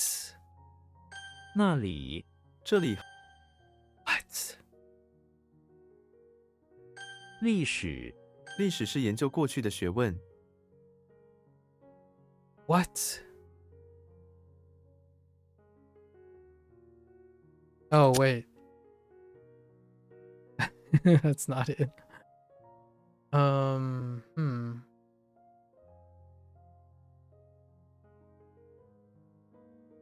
评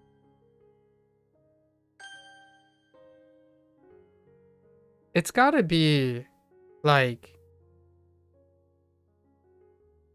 Dang it!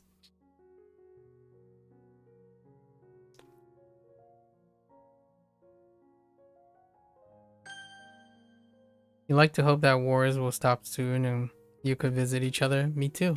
Me too. I mean, you have my sympathies, right?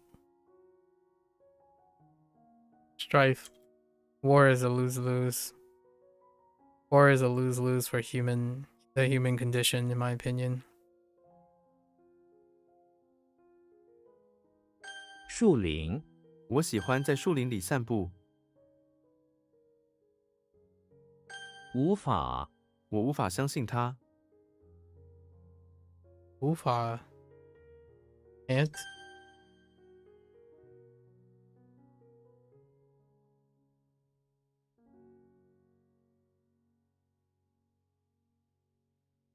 未来，我期待未来。It's not mutant? Wait. Oh, that's a butler.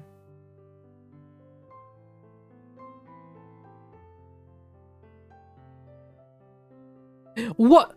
Wait. Hold.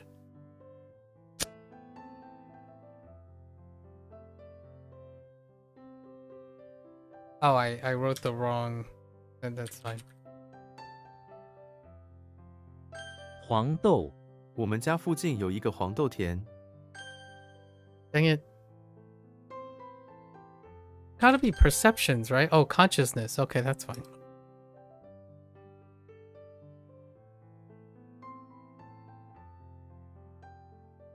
引导，你能引导我们怎么去那里吗？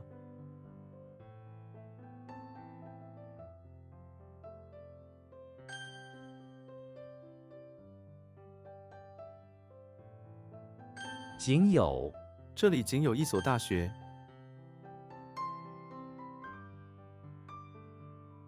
英寸，那幅画有30英寸宽。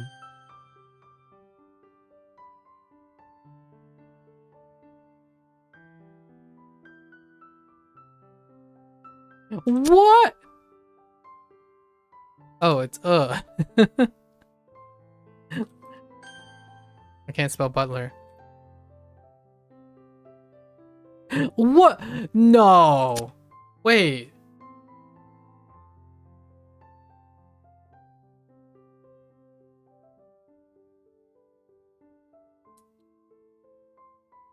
Oh. Oh, okay. That's fine.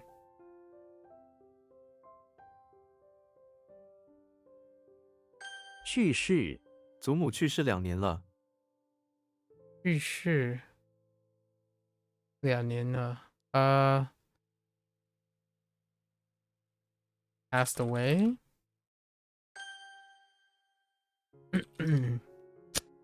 That's not straight. That's young.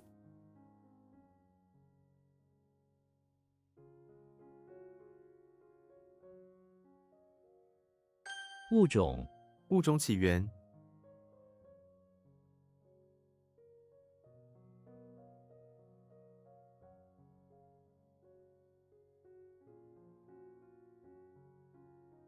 Living species? Organisms? Species? Okay.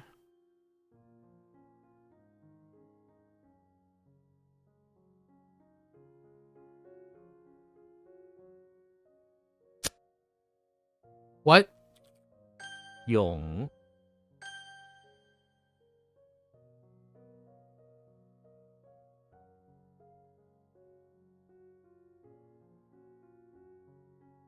恶，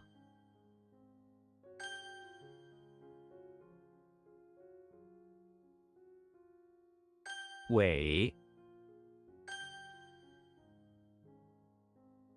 史实，我们不能否认事实。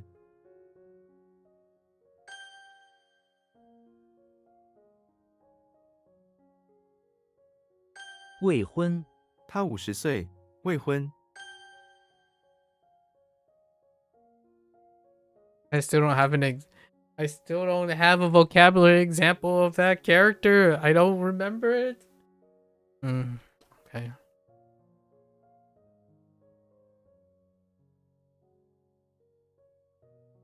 园艺，我爸爸喜欢园艺。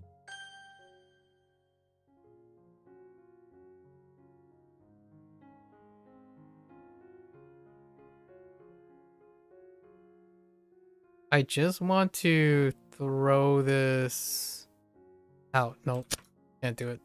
That's not it.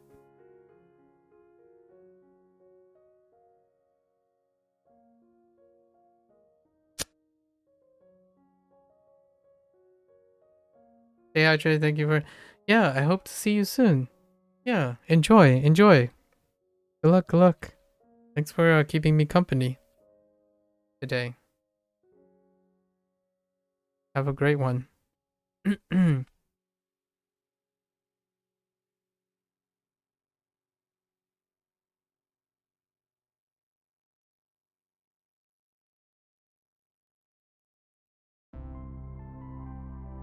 书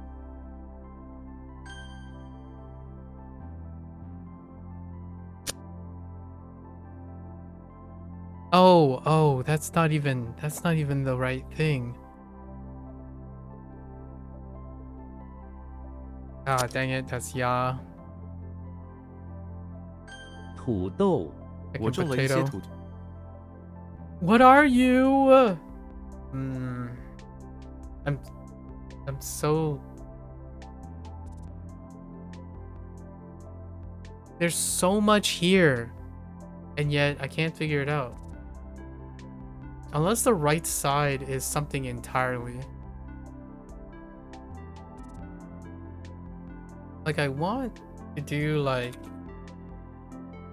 No, I don't know. 夜间 猫头鹰在夜间捕食，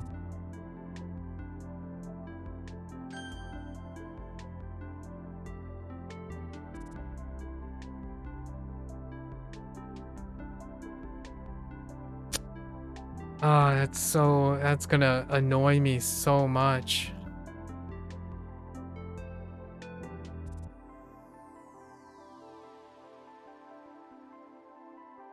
镇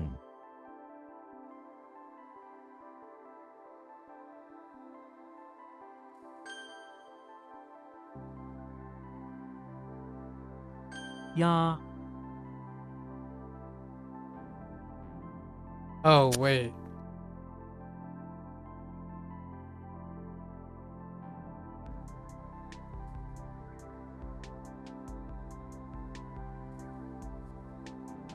What?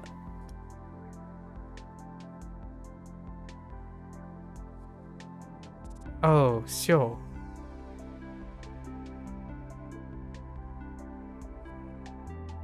This is like exclamatory.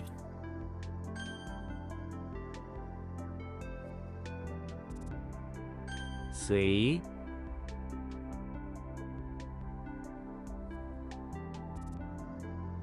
Go along? It is go along. Don't even at me with it.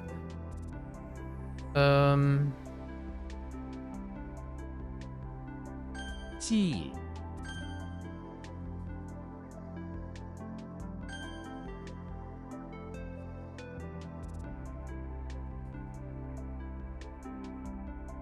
秀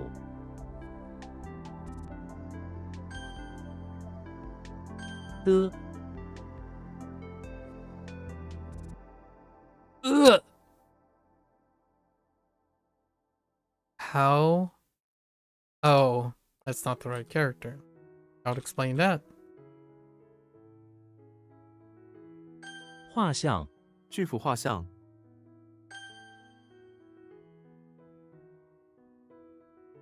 北极 圣诞老人住在北极，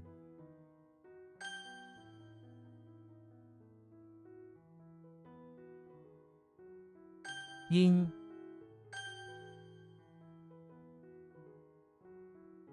We're gonna say like casual. Gillette? Yeah, that's fine.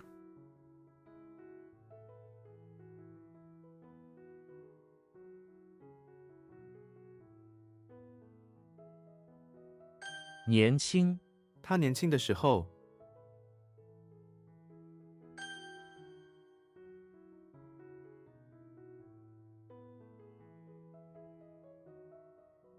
虽然他虽然20多岁了，但是还不够成熟。 Uh, What? Wait.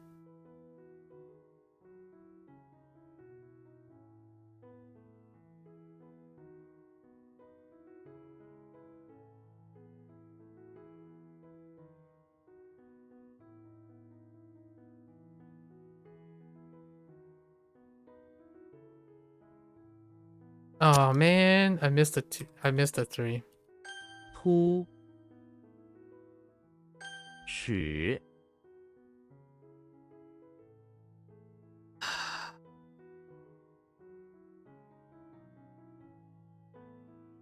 You're measuring something. But what was the measure for? Is it just measure? I don't remember the word that's dealing with like the measuring part. Oh, a ruler. A ruler. A ruler.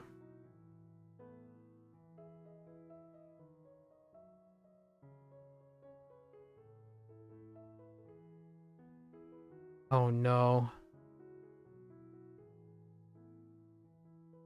I want to say it's fu. Fuja? Oh, fuja. Alright, I typed it wrong. What? Oh, wait. Oh, what? 黑色 我喜欢黑色的汽车。 I'm kind of tired. Tired. Okay. 邮箱 把它放进邮箱里。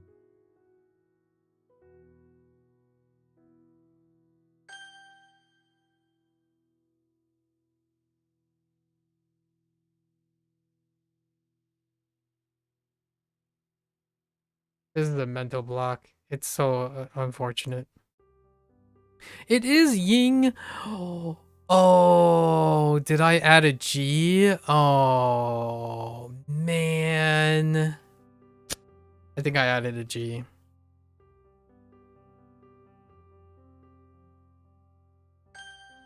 I'm pretty sure I added I typed Ying into Ying. Regrets. Shame on everything. 品牌 这个品牌的手机很受欢迎。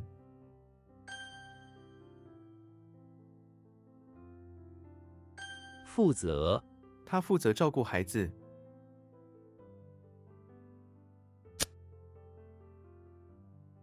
What?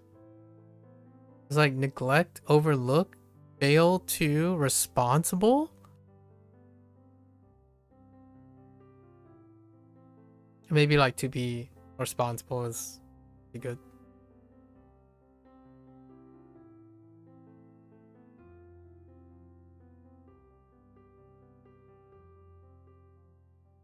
Oh, why am I failing this? It's like...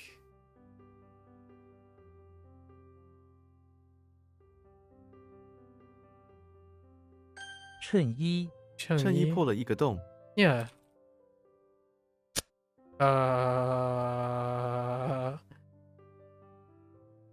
A coat? Do they only take coat?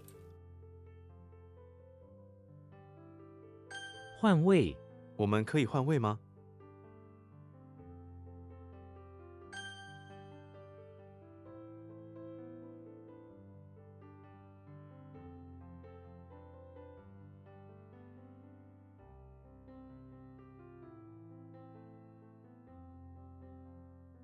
Ah! Wait.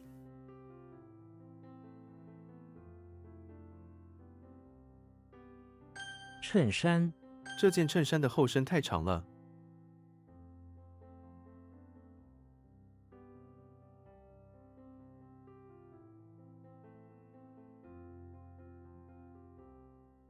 宣布 公司宣布了新的政策。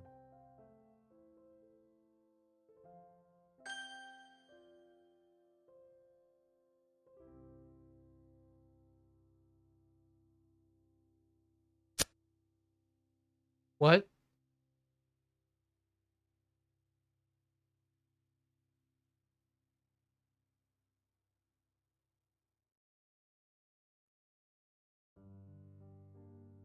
What? What? Wait. Oh, that's just a shirt still. 查出你能帮我查出这本书的作者吗？ Just figure out, maybe. Something like that, figure out. What happened here? Oh. Wait. No.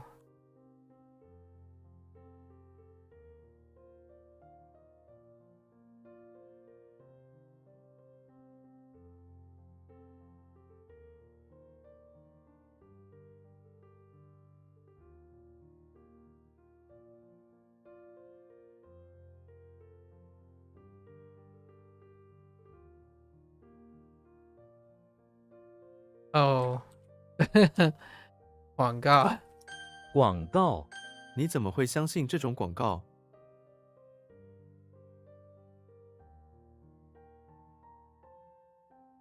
赶忙他们赶忙撤离建筑物。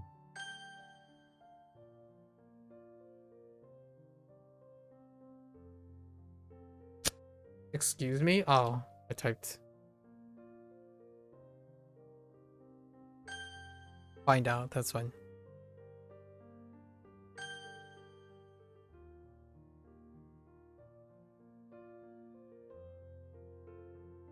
指成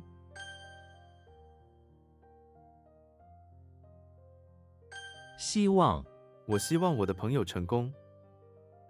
对，我希望我的朋友成功。对。All the time. Always.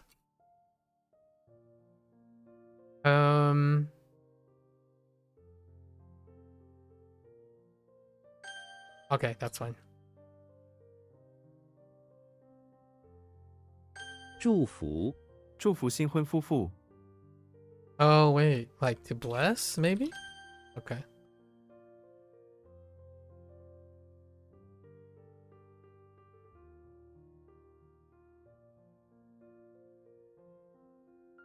Oh, no.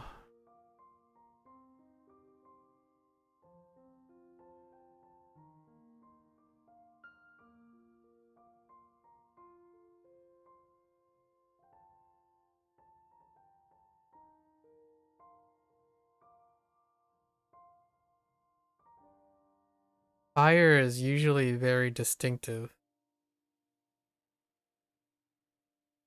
Something tells me I want to... 烟 Okay. I don't know what the bottle is. Is it just a drink up and... Oh, it's supposed to be a cowboy. That's why it's throwing me off. Right, a cowboy. 破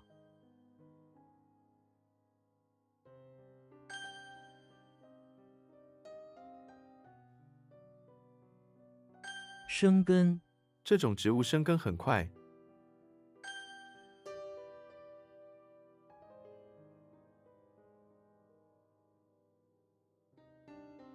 母亲你母亲每天几点下班？资金公司正在寻找外部资金。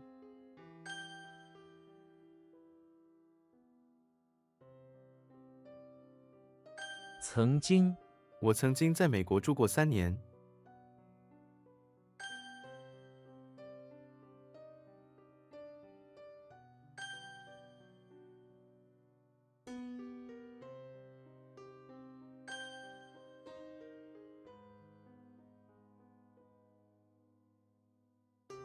形势经济形势正在好转。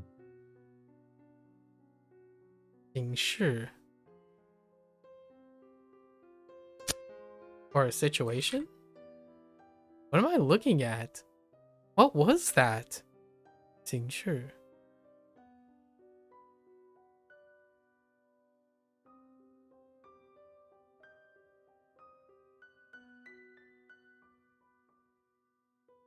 Oh no, what's the earthworm with the...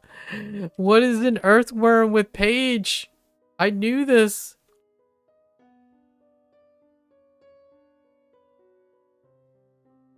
I have such a mental block. Oh, this is gonna bug me.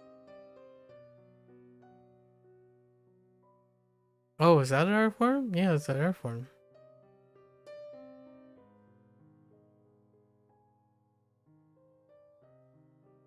Oh. 停顿，演讲中有个停顿，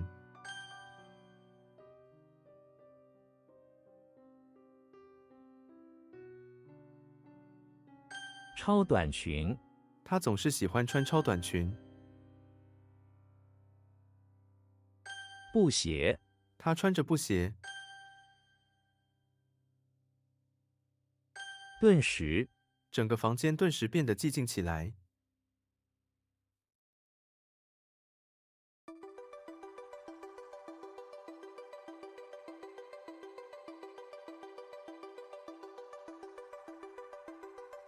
What? 因 What was this? Positive? What? Oh, wait, that's negative. Ying is negative.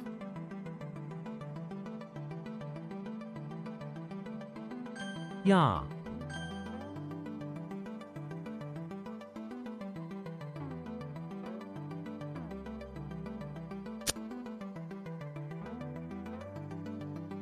Uh...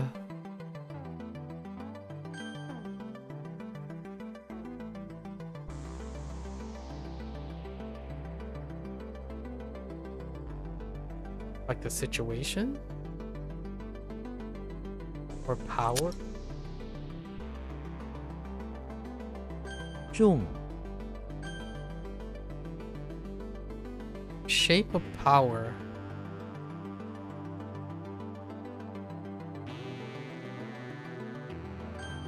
Okay, that's fine. Oh.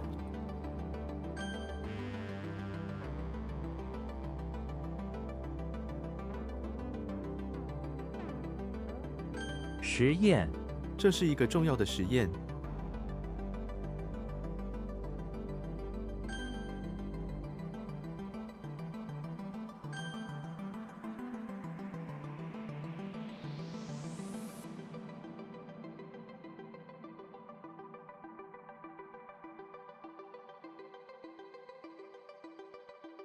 意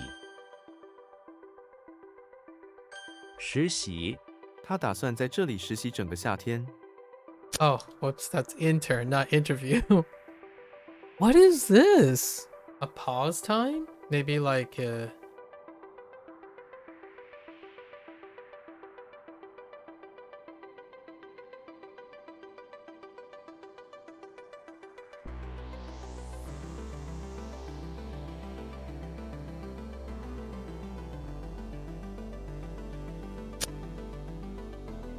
there's a suddenly, immediately, a suspension. Suddenly is pretty good. Like I need to do that. Ah! Oh, Lee, not Yi.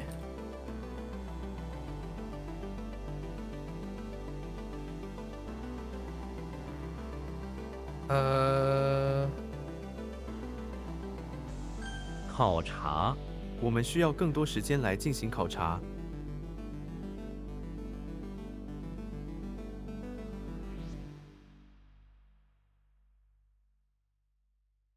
to test, examine, investigate, inquire. What? What?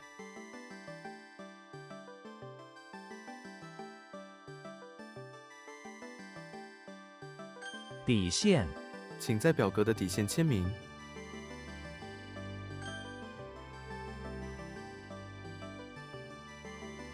第八，他在班里排名第8。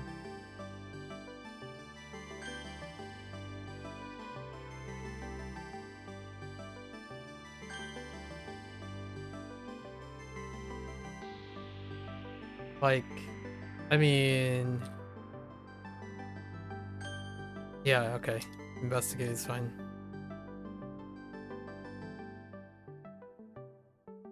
光线，房间里的光线很柔和。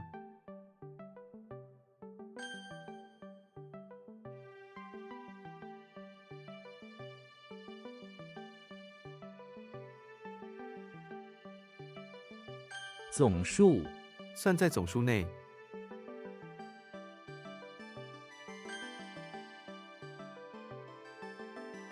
That's Japanese. Wait. It's not change. It's something else, but I don't know what it is. 美丽，多么美丽的景色啊！ 8，容易， Culture? How come up with a 虫 synonym at some point.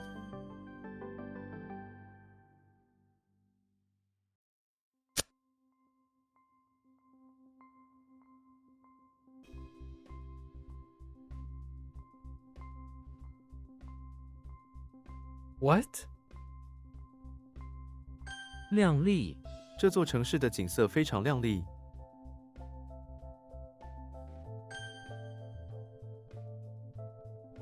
耳，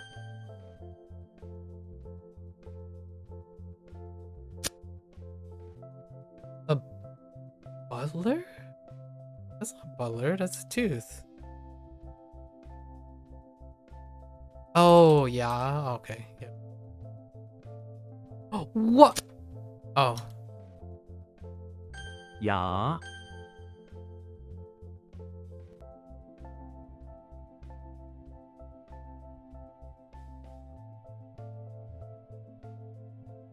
经验， 这位老师有丰富的经验。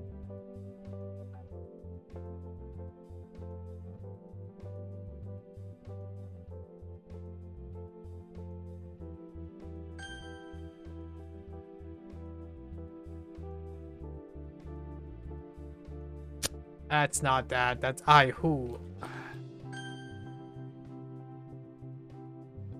爱护，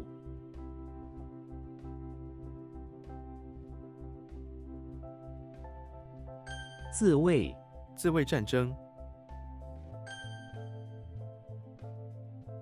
暗，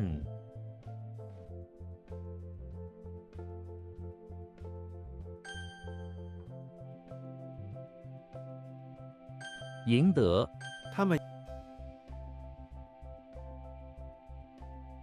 石桥， 那座石桥已有100年历史。 Whoops. The wrong thing. What are you? What do you want?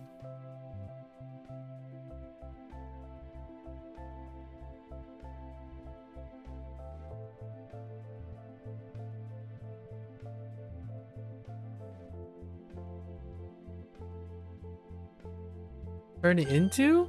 Oh, transform. Oh, okay. Okay.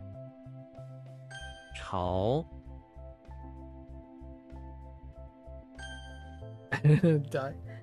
That's such a bad typo. Okay.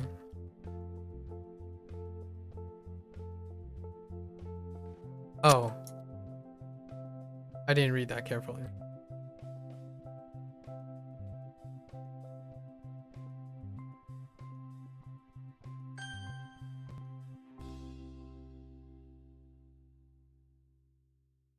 长衫， 他穿着一件美丽的长衫。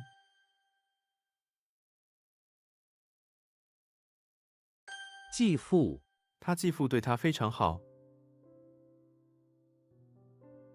What? Wait, stepfather, not ex-husband.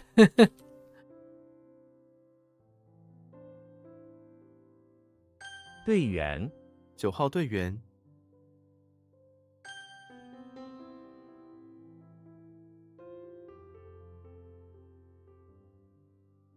That's a paperclip.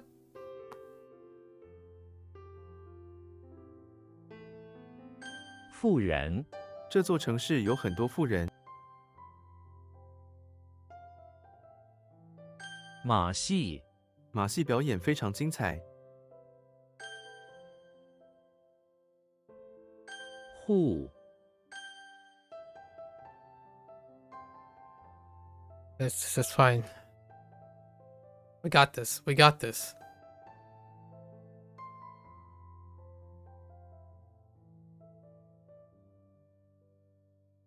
Why am I forgetting this? Uh.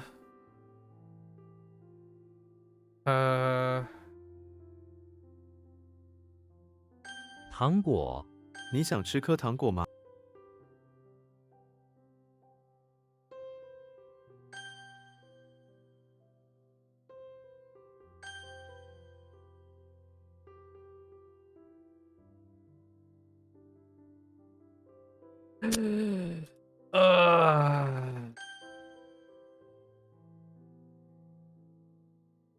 最后， What?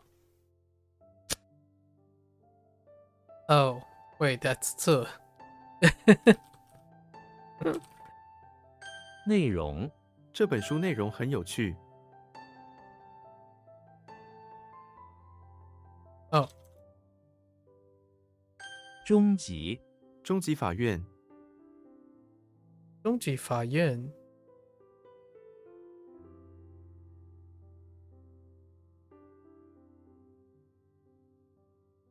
Bring to the middle? Intermediate? Did I spell intermediate properly? Yeah. 成员，每个成员都有责任。评论，评论家，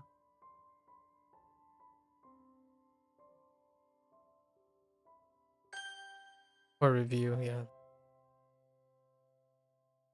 次， Or occurrence. Oh, that was okay. Yeah, I gotta peace soon. Very peace. I need to peace. So much conversation today. I've learned quite a lot. Maybe I should learn how to talk about cases in the future. I really need to learn how to talk about cases in the future.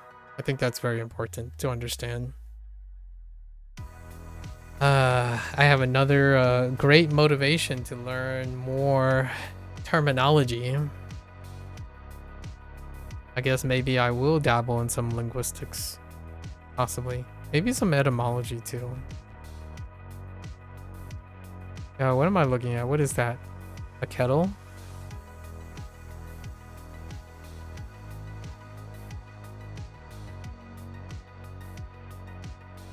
A kettle and some hills. Oh.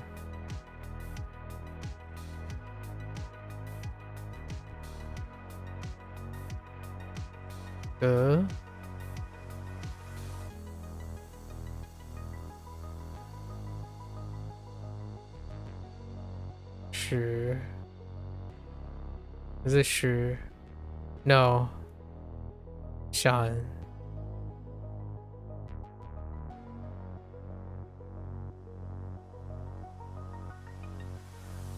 Lay.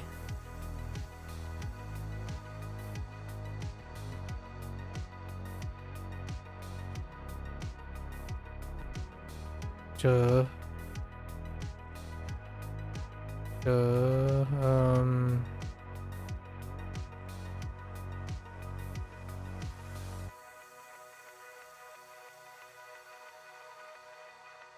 Bay.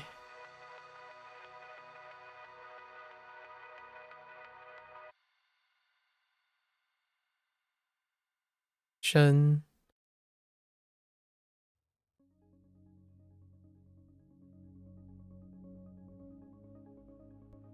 Dun Lu.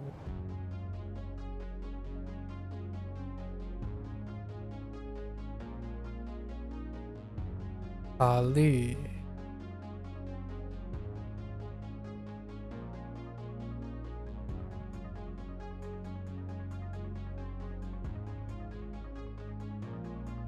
Xiao. 效益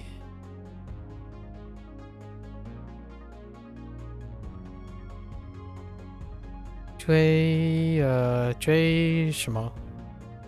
追逐追逐。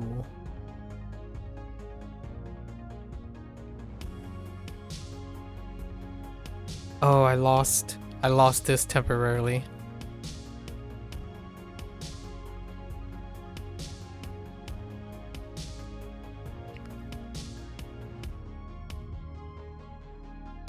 Show. Oh, this is where it all started.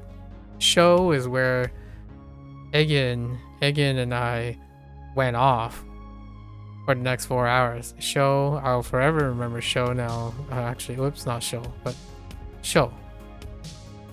Yeah. 售价。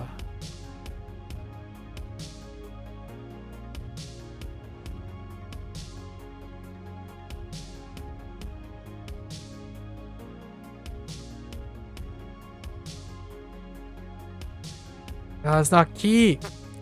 That's Japanese.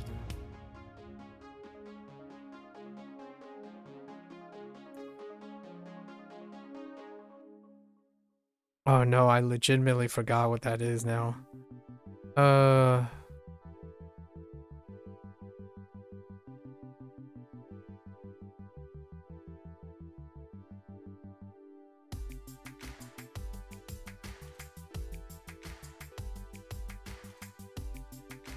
Yeah, I don't remember it. It's gone.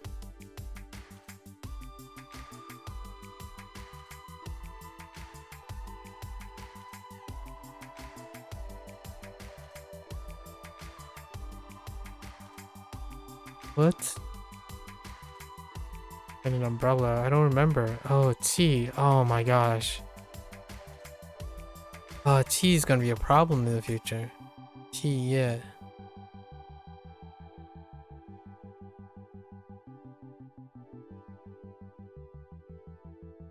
Oh, I could bank it off key though. I can bank it off key.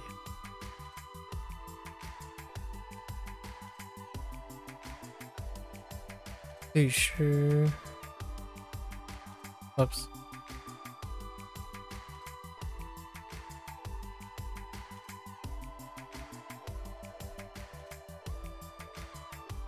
Lee.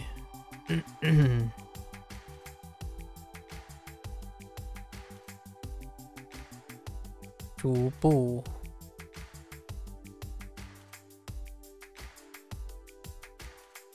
登升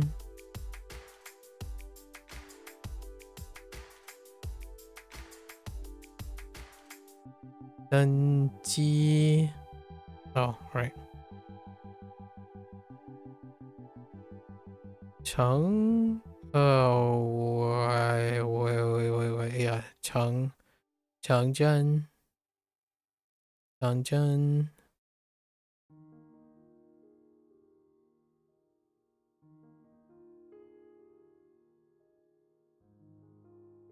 计划 Okay. I'm a little bit tired. Sorry. We have Ganon. Not Ganon. Gandalf in the electricity plant once more. And he is, working his time helping with the power plant. But there's a hill in the power plant that's separating him and the kettle that he wants to reach. He's just gonna whimsy up some magic to make the kettle float over to him. That's what we're gonna stick with there. That's our story. So we have Shrek making his way in the basement of the pawn shop, and he noticed some antique saloon doors. And when he opened it, he saw a flash and a brief image of a person, some green smoke, and a brief image of a tiny ogre. And then flash and then disappeared after that. Here you go. Maybe a flash to his past as a wee young yoger, you know, wee young lad. Okay. And now we have Legolas chilling in his beach house.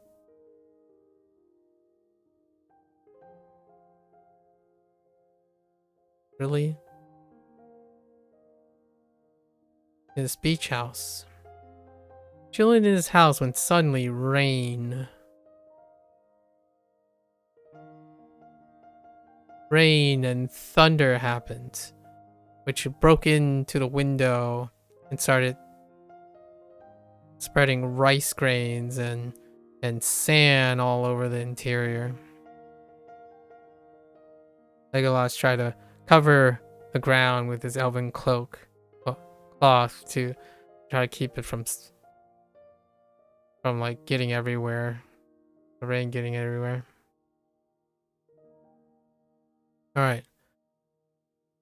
So we have James Bond is in the electricity plant on a mission. He's undercover, and his task was to use a hoe with his fingers, right? We're gonna do it this way. With his fingers to shovel coal into the furnace to generate electricity. But while he's doing that, he's breaking open the coal to look for clues for his next mission. Or just left instructions. Now we have Frodo, who's sitting good in the beach house on his vacation. He's gotten a little bit of rotund, you know, got fat because he's just chilling back on mooncakes. While all the mooncake crumbs are just going all over him. He's fat. He's out of shape. He's living the good life post Sauron. And then we have Shrek again. This time he's in front of the infirmary where he wanted to express his love for a nurse there by offering her a wheel. Maybe he was thinking it's an upgrade from a ring. I mean, a wheel is a ring, you know? It's ring shaped. What is the thing that I want to highlight today? Oh, it's a Ying. Ying is the only one. Which was what? I wanted to say moon.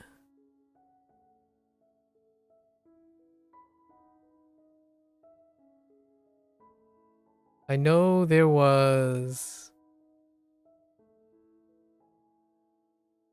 I don't remember what's at the top. I know there is a curling iron, a cloud. The cloud is what gave it away. I was trying to do Ying, but what's up there? Or Ying, Yin.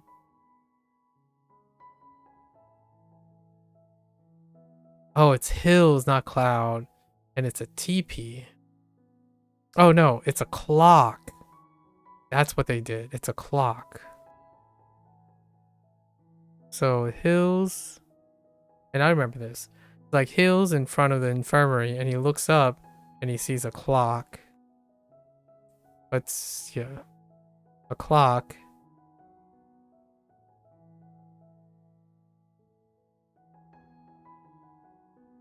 I don't even know if the clock is complete. I don't think the clock is complete now that I think about it. That's probably why I forgot the clock thing.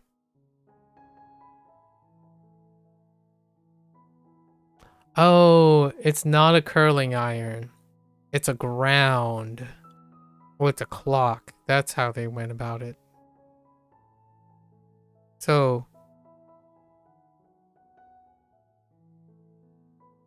It's a clock on top of a ground. Yeah, so the clock above ground.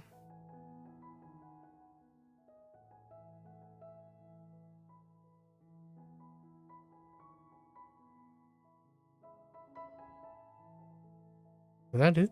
Wait, hold up.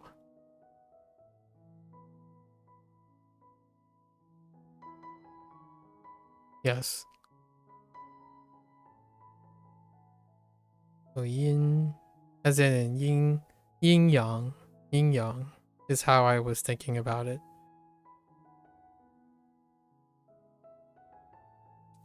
But I think I typed ying as in yin with a G, and then I went down the path of no return. All right, that's it for today. For hanging out, folks. No time for the Duolingo lesson. Had too much fun conversations. That's what happens when you have 3 separate people hang around. Oh, 4. Today was 4. Man. If that happens too often, we're gonna have to swap up some priorities here. But yes, that's a wrap for HanziHero today. If you're gonna watch this later, 谢谢. As always, much like everyone else here today, there were 4 different instances. You're more than free to stop on by. I do love having conversations. I believe every singular investment is an investment that can be for a lifetime. So if you're learning a language or having some disinterest in life, I would love to hear what makes things so disinteresting. Talk about your highs and your lows. Get interested. Express it to someone else. If not, you can bumble around like me and Egan or me and Timmy. Like Timmy earlier, I screwed up Chinese, which was really funny. And then Egan and I tried to overcome our communication stuff and shared with some pleasant time. I have a movie to watch as a response to that. And of course, always appreciate Procal's little stop by. And then Casper. I hope Casper continues to do the Wanikani thing, discover other things. Very, very interesting times. And I look forward to every once in a while, 3 months, 4 months down the line, good to update. Yeah. So until then, stay safe, stay healthy. And for those who are interested in HanziHero, right, or these conversations, 大家下次见. I'll see you next time. Again, stay safe, stay healthy, enjoy life, right, or at least try to. And catch you guys on the next one. Bye bye.